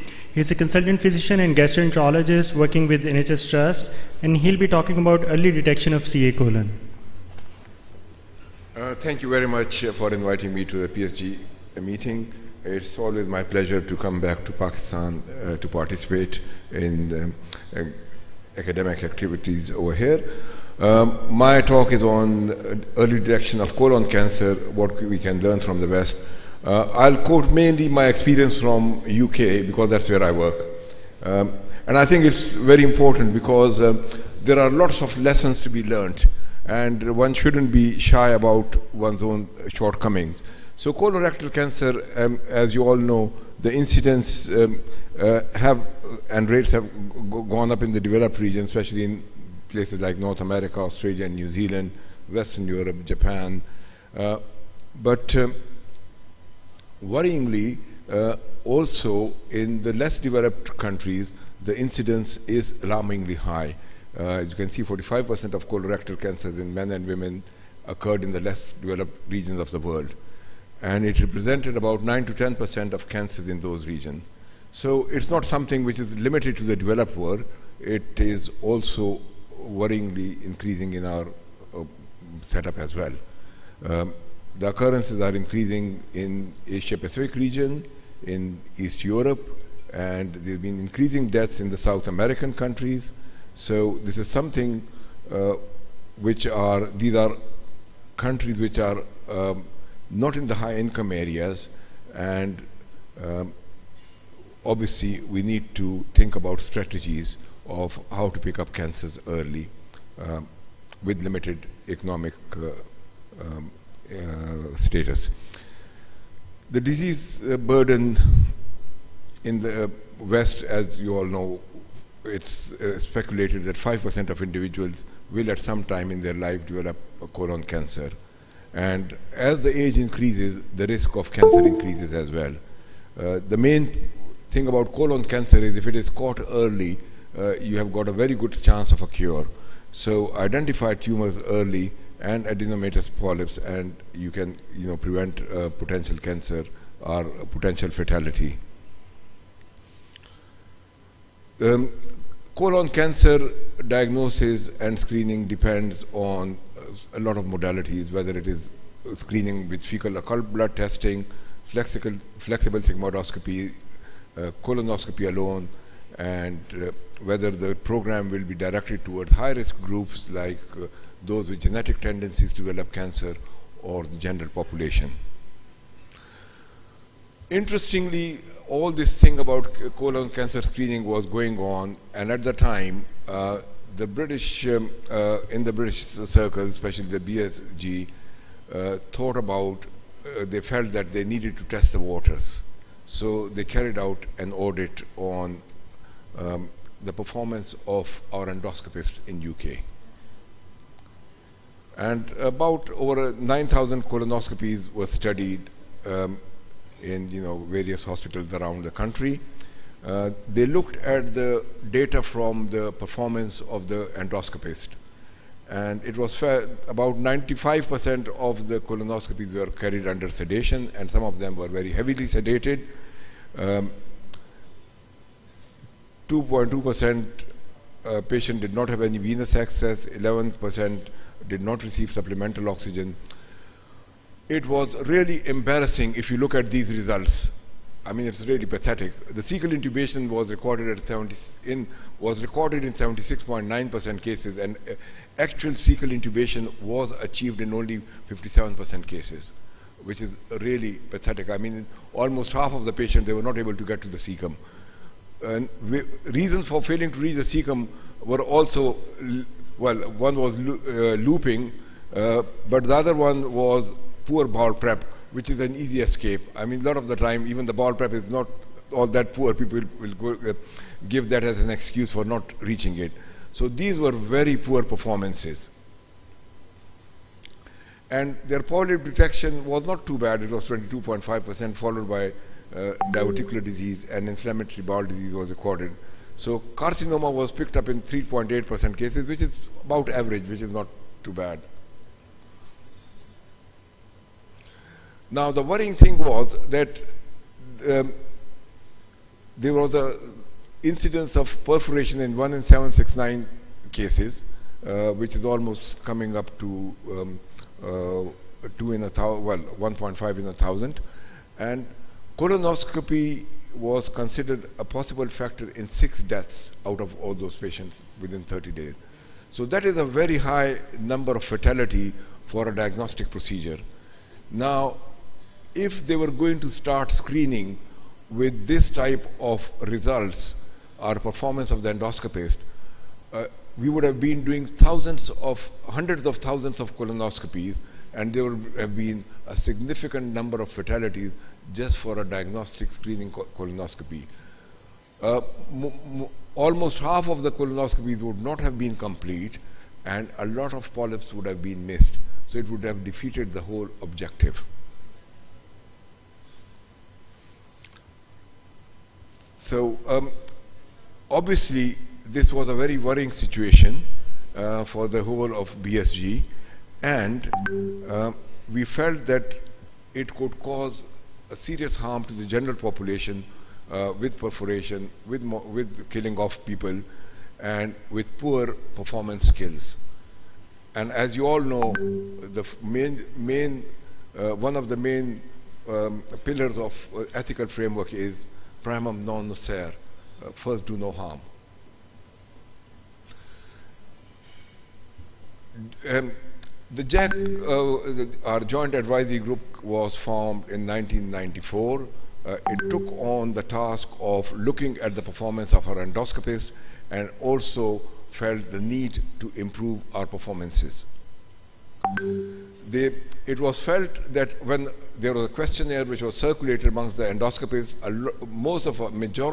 overwhelming majority of our endoscopists had not received formal training in colonoscopy. They had not been to a course. They just used to come as an apprentice, watch their boss do a few procedures, and they were allowed to get on with it, and there was no supervision during the procedures. This was in UK.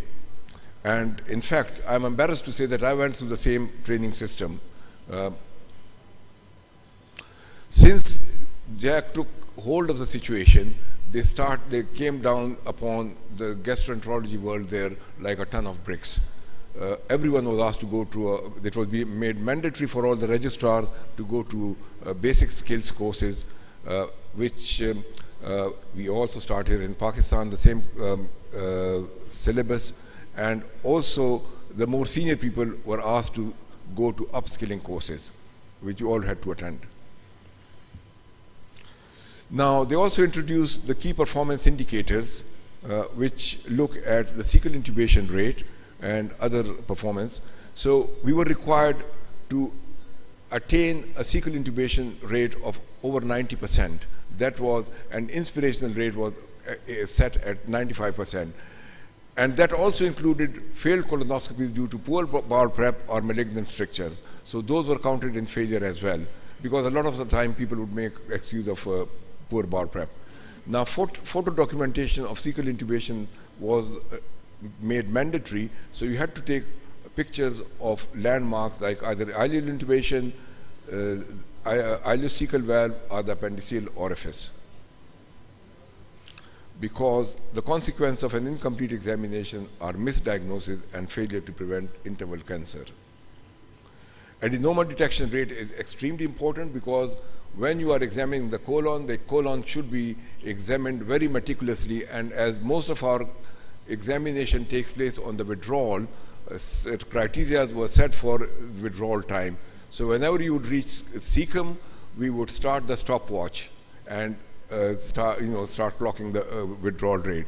Now, adenoma detection rate was set a minimum standard of 15%, aspirational to 20%, but nowadays most of us who perform colonoscopy regularly and those who do bowel screening, the adenoma detection rate is in excess of 45 to 50%. So the higher your adenoma detection rate, the better your quality of procedure. And obviously, lower adenoma detection rate means that you are missing lesions. Bowel preparation was also set up to a high standard. We were made to document our bowel preparation, and better bowel prep solutions were used. Retroflexion was made mandatory in rectum because not just for examining hemorrhoid, but for examining or looking for polyps just near the anal verge, which could be easily missed on antegrade colonoscopy. Withdrawal time is extremely important. As I mentioned, we are now required to time our withdrawal, and that withdrawal time minimum should be 6 minutes, but aspirational 9 to 10 minutes. Sedation level, in the past people used to give excessive amount of sedation. Now we are all audited on the amount of sedation we give, and if we give any reversal agent, that is taken as an adverse incidence. So the high level of sedation means poor skills. Polyp retrieval again is very important because when you retrieve a polyp, you are able to examine it histologically, and that has been made mandatory. Also, polyp retrieval percentage is audited, and it also means examination of your skills. Tattooing of suspected malignant lesion, again, that is important because if there is a resection, a polyp is resected, especially if it's a large polyp, more than 2 centimeters, there's a high risk that it might harbor high-grade dysplasia or cancer, and in that case, it is important to revisit the site a few weeks or a few months later. Very important thing is post-colonoscopy colorectal cancer rate. Now, if your adenoma detection rate or your examination is inadequate, your post-colonoscopy colorectal cancer rate would be high. Currently, it is about 2%, but in the past, it was as high, recorded as high as up to 15%. So all units are auditing their post-colonoscopy colorectal cancer rate. And these are cancers which are picked up within 2 to 3 years of performing a colonoscopy, which means that they've been missed at the index colonoscopy. Now, if you are going to start screening, what are the issues there? We should be looking at the population settings, whether they are high incidence population, whether they are average incidence, and what are the optimal reflex testing strategy for people like those who have got positive screening tests with fecal occult blood. How soon can you bring them around for a colonoscopy? And what happens if you find pre-malignant polyps or those with high-grade dysplasia? You should have facilities to counsel those patients, to give them advice on the way forward and what to do next. So all these things require proper logistic support. And also the optimal methods of diagnosing early cancer. So improve early diagnosis by ensuring that people have access to the right test at the right time. We should have a low threshold for investigating patients with alarm symptoms, and especially considering the fact that still around 16,000 people die from cancer, bowel cancer in the UK, making it the second largest killer in UK after lung cancer. And this is something which we are going to target because the cancer can be easily treated if it is picked up early.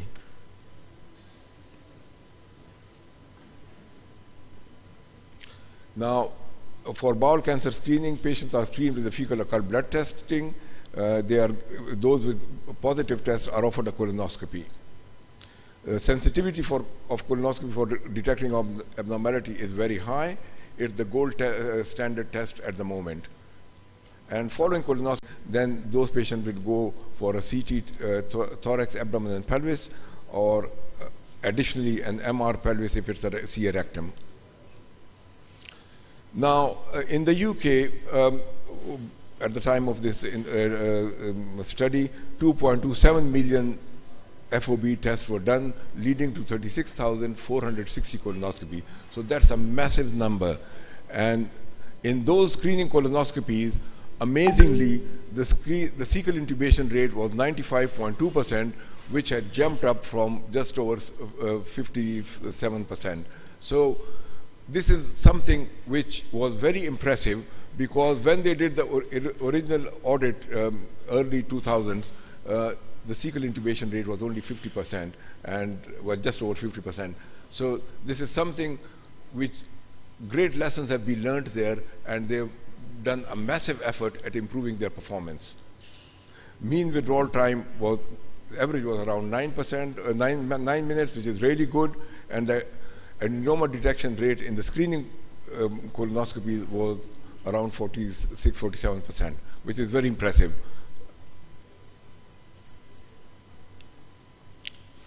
And there were no procedure-related deaths in all those 36,000 colonoscopies, whereas only in 760 colonoscopies, they had, in 9,000 colonoscopies, initially they had 6 deaths. So there was a massive improvement there as well. So that showed that over the years, with proper auditing, clinical governance, they improved the quality of their colonoscopy. FIT test is a very important, useful test. It's an immunological fecal occult blood testing, high level of sensitivity, specificity, and positive as well as negative predictive values. So something which has been recently introduced in the UK, and it is going to take off in a big way. Now still there are still polyps and cancers which are going to be missed. We have to take that into account, but something which we should be positive. And normally when we consent our patients, we consent them about the risk of complication, bleeding, perforation, and missed pathology.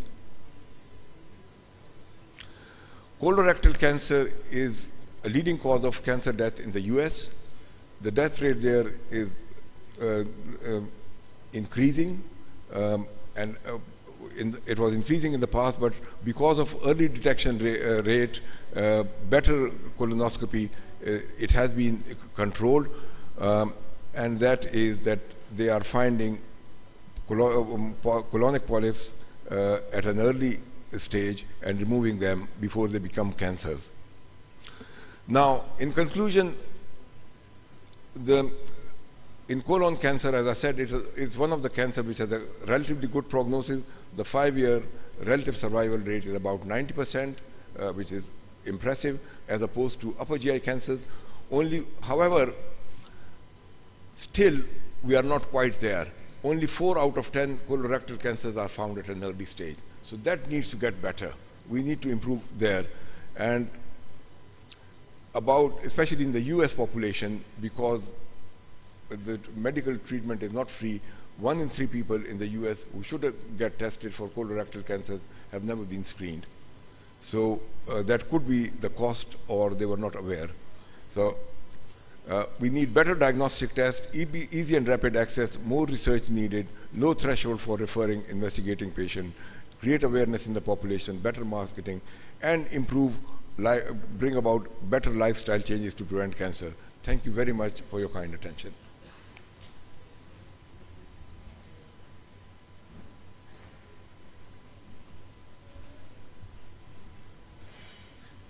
Thank you very much, sir, for sharing the Western data. Next up, we have Dr. Om Prakash. He's currently serving at Aga Khan University in the Department of Gastroenterology. He's a full member of ACG, AASLD, PSG, as well as serving as the General Secretary of PSG. He'll be discussing challenges in the diagnosis and management of esophageal cancers. Thank you. So, Mr. Chairman, with your permission, I'm going to talk about, as previous speakers, I talk about the colon and the stomach. So I will be talking much about the esophageal. So my focus will be on the local perspective, so local epidemiology more, because we are seeing the rising trend in Pakistan. Yeah. So disclosures, none. So the objective will be like I will be mentioning you about what are the different types of the esophageal cancers that we encounter. What is the epidemiology? Particularly, I will be focusing more on the local data, which is published and available, what we have achieved, what we have done, and the clinical features, diagnosis, and then the treatment. We have challenges in everywhere. So predominantly, we have been seeing that there are two main types of the esophageal cancers, right? You know that is squamous cells and adenocarcinoma, right? But squamous cell carcinoma makes the main bulk of all these esophageal cancers, and they are rarely, which is usually less than 1%, and rarely we found those tumors as well, neuroendocrine lymphomas and sarcomas. So this is a world map which shows that the burden of these upper esophageal, like esophageal cancers, we are in the higher zone. If you see that the Pakistan bordering the Iran, then in the Far East Asia, and in the northern East African countries, where the highest burden of the esophageal cancer. And surprisingly, you will see that there's a different, even in the Pakistan, that we have a different spectrum of the esophageal cancer in Pakistan. So this is like most of the time, that is a challenge, that they are diagnosed, usually they are not detected early, either on the ignorance from the patient's perspective or ignorance from the physician's part, that most of the time considering that at a young age, we don't go for the invasive test. So mostly they are diagnosed like 20-30% of the patient, they are diagnosed early, and regional metastasis 30%. So this is global data where you see that the esophageal make certain portion of the cancers, of the GI cancers, predominantly colorectal, stomach, liver, esophagus, pancreas. More or less the chart of Pakistan is also the same, that I'm going to show you how. So this is cancer registry, like from Punjab, and it's Shaukat Khanum Cancer Hospital's last data about a couple of years ago. And if you see, it's expected that local, so if you see the Sindh data, then the predominantly patients will be from the Sindh Karachi registry. So this is from Shaukat Khanum, which shows that predominantly there 64% of the patients are from the Punjab. Then next neighboring is the KPK, and rest are from the other countries. And the predominantly, if you see the esophageal cancers, again, you have seen all varieties, but predominantly it's the squamous cell carcinoma. And then you see the top 10 cancers among the male and female in the same, the Shaukat Khanum registry. If you see, again, it's in the top cancers, esophagus in either gender. But if you see here, the liver somehow, Shaukat Khanum Cancer Registry doesn't show the liver is not there, but that is also there. And that is the problem with the Pakistan, that we don't have a national registry, and we see just local regional data on that. And then there's the Pakistan registry, Punjab registry, that shows here the liver you see in the top 5-6 cancers. Esophagus is also there. And then there's the Karachi Cancer Registry. So it began in 80s and 90s, but somehow it got stagnant, and then no one was working on that. And then again, this registry has been restarted. So based on that cancer registry, the top, so this is, here's a major challenge, particularly for the Sindh region, where the gutka pan, chalia is the predominant like being consumed there, and where you see the lot of cancers of the upper head and neck cancers and the esophageal cancer somehow. And you see that it's in the top 10 in the Punjab region, but it's not in the top 1, 2, 3. But if you see the Karachi side, the predominantly the head neck cancers and the esophageal again you will see, but it's less than the head and neck cancers. Esophageal we see on the northern side of the like Balochistan neighboring the Iran. So this is again same data, adjusted rise incidence rate. And then this is our group that we published about 20 years ago about the spectrum of the esophageal cancer. If you see that the predominant age of at the time of presentation was in the 5th decade. The risk factors among them, I'm going to tell you, but these are just demographic. Predominantly male, age is again 5th decade. The site of the tumor is predominantly like mixed, like 25 upper, middle, and lower esophageal, and the predominant symptoms, of course, the dysphagia or an obstruction, weight loss, and that risk factors were the alcohol, tobacco. These are the patients in which, like, this is a hospital registry type. And the type, an endoscopic type, fungating, ulcerating. And then histology, predominantly it's squamous cell carcinoma. Adeno is usually in the lower third of the esophagus where it's a combined, like G-junction tumors. And mostly they are detected late. 25% were detected early. Survival on these patients, like 5-year survival is less than 20%. Again, the squamous cell carcinoma comprises, and the survival is, again, it's the worst tumor to have it.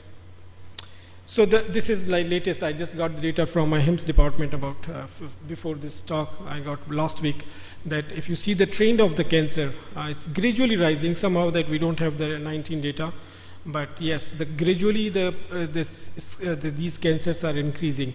The GI is increasing and the liver is also increasing, right, from 2015 to 21.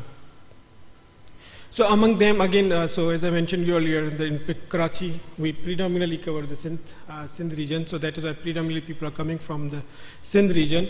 And then if you see the male and female, proportionally they are rising gradually, and the incidence is increasing again. And the bad thing, which is the major challenge, that most of these patients are diagnosed very late stage. Either they are picked up, like 38% of the patients are detected in the stage 1, but later they are in the 53% is in the stage 4, where their treatment options are very limited. Again, this squamous carcinoma is more, and then different etiologies. Rarely we have seen the couple of cases of the neuroendocrine tumor, sarcomas. So the etiological factors, again, heredity, we don't know, but hereditary syndromes like Pearce-Jaggers might be contributing to infection with human papillomavirus. Smoking, alcohol, obviously, it's a predominant risk factor for these esophageal cancers. Dietary factors, like in Pakistan, we do eat like food containing nitrous, so like achar, it contains that compounds, and then there are different kinds of chewing gum, chewing nuts, fancy good cause, these things. So they are creating a lot of problems, and they are contributing to significant number of these cancers in. So these are the risk factors. So Asia and Southeast Asia, so we can say Pakistan is also rising. Sikh male is predominantly, that is what our data is showing. Black, we can say Asian population more than the Caucasian for the squamous cell carcinoma. Opposite is for the adenocarcinoma. Socioeconomic, we are again low socioeconomic, and that is what it is showing, that these cancers are rising. Again, the consumption of the fruits, low fruits consumption, which is obviously because of socioeconomic status, the fruit consumption is low, and it again poses a higher risk. And hot beverages, like we are fond of taking the hot teas, so that might be contributing that cancer. This is a diagnosis, like if you do the endoscopy, you see this horrible picture. And then if metastases are present, then you have to do the image-guided biopsy of different areas like lymph nodes, mediastinal, liver, and number of biopsies. Again, esophageal, if you take the biopsy one, mostly 93%. If you increase the number of biopsies, yield will increase. Clinical manifestation again depends upon the site of the esophageal cancer, at what level of that tumor is, and then the symptoms will again different as you distally go. The symptoms will be very different as compared to the proximal tumor. The dysphagia is more prominent with the upper esophagus than the base. So how do we stage them? The famous TNM staging system that we use for these esophageal cancers, and obviously whenever you detect these patients, you have to stage them before embark on the journey of the treatment, and that is the problem that we face. We diagnose that person go to a surgeon without proper workup, they undergo the surgery or they undergo the treatment without having multidisciplinary approach. That is again challenge in our country.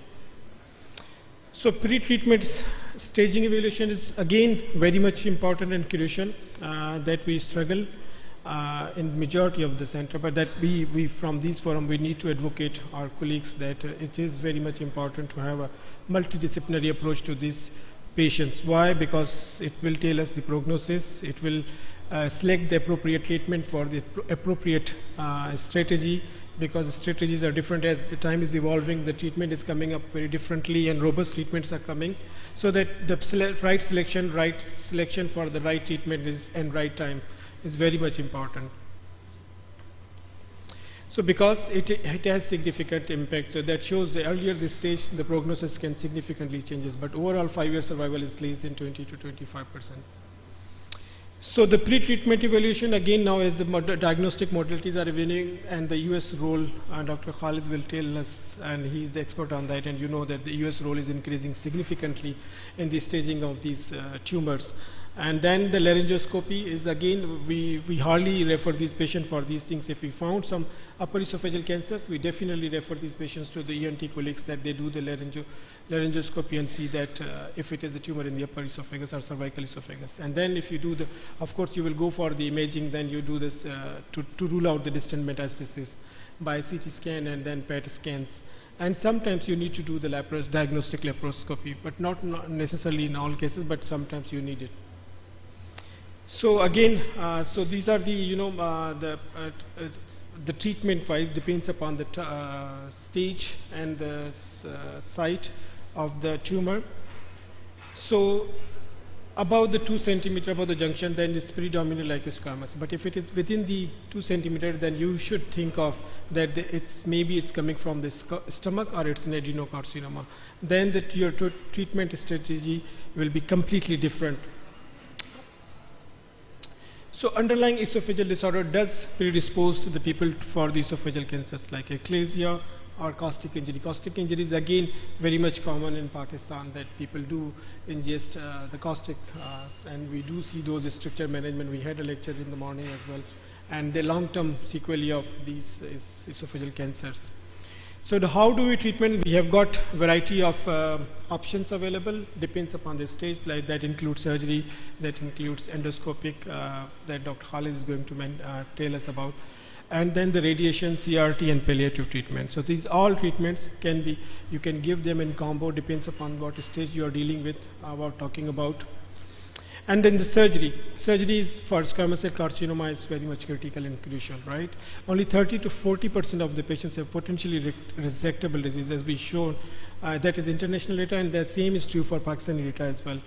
That is detectable when they have found this thing. But really nowadays, after the meta-analysis that shows that the combination neoadjuvant chemoradiotherapy has significant effect. And earlier we used to send them for the surgery, but now these meta-analyses have shown that a combination of the radiotherapy and the chemotherapy has significantly affected the surgical plan, and it decreases the chances of even sometimes surgery as well. So again, early esophageal cancer should be the GI domain. That is what the people are now talking about, and depends upon the size and site. If it is solitary, and if it is multifocally, then of course you have to go with the multidisciplinary team discussion. Solitary, the size is again important. If it is less than 15 millimeter or it's more than 15 millimeter. If it is more than 15 millimeter, you go with the EUS if you have the facility available. That is again a challenge in Pakistan, that we have EUS skills are evolving. Yes, with the passage of time it has improved, but it's still a long way to get the expertise in the US in Pakistan. That is a challenge. So there are just few centers, as Dr. Vyas told us, that in Karachi and Lahore, there are few centers who does the EUS, but expertise is again question mark, which is improving, hopefully will improve. And then the submucosal invasion. If it is yes, then you have to go for the multidisciplinary, and you have to rethink about the local resections. If no, then you have to go for the ESD. Again, if it is less than 15 millimeter, then you can think of the EMR, and then for diagnosing and stages. If it is intramucosal, then again you have to look for the histology. If there are positive deep margins, then you have to go for the multidisciplinary approach. If it is not and negative lateral margin, then you put them on the surveillance EGD. And if it is positive, then you have to repeat ER, and if it is positive lateral margin, then go for the multidisciplinary team approach. So endoscopy, so we have as a GI, we have the role in every stage of the cancer. Again, like if in advanced cases, patient is not able to treat, patient is not opting for the treatment, then you have to go for think of doing the stenting. You can think of doing the percutaneous endoscopic gastrostomy. You can think of doing the percutaneous endoscopic jejunostomy. And post-surgical, if someone has undergone the surgery, still a GI person can have a role. Down the road, surgery, people can develop the dysphagia and reflux, and the data has shown that 5 years down the road or 3 years down the road, these people start developing these symptoms that you have to manage as a GI. So radiotherapy, as I mentioned you, that it has completely changed in the recent years, the treatment management of the esophageal cancers. Before there of modern chemotherapy and radiotherapy, the surgery was usually used as a modality, but now radiotherapy combined with the chemotherapy is the standard of care. So for this esophageal cancer, both neoadjuvant chemotherapy and adjuvant chemotherapy appear to be the most supplements to surgery for locally and advanced resectable esophageal squamous cell carcinomas. So challenges in Pakistan, again, we have poor socioeconomic status. We get the late diagnosis, poor habits of the population, that is smoking, pan, gutka, that is contributing to the higher burden of this disease. Lack of genetic and robust molecular tests that we lack here because of the chemotherapy, which is immunotherapy. These things are coming up and we need to know about these things. And a lack of near treatment modalities, again, as a challenge in Pakistan. Affordability is a big issue, and unluckily this problem happens with the poor populations where they cannot afford that thing, and even in the Shaukat Khanum cannot treat these patients at the stage of 3 and 4. They are basically referred back. They usually take care of stage 1 and 2, and 30% of the patients are diagnosed at this stage. And we need molecular epidemiological studies. What are the risk factors that are contributing towards to higher risk of these cancers? So in conclusion, this is a deadly disease. We need a robust awareness, need strong legislation for risk factors. So to control these risk factors, needs development of the multidisciplinary approach to these cases or conditions in each hospital. That should be mandatory. Every hospital should have a multidisciplinary tumor board, and development the national guidelines and active national registry where every case has to be registered so that we should know our epidemiology and our policy should be tailored according to that thing. With this, thank you very much.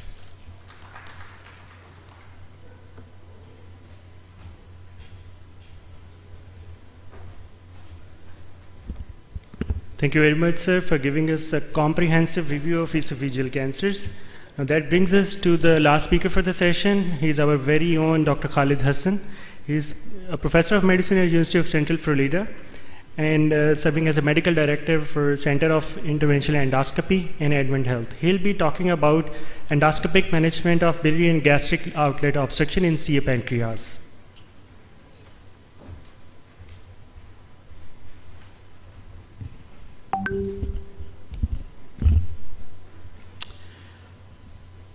First, I want to thank PSG and organizing committee as well as ACG for inviting me and giving me opportunity to speak at PSG forum. I'll be talking about role of endoscopy for biliary and gastric outlet obstruction. These are my disclosures. Mainly, I will be talking about endoscopic treatment of malignant biliary obstruction and malignant gastric outlet obstruction. Role of ERCP in malignant obstruction is that it's a therapeutic. If papilla is accessible, the first option always is a ERCP, and EUS guided drainage is alternative, not really a replacement for ERCP. Both EUS and ERCP, they are complementary. They really are not competitors. These are the one traveler in converging roads. And usually the people who do ERCP should also get training in EUS and to become really a therapeutic endoscopist in this age and this era, you need to be trained in both of those. How often really EUS guided drainage is needed in biliary obstruction? This is the study we did a few years back of 1,000 consecutive ERCPs. There were 524 native papillas. Papilla was reached in 98.6% of those cases. And if you look at those, at the results, EUS biliary drainage really was needed in 3 out of 524 patients, so percentage was 0.6%. Now we end up using more often because there are more people trained in that, and people revert to using EUS much quicker in spite of having access to the papilla. But I just want to stress that a good ERCP technique cannot be just replaced with EUS. So EUS has its role and should be used judiciously. Biliary obstruction could be of the biliary system itself or could be of the gallbladder, and EUS can be used to treat that. Gastric outlet obstruction, the endoscopic therapy is either duodenal stents or you can do a US guided GJ, what we call. A US guided bile duct drainage. The access could be from the stomach or from the duodenum. We call what we call a hepatogastrostomy. That is an access from the gastric wall to the left lobe of the liver. For hepatogastrostomy, we usually like to choose the segment 3 of the left lobe of the liver. If, however, you have a papilla accessible, but you are not able to get to it, you are not able to cannulate it, in that case, you can go through the segment 2, put a wire through that, and get that through the bile duct through the papilla into the duodenum, and then can do either antegrade stenting or can do a rendezvous and retrograde stenting. For transduodenal approach, it is either transmural and you do a choledochal duodenostomy, or you can access the bile duct, get the wire through the papilla, and do a rendezvous technique on that as well. So in cases of failed ERCP, when ampulla is accessible, you can do a rendezvous technique. If ampulla is not accessible, then you can do a transmural drainage. These are some examples of rendezvous technique. As I mentioned, if you want to do a rendezvous, this is the segment 2 of the liver. You should access the bile duct from the stomach through the segment 2 and then put the wire through. If you want to do a hepatogastrostomy, that would be segment 3. If that is not an option and you can get to the duodenum, you can do a rendezvous from the bile duct as well. That could be a little bit challenging sometimes, moving the wire downwards through the papilla, but it is doable. And this is an example of antegrade stenting. You can see the EUS scope, and left lobe of liver is being accessed with the wire. You do a good contrast, and you get the wire from that access through the stricture in the bile duct into the duodenum.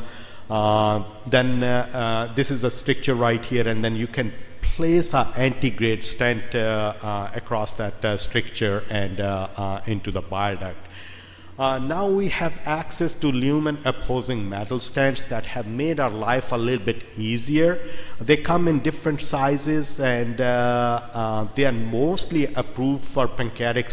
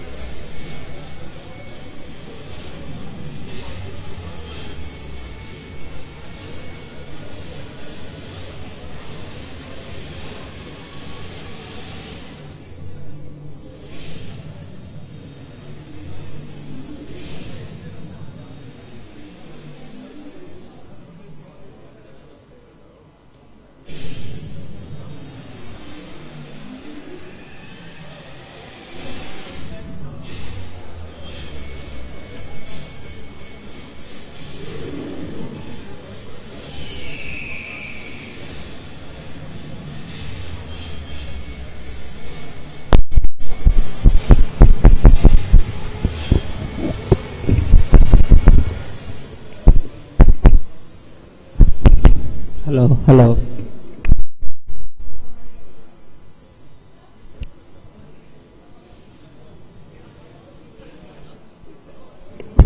Hello, hello.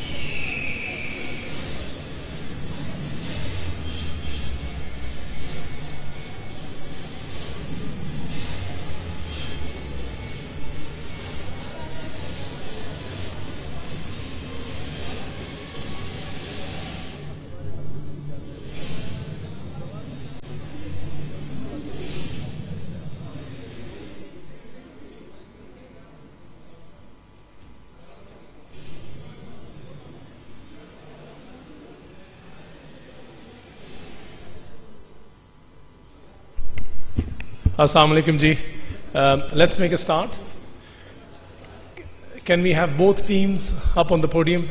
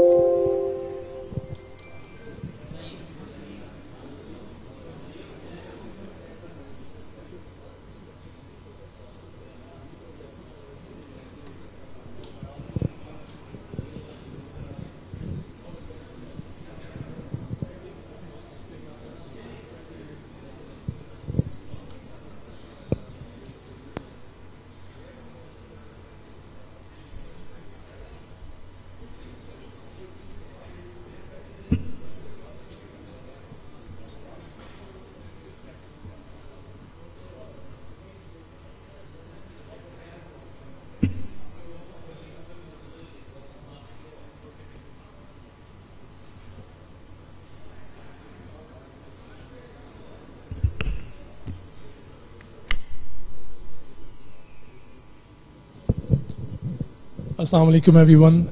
So we're going to make a start. So I welcome you all to the final of second season of Pakistan Society of Gastroenterology, Pakistan Super League based, patron based contest. And we have two finalists and we have an umpire. We are very grateful to our panelists and we have Dr. Saqib Ahmed, who will be the umpire for this match. I will act as a third umpire, but we also have a fourth umpire, which is Dr. Altaf Alam. So let's begin with the introduction. So I would ask our two teams. We have Islamabad Hawk and we have Aptabad the Ubians. So if you guys please could introduce yourself and let us know who your captain is.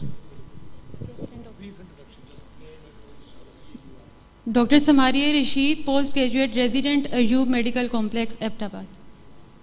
Dr. Iftikhar, PGR, Ayub Teaching Hospital, Aptabad. Dr. Muhammad Zubair, PGR, Gastroenterology, Ayub Teaching Hospital, Aptabad. Dr. Taj Muhammad Khan, PGR, Gastroenterology, Ayub Teaching Hospital, Aptabad. Dr. Zulfikar, Ayub Teaching Hospital, Aptabad. Dr. Sayyid Waqar Hussain Shah, Ayub Teaching Hospital, Aptabad. Dr. Muhammad Uzaifa, Captain of Islamabad team, and I am Chief Resident of Gastroenterology PIMS. Dr. Imran Zaib, Resident Gastroenterology Department, Pakistan Institute of Medical Sciences, Islamabad. Dr. Salman Chaudhary, Resident Gastroenterology PIMS. Dr. Jawad Sarfraz, Resident PIMS. Thank you very much. So what we would like you to do, so if I can ask the captains to step forward so that we can do a toss. I must mention that this session is sponsored by our colleagues in Wilson. They have been very supportive of this process. Waqar Hussain Shah. Waqar and Zafar, so what do you want? You want 5 rupees sign or Chantara? Chantara? Okay.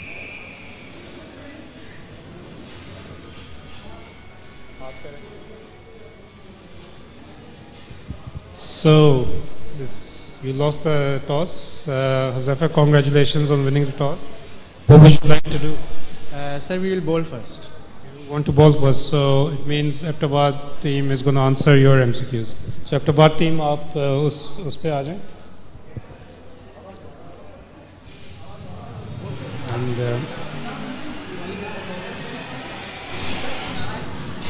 so we'll officially begin the contest, and I'll hand over the mic to Dr. Saqib Ahmed.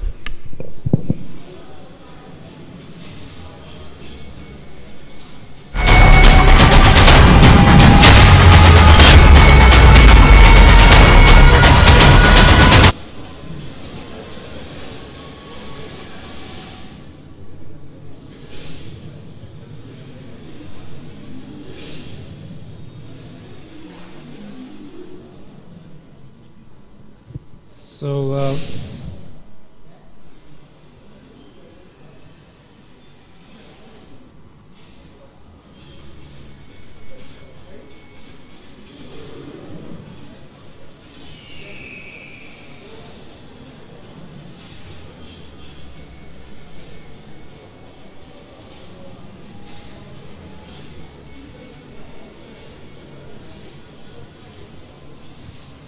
सब बस let's make a start. Yeah.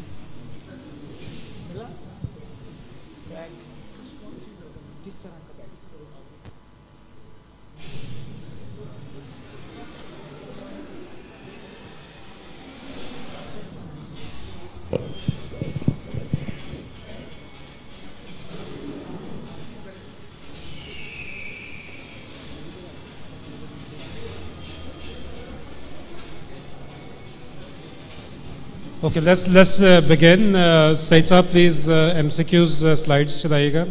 Islamabad team has won the toss and they have elected to bowl first, and Aptabad team will answer the MCQs. So remember, before last 10 seconds, please lock your answer. Don't leave it to last minute. अगर नहीं भी आता तो आप 10 seconds में एक try करें. But do not scramble at the last end. If the time finishes, you're not going to get any score. So,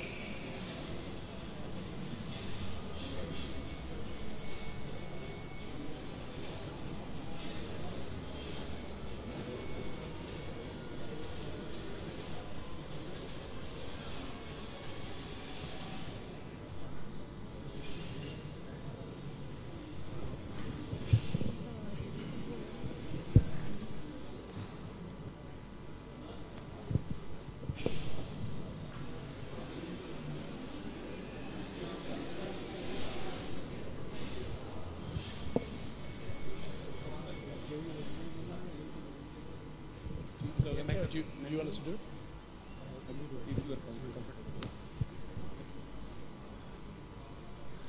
Okay, let's make a start. Islamabad team, Captain, please come forward and read the MCQ.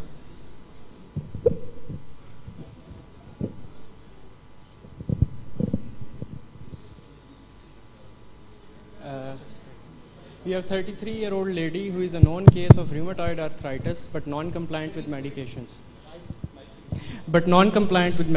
Now presented to OPD with chief complaints of asthenia, abdominal discomfort, recurrent oral ulcers, feverish feeling, anhedonia, and oligomenorrhea.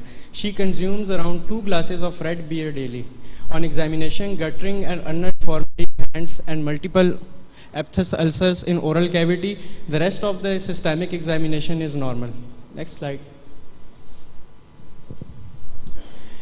These are the lab investigations of the same patient.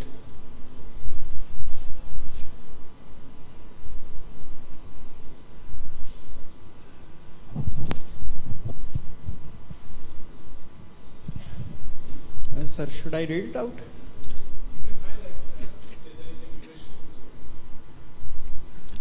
Just highlight the prominent findings, positive findings. Sir, the HB is 10.9 and liver enzymes are a bit deranged, and ferritin is 750, hepatitis B as antigen and core antibody is negative, HCV is negative, hepatitis A and E IgM are negative, ceruloplasmin is 30, and urinary copper is 89 micrograms per 24 hours. IgG levels are 24.5 gram per liter. ANA is 1/50, and ASMA ALCAM 1/20, AMA negative, and TSLA actin negative, CCP negative. KF rings are absent on slit lamp examination. Liver biopsy image is shown in the next slide.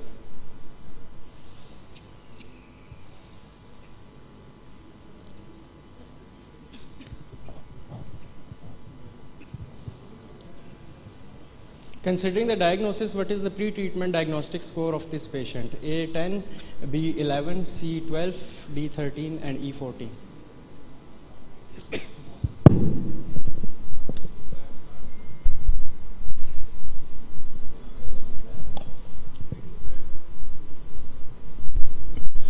Previous slide, sir. पिछली slide दिखाएं, सही sir.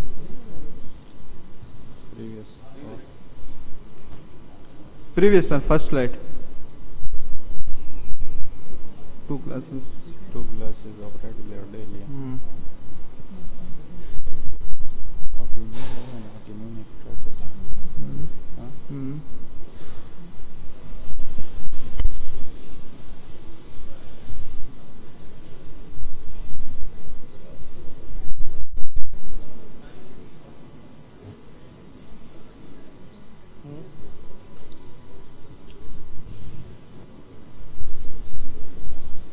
Sir, previous slide, Rene.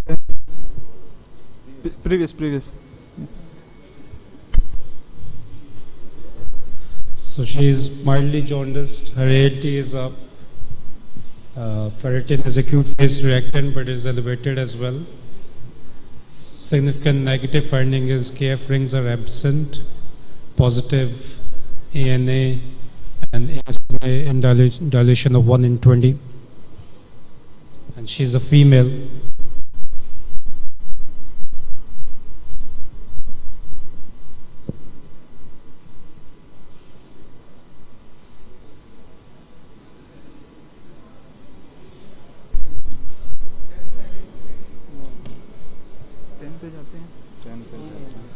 Sir, last 10 seconds, please. A, option A. Option A, lock कर दें आप? जी sir. Okay. So in fact, option A is the wrong answer. The correct answer is option E, which is 14 score, and it's autoimmune hepatitis scoring system. So you score for each parameters which they described, and it's calculated as 14. So 0 for this. Let's move on. So the patient was started on prednisolone and azathioprine. She showed marked improvement over the next 6 months. She was lost to follow-up and now presented years later with right hypochondrium pain and weight loss. On asking, she was able to do her routine daily activities but couldn't continue her job due to her current illness. On examination, pulmonary erythema, no hysterexis, spider nevi on chest were present, no gynecomastia, and shifting dullness was negative. Liver was 2 finger breadths below right costal margin. Spleen was 1 finger breadth below left costal margin. WBC 3100, HB of 9 and platelets of 90,000, bilirubin 2.7, ALT and AST 67 and 79, ALKP 120, RFTs were normal, albumin 3.8, PT 20 seconds, and 2D echo showed mild MR. AFP was 2000. CCT abdomen showed a mass in the right lobe of the liver 2.5 into 3.5 centimeter with suspicion of extension into the right hepatic branch of the portal vein. Mass was enhancing in the arterial phase and showed washout in the delayed phase. Multidisciplinary team decided to start the patient on dual immune checkpoint inhibitors. Next slide. Yes. Regarding studies done on immune checkpoint inhibitors in the treatment of HCC, which of the following is incorrect? Resource study was done on patients whose disease progressed during sorafenib treatment. In Oriental trial, orantinib combined with conventional TACE in unresectable HCC patients with child class A or B cirrhosis was given. I am Brave 150 trial showed significantly better survival and progression-free survival outcomes with atezolizumab and bevacizumab combination for who had not received previous systemic therapy, with hypertension being the most serious side effect. Checkmate 459 trial on nivolumab showed no significant survival compared to sorafenib. Sharp trial on sorafenib was stopped at second planned interim analysis because of advantage in median survival. Okay, clock start kar दें please, say sir.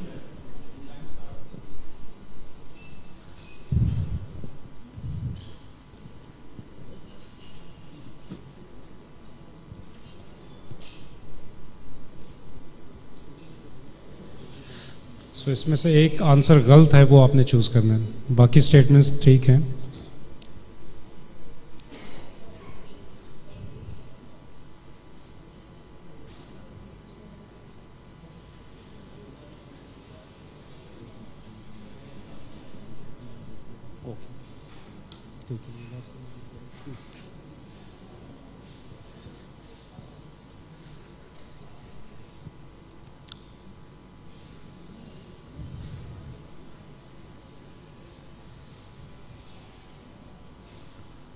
Okay, 40 seconds left.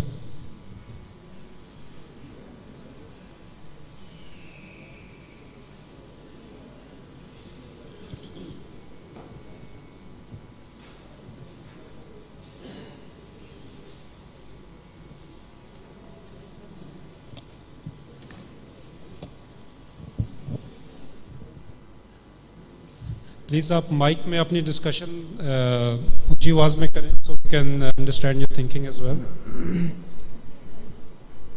Sir, option A.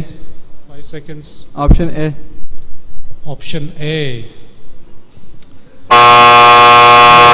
That's a wrong answer, my friend. So you get 0 marks for this. It is a correct statement. Resource study was done on the patients who progressed on sorafenib for second generation immune check inhibitors. The correct answer is option B, actually, Oriental trial, because in option B, the only child class A patients were recruited, not child class B.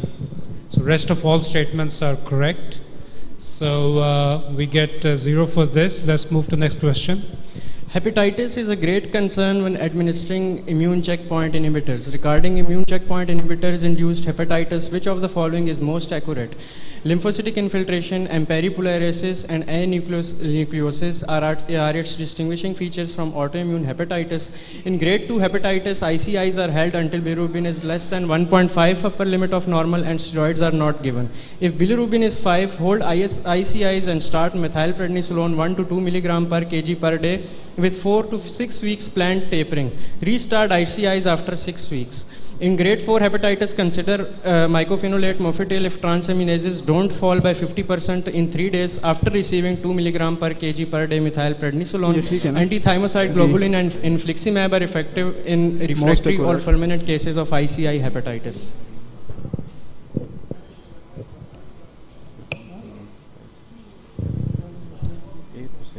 क्यों autoimmune hepatitis. So abnormal LFTs are very common with immune check inhibitors. It can happen in 9-10% of the cases, but hepatitis is less common.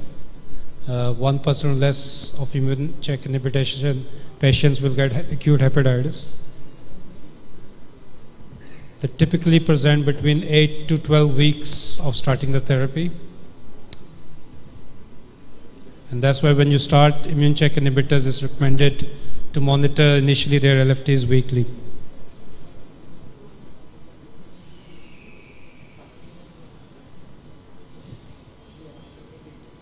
Sir? Then you answer.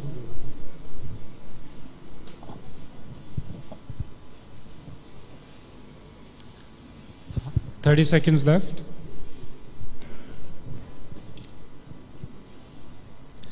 Discussion loud, please. वो 2 का bilirubin 2 का नहीं करता नहीं वो तो autoimmune में antibody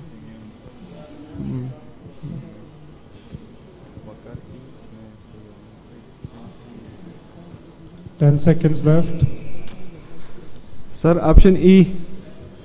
Option E. Your time is finished. So, acute hepatitis due to immune check inhibitors, as I said, is a rare side effect but can happen. Infliximab or anti-thymocyte globulins have no role in their treatment. It's graded into grade 1, 2, 3 and 4. So 3 and 4 are the square grading of immune check inhibitor hepatitis. In grade 1 you continue with it with decreased dose, but grade 3 and 4, which is here, you stop immune check inhibitors, give them methylprednisolone at the dose recommended, check LFTs in 3 days. If there's no improvement in 50%, then you start them on second generations such as mycophenolate. So correct answer is D. 0 marks for this. Let's continue to question 4, please. Regarding immune-related side effects of ICIs, which of the following is wrong? Patients with history of autoimmune disease are at an increased risk of immune-related adverse effects with ICIs. Patients with previous exposure to anti-PD-1 are at an increased risk for immune-related adverse effect if switched to anti-CTLA-4. NSAIDs use may increase risk of ipilimumab-induced enterocolitis. Hyperthyroidism and hypertension can occur with anti-PD-L1 drugs. Toxicity in anti-PD-1 is independent of dose.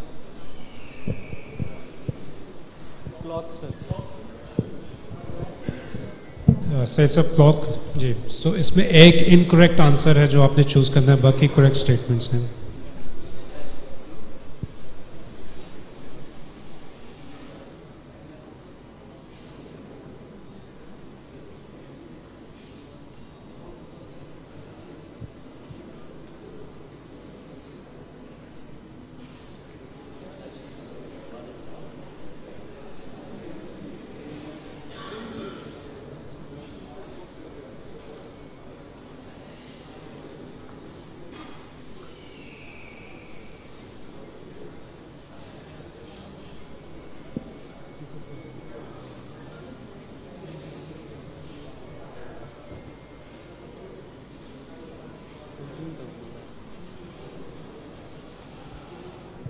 Forty seconds left. Mic on कर लें please.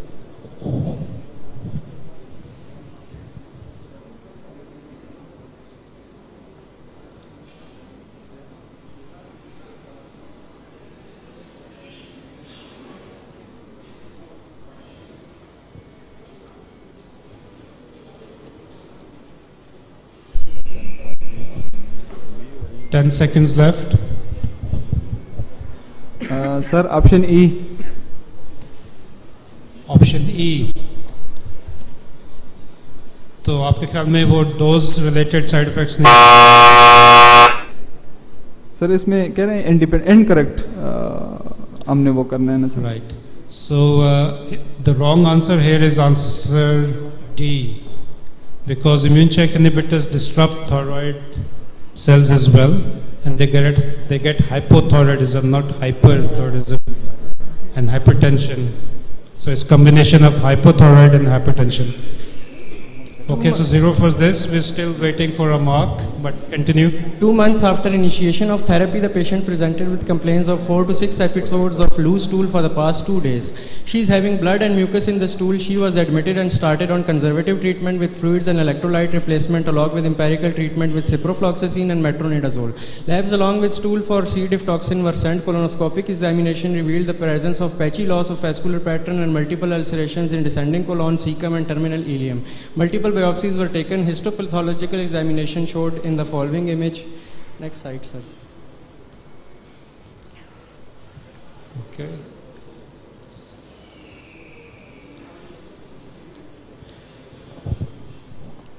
Based on the histopathological image, what is your diagnosis? Bacterial colitis, viral colitis, protozoal colitis, Crohn's colitis, ICI-induced colitis. Sir, previous slide, histology. Previous slide, please. So very enthusiastic gastroenterologist, 2 days history of diarrhea. They've done the colon, but they've done the biopsy as well. So let's see. Previous slide, please. Sir, ICI के suspicion हो तो फिर कर सकते हैं. इतना simple नहीं देंगे.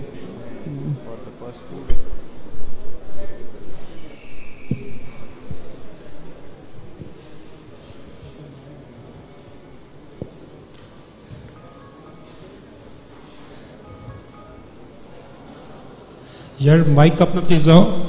Please switch your mics on. Yes. 40 seconds left. Next slide. Next slide, please. So you can see a lot of inflammatory infiltrate, and in the center you can see a formation of.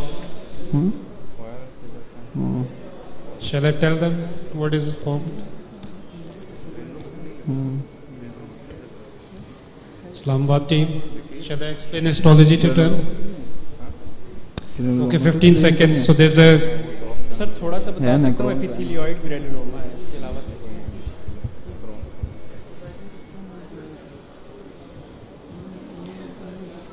Sir, B. B for Bravo? Yes, sir. Okay. So, colitis is a good thought, especially when they are on immune inhibitors. You know, you can have CMV, etc. But in histology in CMV, you see what? Oval eyes. Oval eyes. Can you see oval eyes here? So what you see is a central granuloma. Yeah. And inflammatory neutrophils around it. Next slide, Karen. Next slide, please. So its correct answer actually is 2 days history. It's bacterial colitis. This is typical feature of Yersinia enterocolitica, which can form granulomas.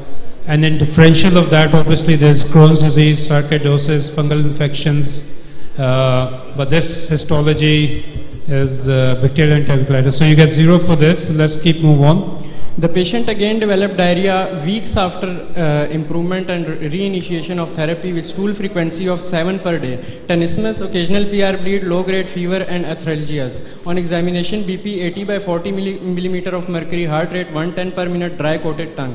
Colonoscopy was done which showed ulcerations, friability and loss of vascular pattern. Biopsies were taken for histopathology and images shown in the next slide.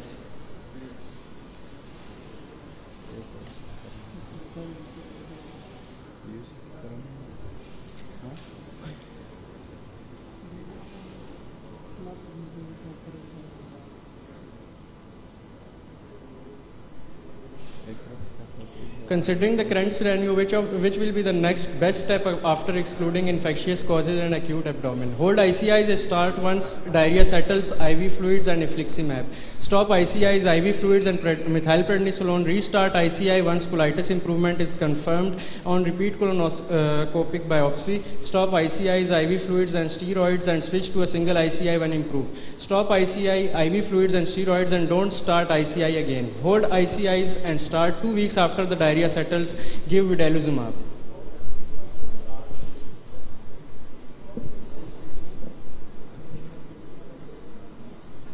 Histology please दोबारा दिखाएं. Mic on कर लें team. Sir previous slide पे इसका वो score निकालते हैं ना, उसमें बीपी 80-70 है, शॉक में है patient, colonoscopy, friability. Next slide.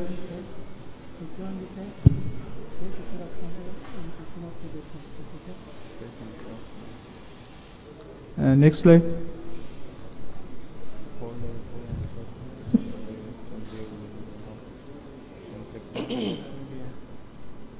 इसमें IV स्टेरॉइड्स देते हैं ना B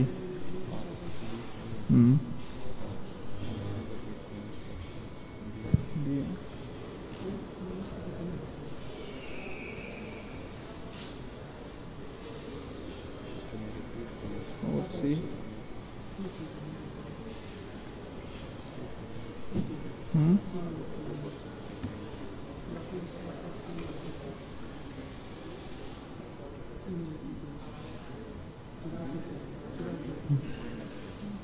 10 seconds.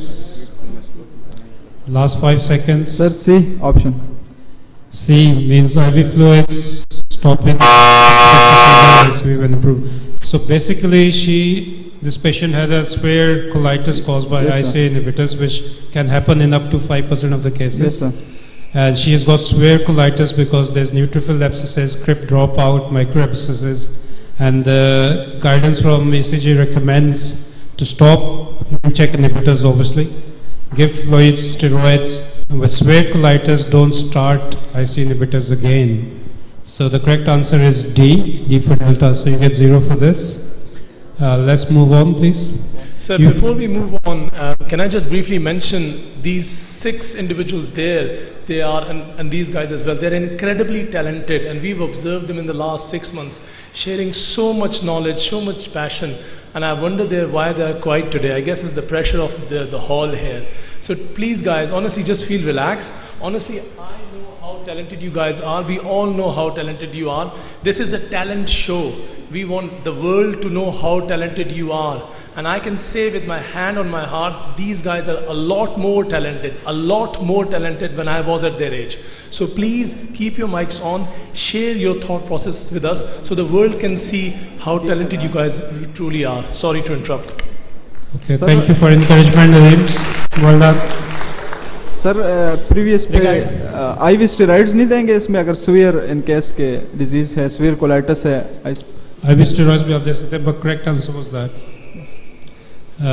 Let's continue, please. Question 7. Regarding ICI-related colitis, which statement is incorrect? The gut flora-like presence of firmicutes can play a protective role against ICI-induced colitis. After excluding infections, calprotectin can be a reliable marker for ICI colitis in patients treated with ipilimumab.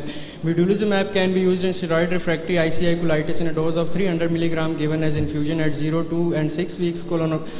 Colonically formulated budesonide can be used in management of ICI-associated microscopic colitis. Both in IBD and anti-PD-1 induced colitis, regulatory T cells are predominant in epithelium and lamina propria. So again, one wrong answer.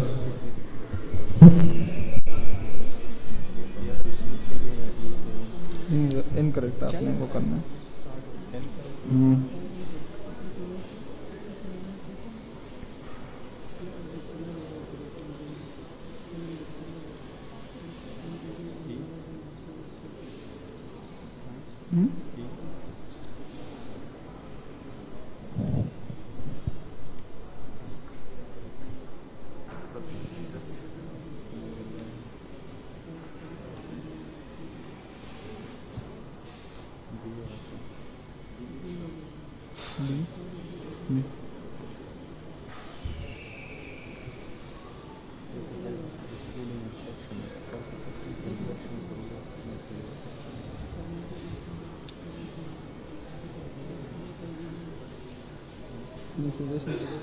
40 seconds left.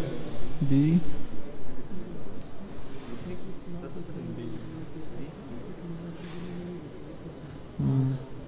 टबातीम आप ऊंचा बोल सकते हैं, कोई नाराजगी नहीं है.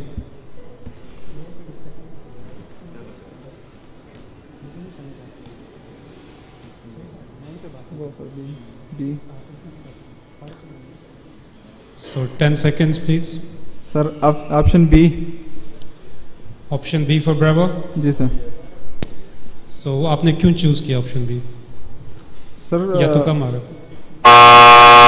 इसमें बाकी जो है वेडोलिजुमाब देते हैं इसमें Right, so you excluded the answers. Yes, sir. Logical thinking. Yes, sir. So well done. So we had a score by Abdullah team. So you get 6 marks. Well done. So let's move on to the next question, please. The condition of the patient deteriorated after the discontinuation of systemic therapy. She was shifted to ITU for further management. Enteral nutrition was considered as a mean of nutrition in this patient. Next slides. Regarding enteral nutrition in critically ill patients, which is correct? Continuous enteral nutrition is superior to bolus enteral nutrition. Standard enteral nutrition contains non-protein calorie to nitrogen ratio of around 200. Standard enteral nutrition has intact non-hydrolyzed protein content of about 40 gram per 1 liter. Supplementation of enteral nutrition with prebiotic or probiotic is recommended. Trials have shown a significant reduction in ICU or hospital's length of stay by using supplementation of antioxidants or vitamins.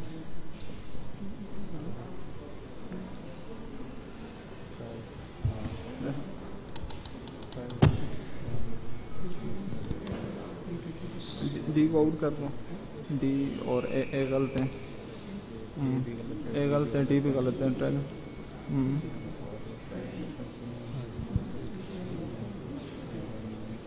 ये भी गलत है ई भी गलत है बाकी क्या रह गया ये सी है या डी डी भी गलत है ना बी और सी में ये नाइट्रोजन बैलेंस कितना था इसका ये मैं भूल गया हूँ 100 था या 200 था 200 था ना non protein calorie 40 seconds. B ठीक है मेरे ख्याल में बी और ये इंटरनल न्यूट्रिशन में प्रोटीन कंटेक्ट अबाउट 40 ग्राम पर तो ये 1.2 किलो कैलोरीज पर KG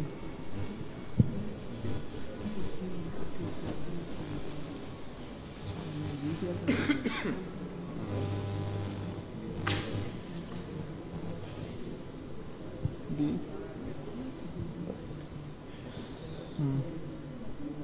10 seconds left. Sir, option B.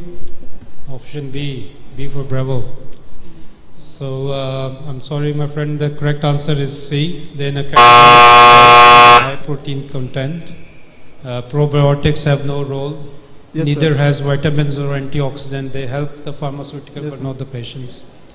And let's carry on. Continue, please. So 0 for this.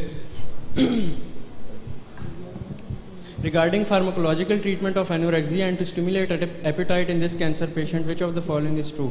Medroxyprogesterone acetate is used in patients with longer half-life expectancy. Misoprostol acetate is used in patients where only days to weeks of therapy are anticipated.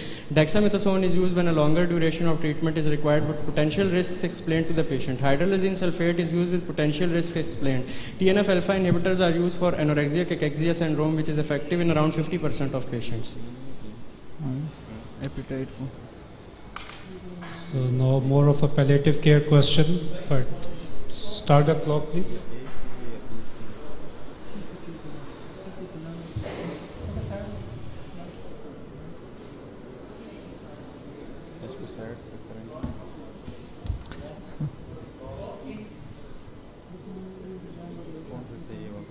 यही इसमें मैं confuse हूँ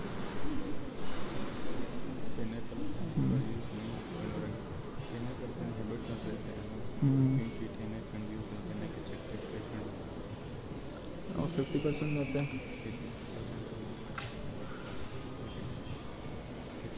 और हाँ वो तो है मेट्रॉक्सीप्रोजेस्टेरॉन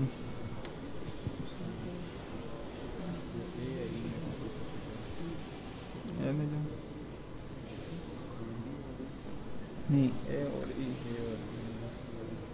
anti TNF की वजह से होता है ये आपके एनोरेक्सिया जो होता है क्यों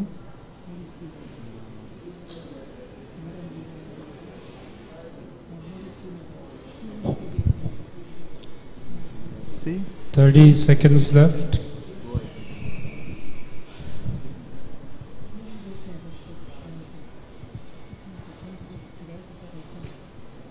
क्या होता है? होता है? See?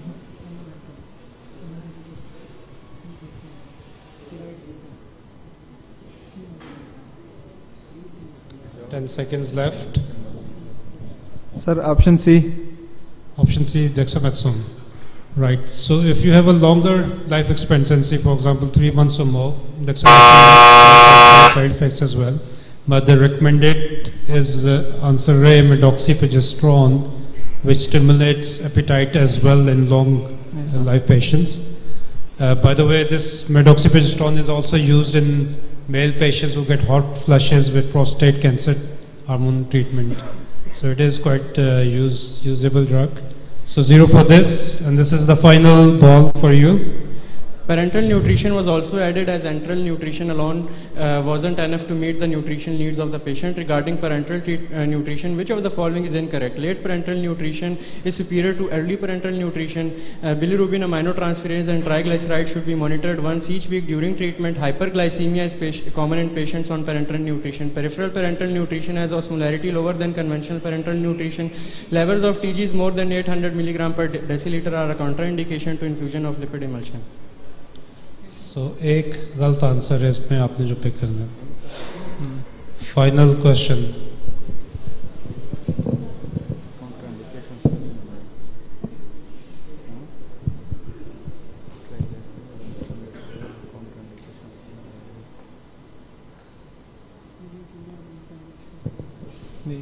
इसमें levels of triglyceride and समझ नहीं आएगा.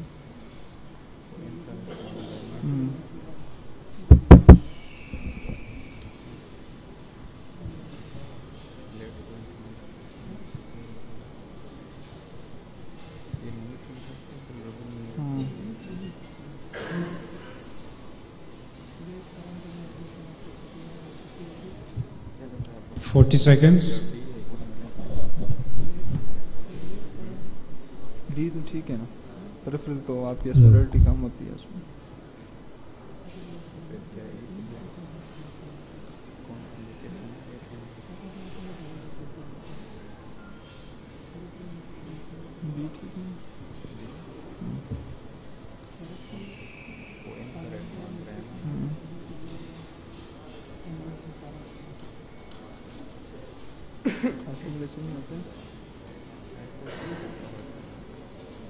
Hypo.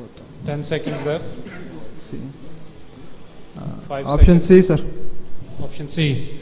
So you think that is wrong? Hyperglycemia is important nutrition because of the level. So this is a wrong answer. Unfortunately, the correct answer is E. It is 1000 milligram per deciliter above which you don't give. Although it sounds like high, but that is the correct in this one. So you get 0 for this. So total marks is 6. Am I correct, Cesar? So well done. You played well. Just for your assurance, I checked this on Dr. Tehami, world-renowned gastroenterologist, yesterday night, and he scored 12. So you did very well. The MCQs were difficult. So, these questions were not straightforward. Well done to both teams. And as I said earlier, I have known these guys for a few months, and I know how talented these guys are. Anyways, this score does not reflect who these guys are. Let's swap. So the team in the batting, so batters now becomes bowlers, and bowlers now become batters. So swap, please. So you guys come over here, and you guys will go over there.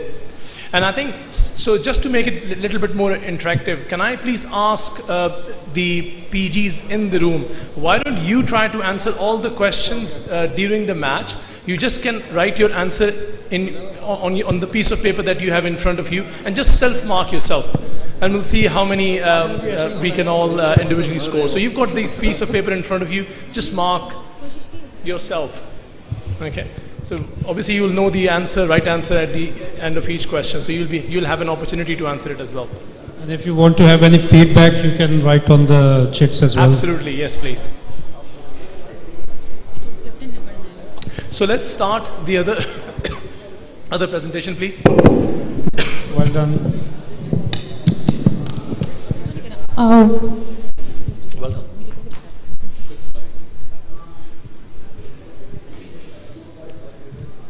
I think while we are sort of switching over, we have lots of people to acknowledge.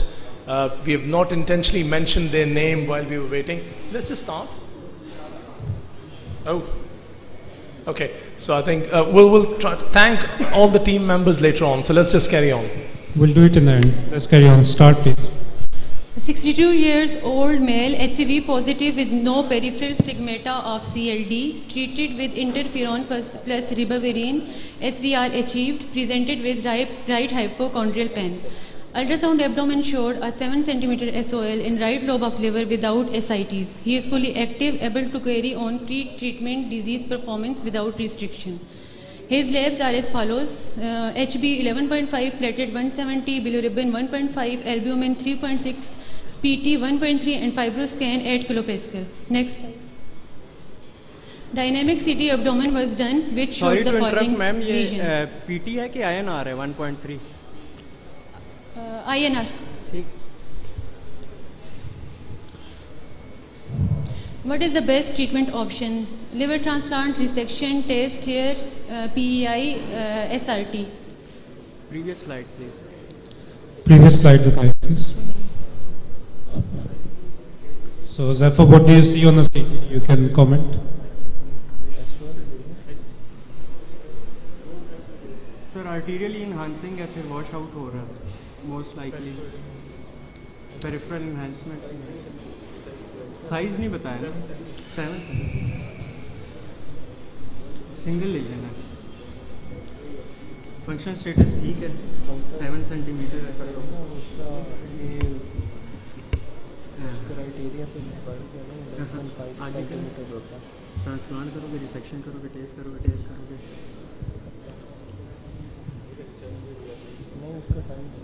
Child क्या बनता है? So 40 seconds left. Child है, good functional status और SOL level. Transplant करें? Test मैं तो transplant की तरफ जा रहा हूँ. सिंगल लिया है ना, उसका वो मेट्स का भी नहीं उन्होंने बताया, वो किसको नहीं बताया? मेट्स का बता सकते हैं सर कुछ? Metastasis Sorry, second. मेटास्टेसिस के बारे में बता सकते हैं कि है कि नहीं? There's no metastasis. There's no metastasis. Function resection कर लो यार. Resection, sir. 10 seconds. Resection, B is our final answer. Is that you sure for that? Sort of sure. Sort of. So why are you not confident? Yes, sir. Sir, क्योंकि एक तो function के functions भी preserved हैं. So the key buzz was fully active. You know, according to BCLC, Barcelona liver classification, he falls in earlier group. All the size is big, but the only curative treatment for him is a resection. So you've already equalized the match. Let's see if we can carry on 6 marks for this.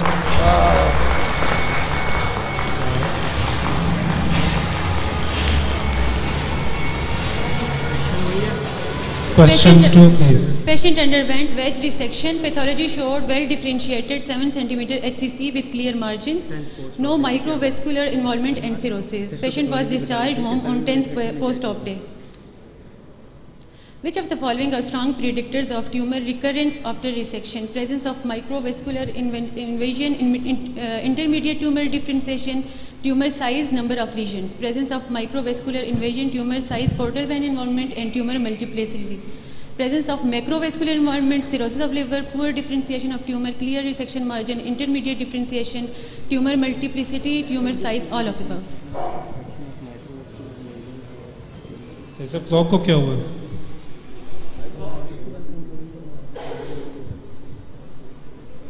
हाँ वो तो total vein involvement tumour ये तो confirm है. ये भी हो सकता है. ये करेक्ट है. ट्यूमर साइज भी है, नंबर ऑफ ईयर भी है. ये रीटेड क्राइटेरिया रिकरेंस के लिए ये दिया हुआ है. बाकी ऑप्शन में से कोई रॉन्ग है? टोटल वेन इन्वॉल्वमेंट तो स्ट्रॉन्ग प्रेडिक्टर है रिकरेंस. मेरे ऑल ऑफ द अबाव लग रहा है. सोच लो. बी ऑप्शन जो है वो ठीक है. Total vein involvement all 40 seconds left. B correct है और बी भी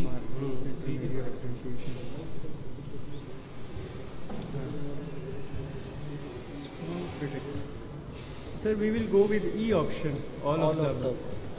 E option, all of the above. Ji sir. E for elephant. E for.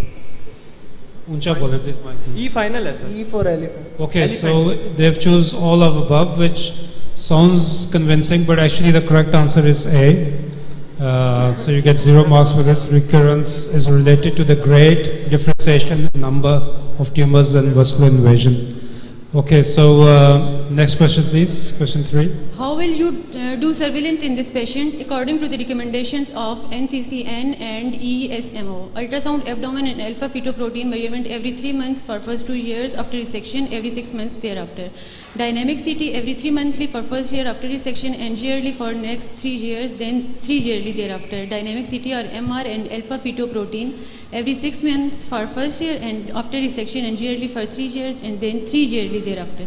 Ultrasound abdomen and alpha fetoprotein measurements every month for first year after resection and every 6 months thereafter. Dynamic CT and alpha fetoprotein measurements every 3 months for first 2 years and after resection and every 6 to 12 months thereafter.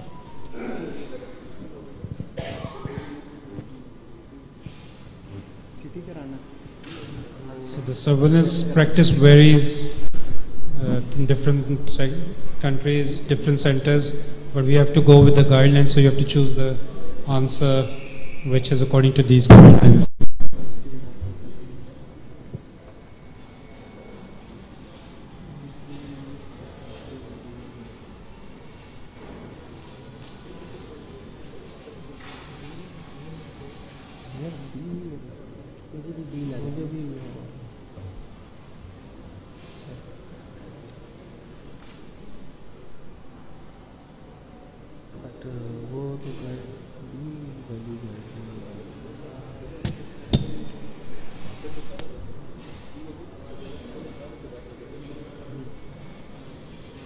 तो भी B कह रहा हूँ, B लग रहा है, मुझे भी बी लग रहा है, 25 seconds.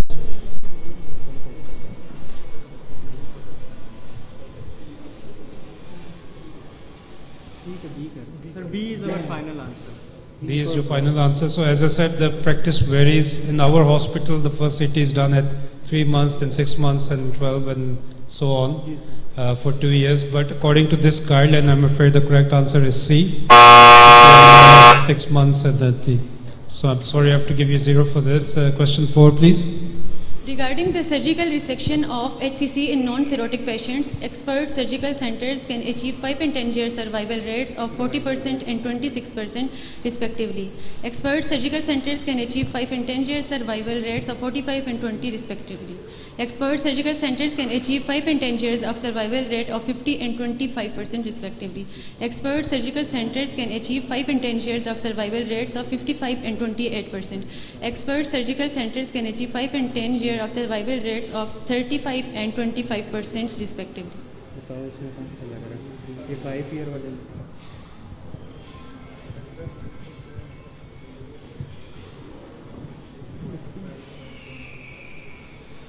सी कहते हैं, डी सी में कहना नहीं चाहता और डी में कहना है, तो इसमें तो हमने just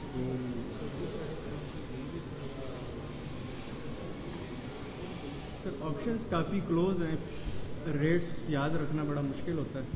options are very That's right, but this is what it is, and you have to choose out of them. D कहते हैं, डी मेरा डी कहते हैं, डी 55 है वो अच्छी है सबसे, और 28 वो भी है. ठीक है. डी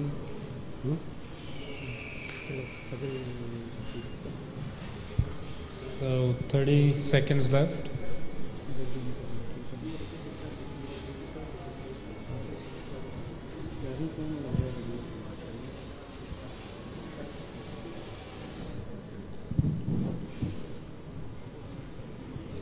डी कर लेते हैं हम सर. D for delta. जी सर. Yeah. So recurrence is common in HCC, and that reduces the survival even after surgery. 10% per year, and 75% of the patients will have recurrence by 5 years of time. Now I appreciate these figures can vary according to the studies you call. These MCQs have been vetted, and the correct answer here is A for alpha. So 0 for this. Let's continue to question 5. Regarding the test in HCC treatment, which of the following is not absolute contraindication for test? Hepatofugal blood flow, CRET2, CTP score of 9, esophageal varices at high risk of bleeding, severe comorbidities.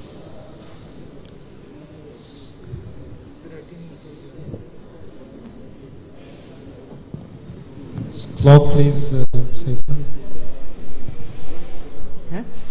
So transarterial chemoembolization for intermediate stage is a treatment of choice sometimes. It is not considered as a curative therapy, but it can step down the patients and make them transplantable if they respond well. And sometimes it can make worse by causing decompensation, liver abscesses, pain, etc.